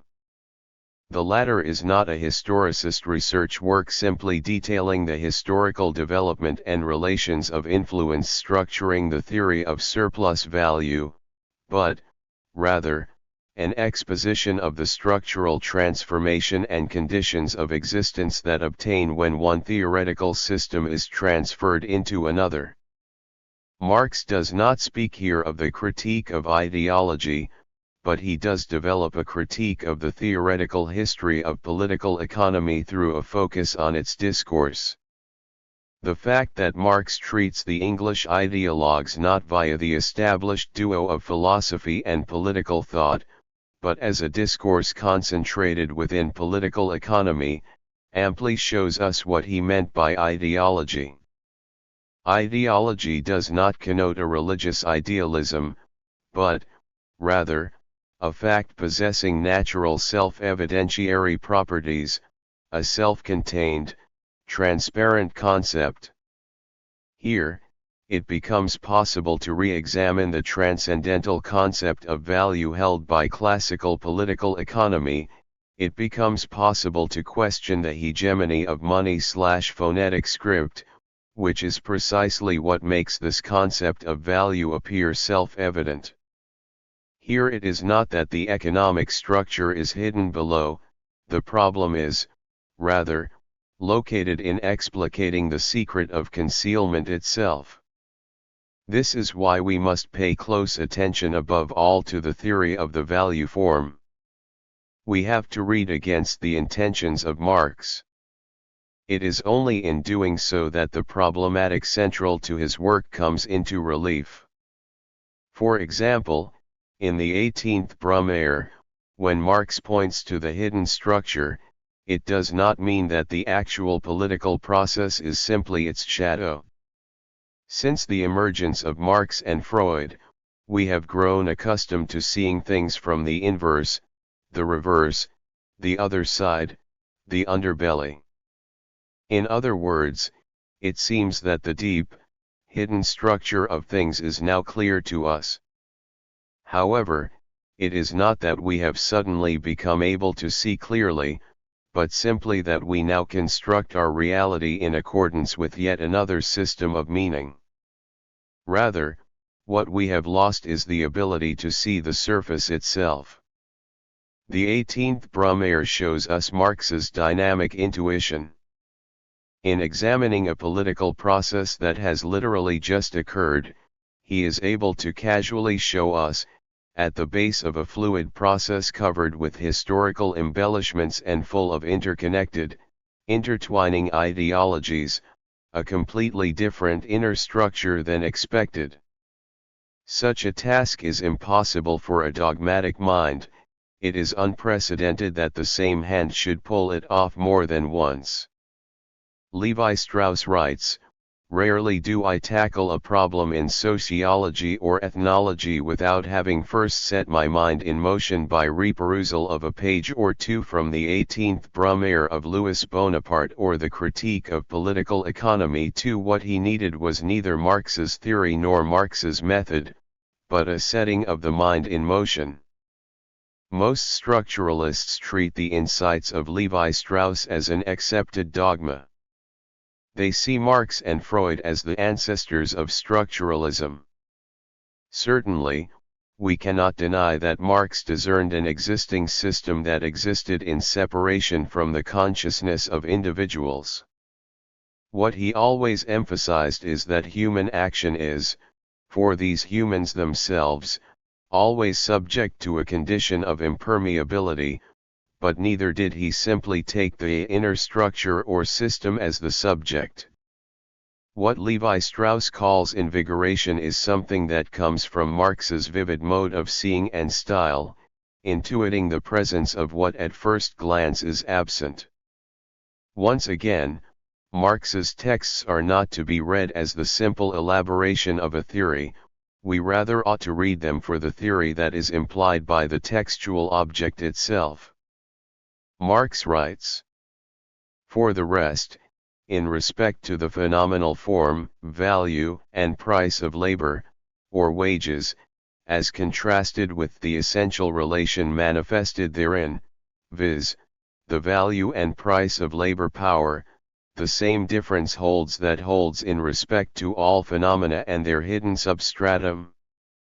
The former appear directly and spontaneously as current forms of thought, the latter must first be discovered by science. Classical political economy nearly touches the true relation of things, without, however, consciously formulating it. This it cannot, so long as it sticks in its bourgeois skin. 3. When he writes in this manner, Marx remains within the Hegelian or Platonic metaphysics of the dichotomy between phenomena and essence. But he is not arguing here is essence, here is truth. Rather, his argument is precisely that the dichotomy of phenomena and essence is something derivative, a product of money.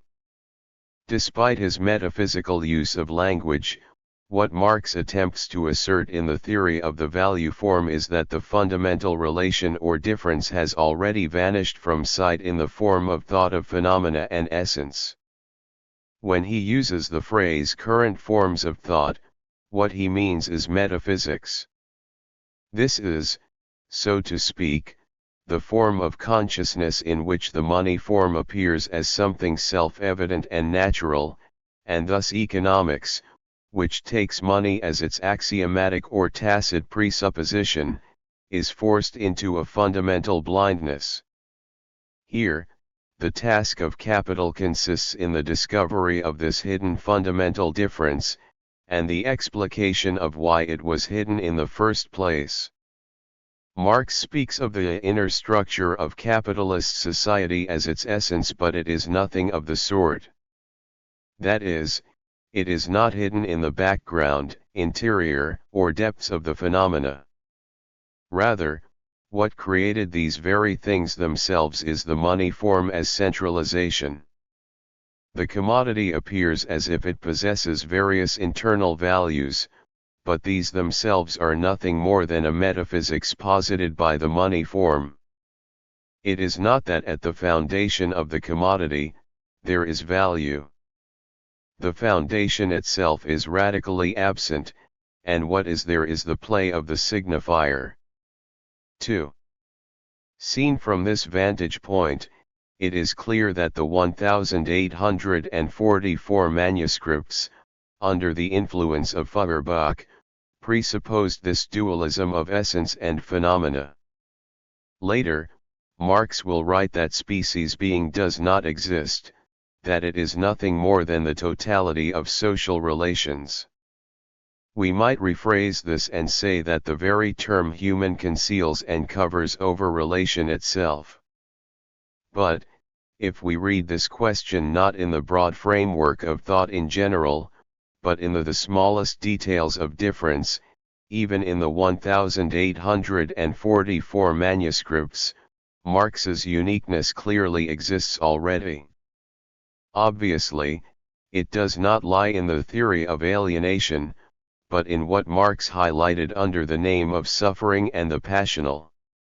To be sensuous, that is, to be really existing, means to be an object of sense, to be a sensuous object, to have sensuous objects outside oneself, objects of one's sensuousness. To be sensuous is to suffer.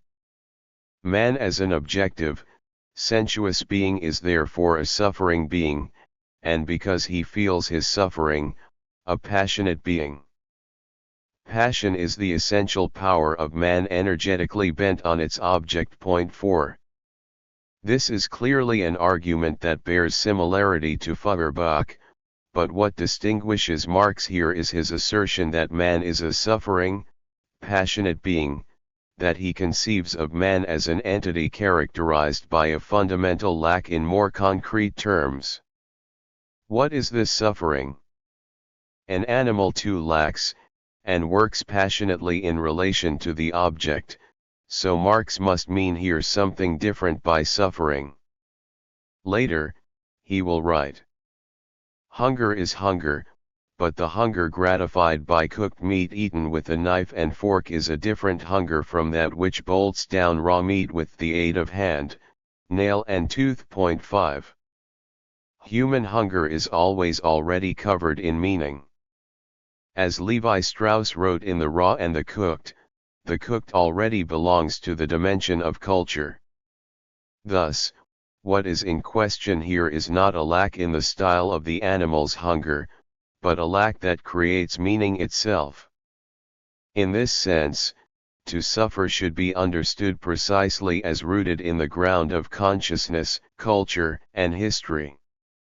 One thinker who consistently understood Marx's ontological grasp of this peculiar relation, suffering and therefore passional, active subjective in order to be passive, was Tanaka Kichiroku. Point 6. What is it that makes the lack or desire possessed by humans become itself human, or cultural, and where can this be located? As Tanaka observed, Marx located this in the physical organization of the human being. 7. The first premise of all human history is, of course, the existence of living human individuals. Thus, the first fact to be established is the physical organization of these individuals and their consequent relation to the rest of nature. Of course, we cannot here go either into the actual physical nature of man, or into the natural conditions in which man finds himself, geological, hydrographical, climatic, and so on. The writing of history must always set out from these natural bases and their modification in the course of history through the action of men. Men can be distinguished from animals by consciousness, by religion, or anything else you like. They themselves begin to distinguish themselves from animals as soon as they begin to produce their means of subsistence, a step which is conditioned by their physical organization. By producing their means of subsistence, men are indirectly producing their actual material life. Point 8. Tanaka pointed out in this regard the importance, in biological history, of the category of hairlessness to the conditions of human physical organization. But, if we want to think of this concretely, we must investigate at the general level the human condition as that of the naked ape. In other words, to put it in general terms, the characteristic of human physical organization is lack of instinct, the lack of a mechanism that automatically regulates adaptation to the external environment. Specifically, human suffering emerges through one form of deferral. In biological terms, For example, humans go through an unusually long period of infancy. Freud saw in this the reason that generational relations develop into institutions. This is why he distinguished rigorously between instinct and drive. Drive emerges from lack, it is already a form of representation, of the signifier. The roots of signification lie in the drive. Here, we should conceive of what Marx calls passionate being precisely in this sense, as the drive itself. When Marx treats the physical organization of these individuals and their consequent relation to the rest of nature as the first premise of history, what we need to pay attention to is this concept of relation.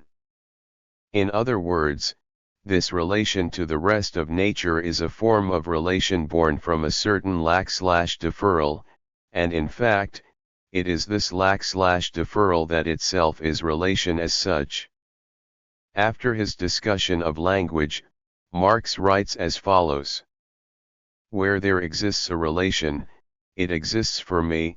The animal does not enter into relations with anything, it does not enter into any relation at all. For the animal, its relation to others does not exist as a relation.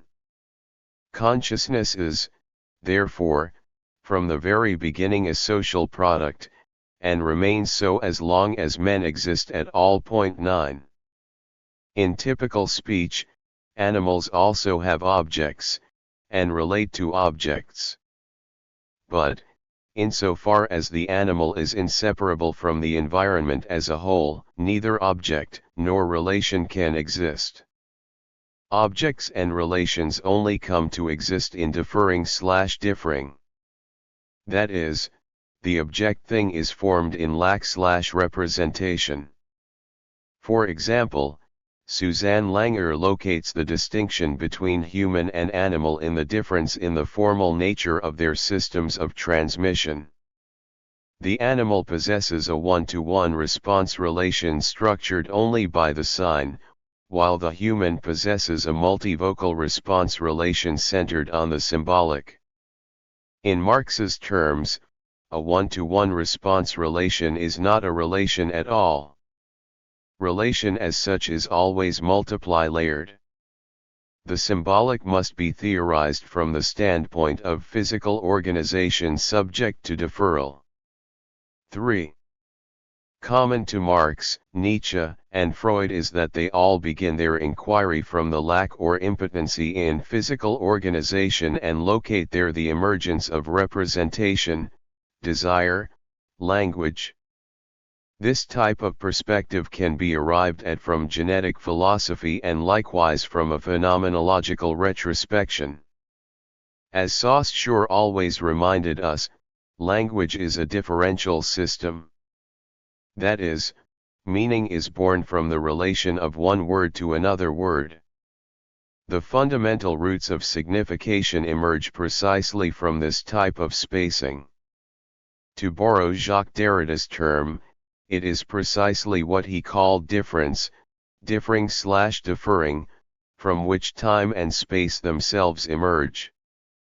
But we cannot ask what produces this difference itself. If we do, God or nature will be simply represented as subject, as cause. But this remains a form of meaning, it is not the fundamental origin of signification, but its result. What is important is not this type of questioning of origin, itself leading to metaphysics, but rather Marx's point, that human consciousness or meaning does not exist a priori, but only comes to exist in sensuous suffering. We should recall here that Marx sought the roots of self-consciousness in the contingency or deviation of the movement of atoms in Epicurus's philosophy of nature. That is, human freedom and subjectivity is not the cause but the result. What lies at the root is the deviation or differentialization of nature itself, or the play of relation of the signifier. Meaning is born from its interval or betweenness. but where this fundamental ambiguity is repressed is the site of the taboo, the institution, the system, and thus meaning or consciousness come to be treated like something causa sui, something self-generating and transcendental. Indeed, Marx never gave up, throughout his career, this natural historical mode of understanding. To prevent possible misunderstanding, a word. I paint the capitalist and the landlord in no sense couleur de rose. But here individuals are dealt with only in so far as they are the personifications of economic categories, embodiments of particular class relations and class interests. My standpoint, from which the evolution of the economic formation of society is viewed as a process of natural history, can less than any other make the individual responsible for relations whose creature he socially remains, however much he may subjectively raise himself above them. 10. Here, what Marx calls his natural historical standpoint is not at all the same thing that Vico, for instance, discussed in terms of the distinction between natural history and human history. Rather, Marx intends by this to emphasize that the deviation of nature itself makes the human an historical being and at the same time, an intentional passional being. He is not arguing that the human being is a subject and nature is a subject. At the root, he discovers this play of deviation. Or perhaps, more essentially, he discovers that the root or foundation is itself absent. Marx's perspective above is at first glance a structuralist one, and the structuralists themselves have tended to think so. But Marx's mode of understanding does not simply end with the dispersal of the human subject into its location, or into a system of relation without a center. Rather, the problem is not the system of relation as such, but the systematicity of the system, a preconscious institutionality. This is why he had to write a theory of the value form. 4. In a misunderstanding that Marx feared, Marxism has largely emphasized the primacy of the teleological consciousness and subjectivity of the human being. In Marx, the telos is to redeem lack, yet also to restore it to excess. Thus, telos here always indicates a reversal of deferral. For instance, if we say that we have eyes in order to see, this is an example of teleological thought. These typical forms of thought are linked to metaphysics. Nietzsche called this a perversion of perspective in cognition, but it is precisely how teleology in general is established. On the subject of human labor, Marx writes as follows. We presuppose labor in a form that stamps it as exclusively human. A spider conducts operations that resemble those of a weaver, and a bee puts to shame many an architect in the construction of her cells. But what distinguishes the worst architect from the best of bees is this, that the architect raises his structure in imagination before he erects it in reality. At the end of every labor process, we get a result that already existed in the imagination of the laborer at its commencement.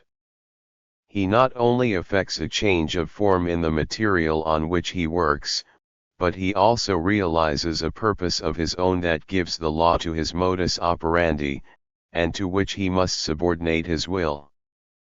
And this subordination is no mere momentary act. Besides the exertion of the bodily organs, the process demands that, during the whole operation, the workman's will be steadily in consonance with his purpose. This means close attention. The less he is attracted by the nature of the work, and the mode in which it is carried on, and the less, therefore, he enjoys it as something which gives play to his bodily and mental powers, the more close his attention is forced to be. 11.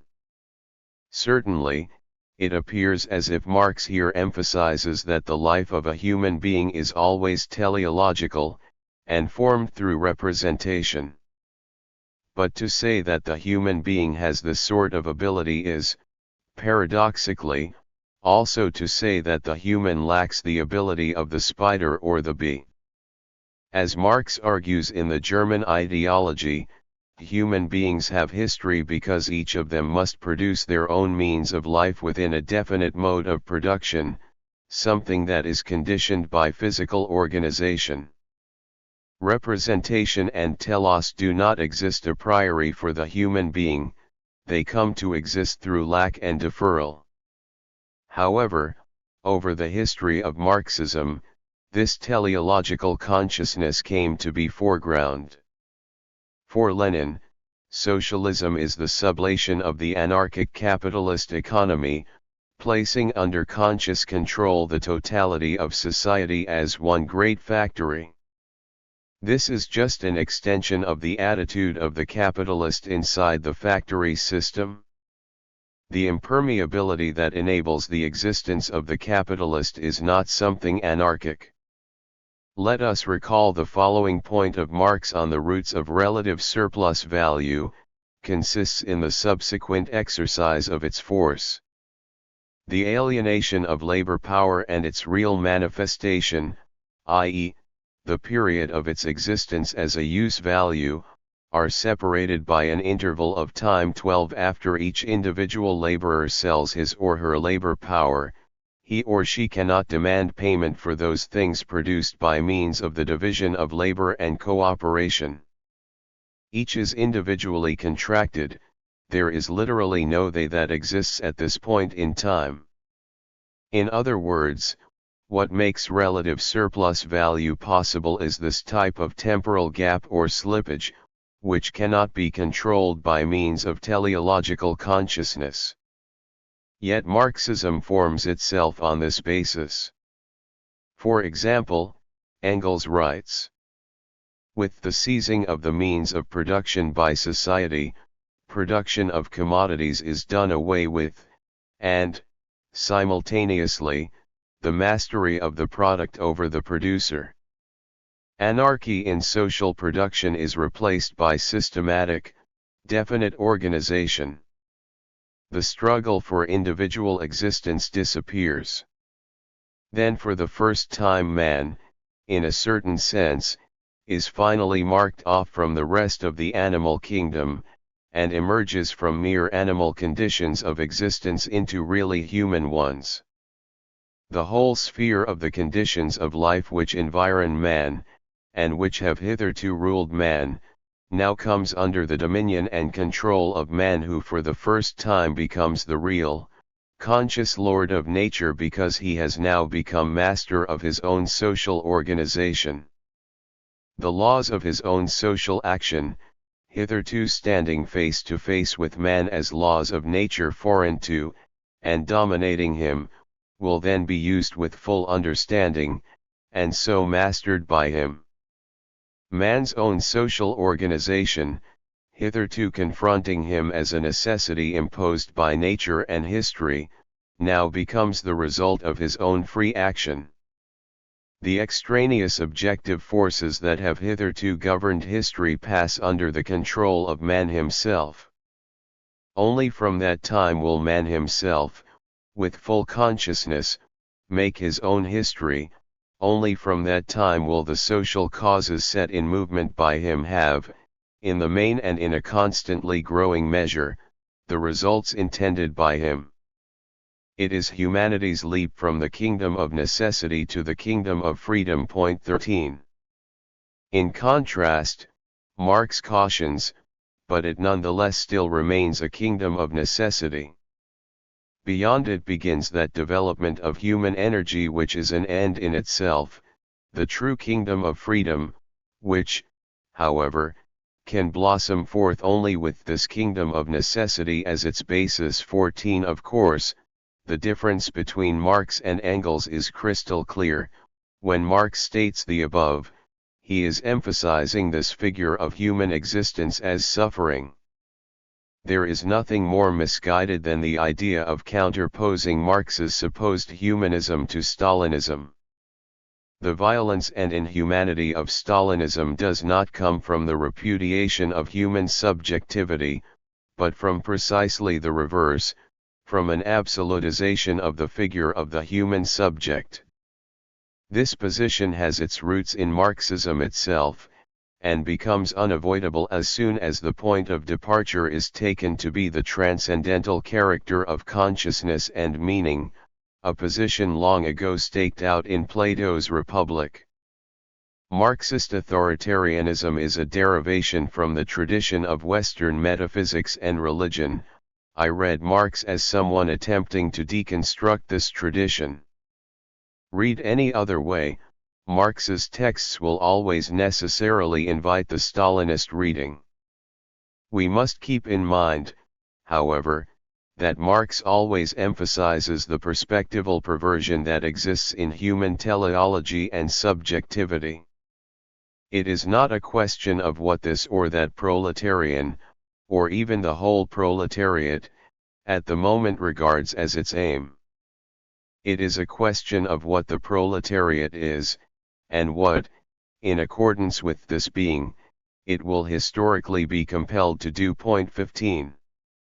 Communism is for us not a state of affairs which is to be established, an ideal to which reality have to adjust itself. We call communism the real movement which abolishes the present state of things. The conditions of this movement result from the premises now in existence. 16.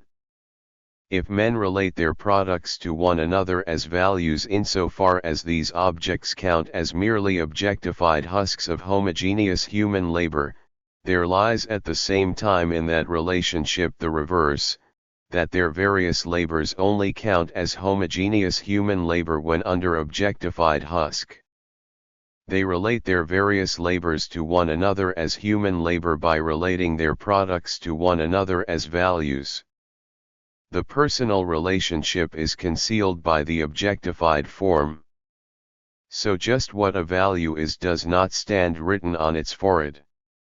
In order to relate their products to one another as commodities, men are compelled to equate their various labors to abstract human labor.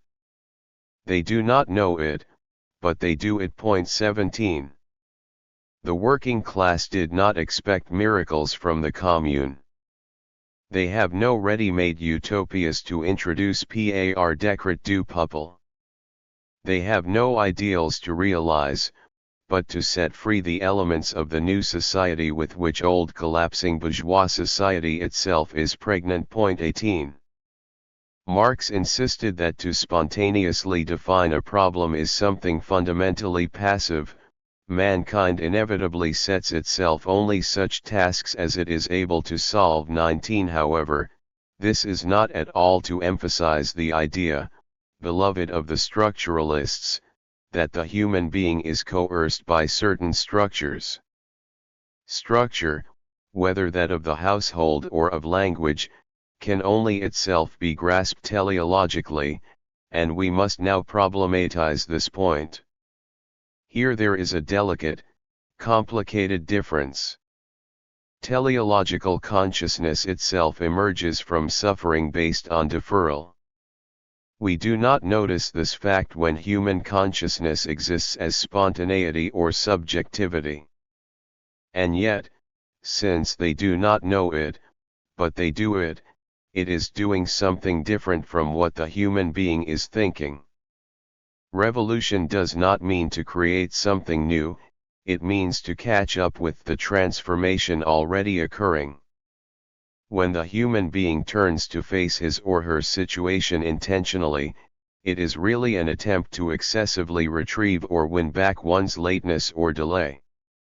However, we should never confuse the suffering with the Christian form of the concept. It is instead the concept central to Greek tragedy. If such pain is not something to be relieved or healed, nor is it the concept of original sin. This is because, in the end, it is nothing more than the originary deviation or play. Chapter 7. 1. In the German ideology, Marx observes the situation of German philosophy from the outside. But the outside here is not simply the physical exterior of Germany. For instance, Marx writes as follows. German criticism has, right up to its latest efforts, never left the realm of philosophy. It by no means examines its general philosophic premises, but in fact all its problems originate in a definite philosophical system, that of Hegel. Not only in its answers, even in its questions there was a mystification.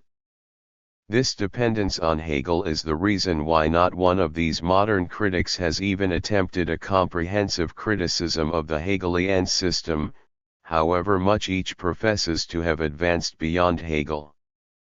Their polemics against Hegel and against one another are confined to this: each takes one aspect of the Hegelian system and turns this against the whole system as well as against the aspects chosen by the others.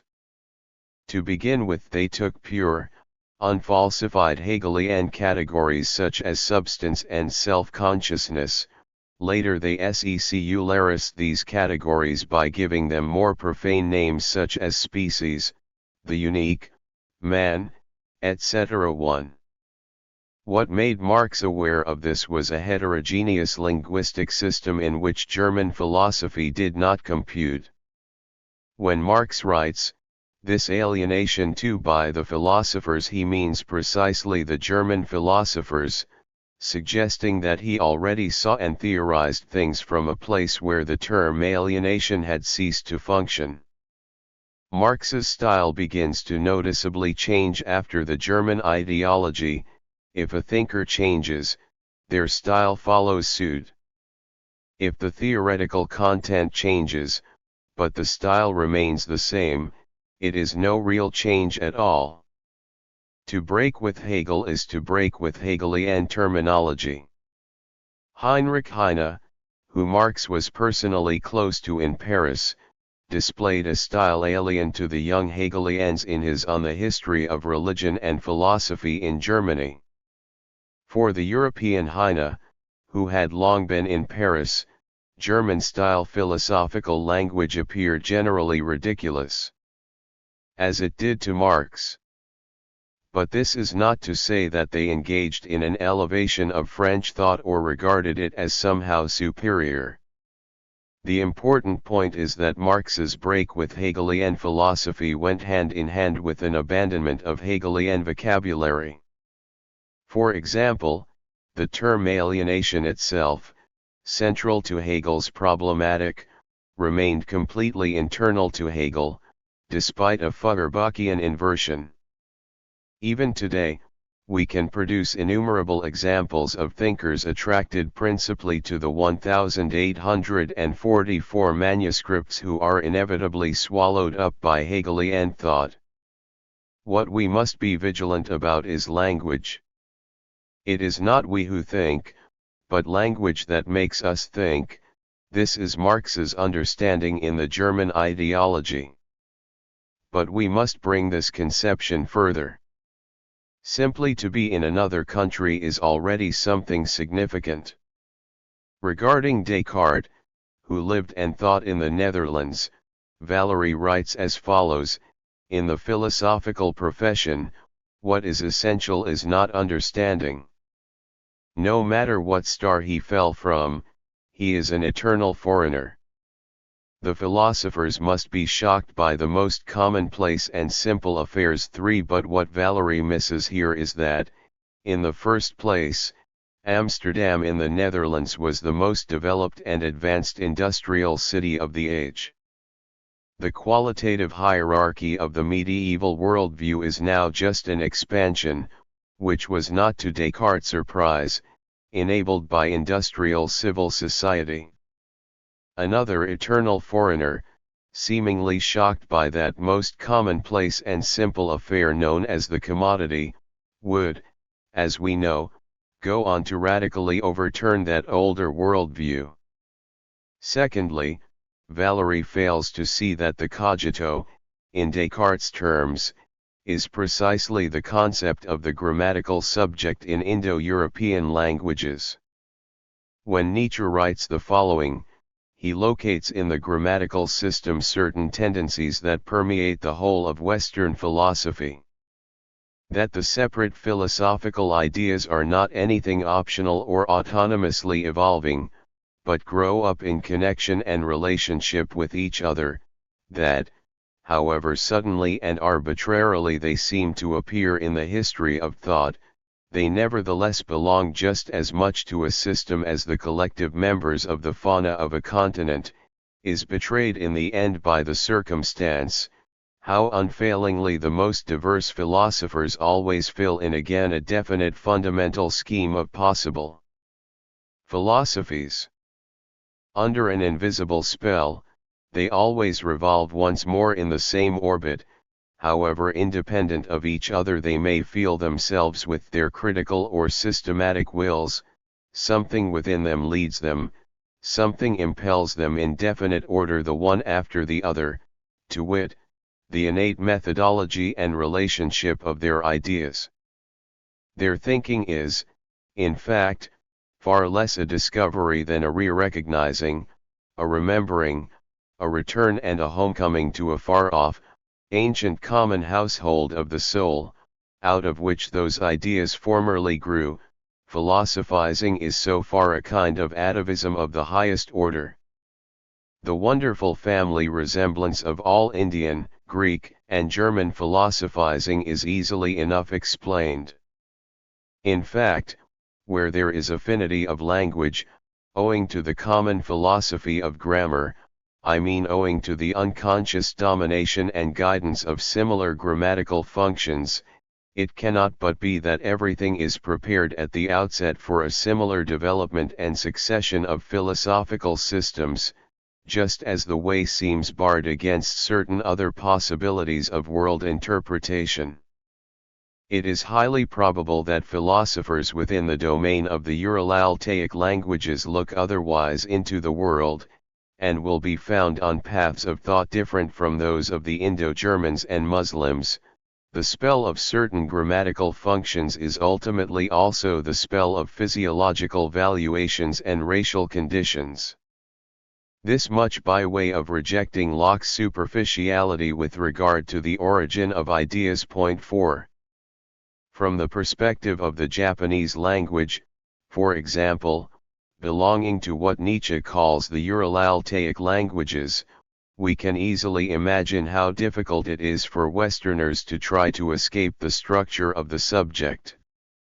That comes, in a sense, from its inverse, the experience of modern Japan and its relentless attempt to establish the subject, both grammatically and in practice. Point 5. In the grammatical structure of Western languages, in which the subject possesses a violent force of restriction, a sentence without a subject is difficult to imagine.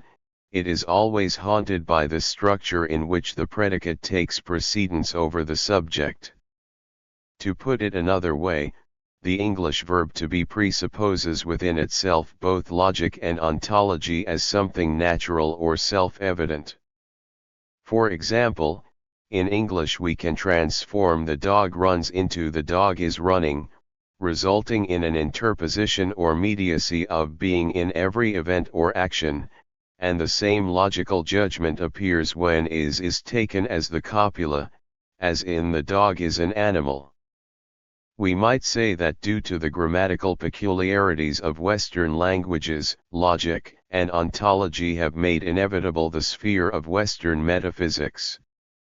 However, seen from the perspective of the metaphysics of money, this is in no way a problem limited solely to the West. For example, in classical political economy, the value of commodity A is this or that. Thus, value is conceived of as essence. In contrast to this, Marx reimagines the problem as follows: the use value of commodity B signifies the value of commodity A. Here, being is transformed into relation and use value as signifier takes precedence over value. What I am calling here the metaphysics of money means that it is the money form that itself makes relation into being. What Marx attempted to do on this point is different from a simple inversion of subject and predicate. In the afterword to the second German edition of Capital, Marx famously writes, "My dialectic method is not only different from the Hegelian, but is its direct opposite. To Hegel, the life process of the human brain, i.e., the process of thinking, which, under the name of the idea, he even transforms into an independent subject, is the demiurgos of the real world, and the real world is only the external, phenomenal form of the idea.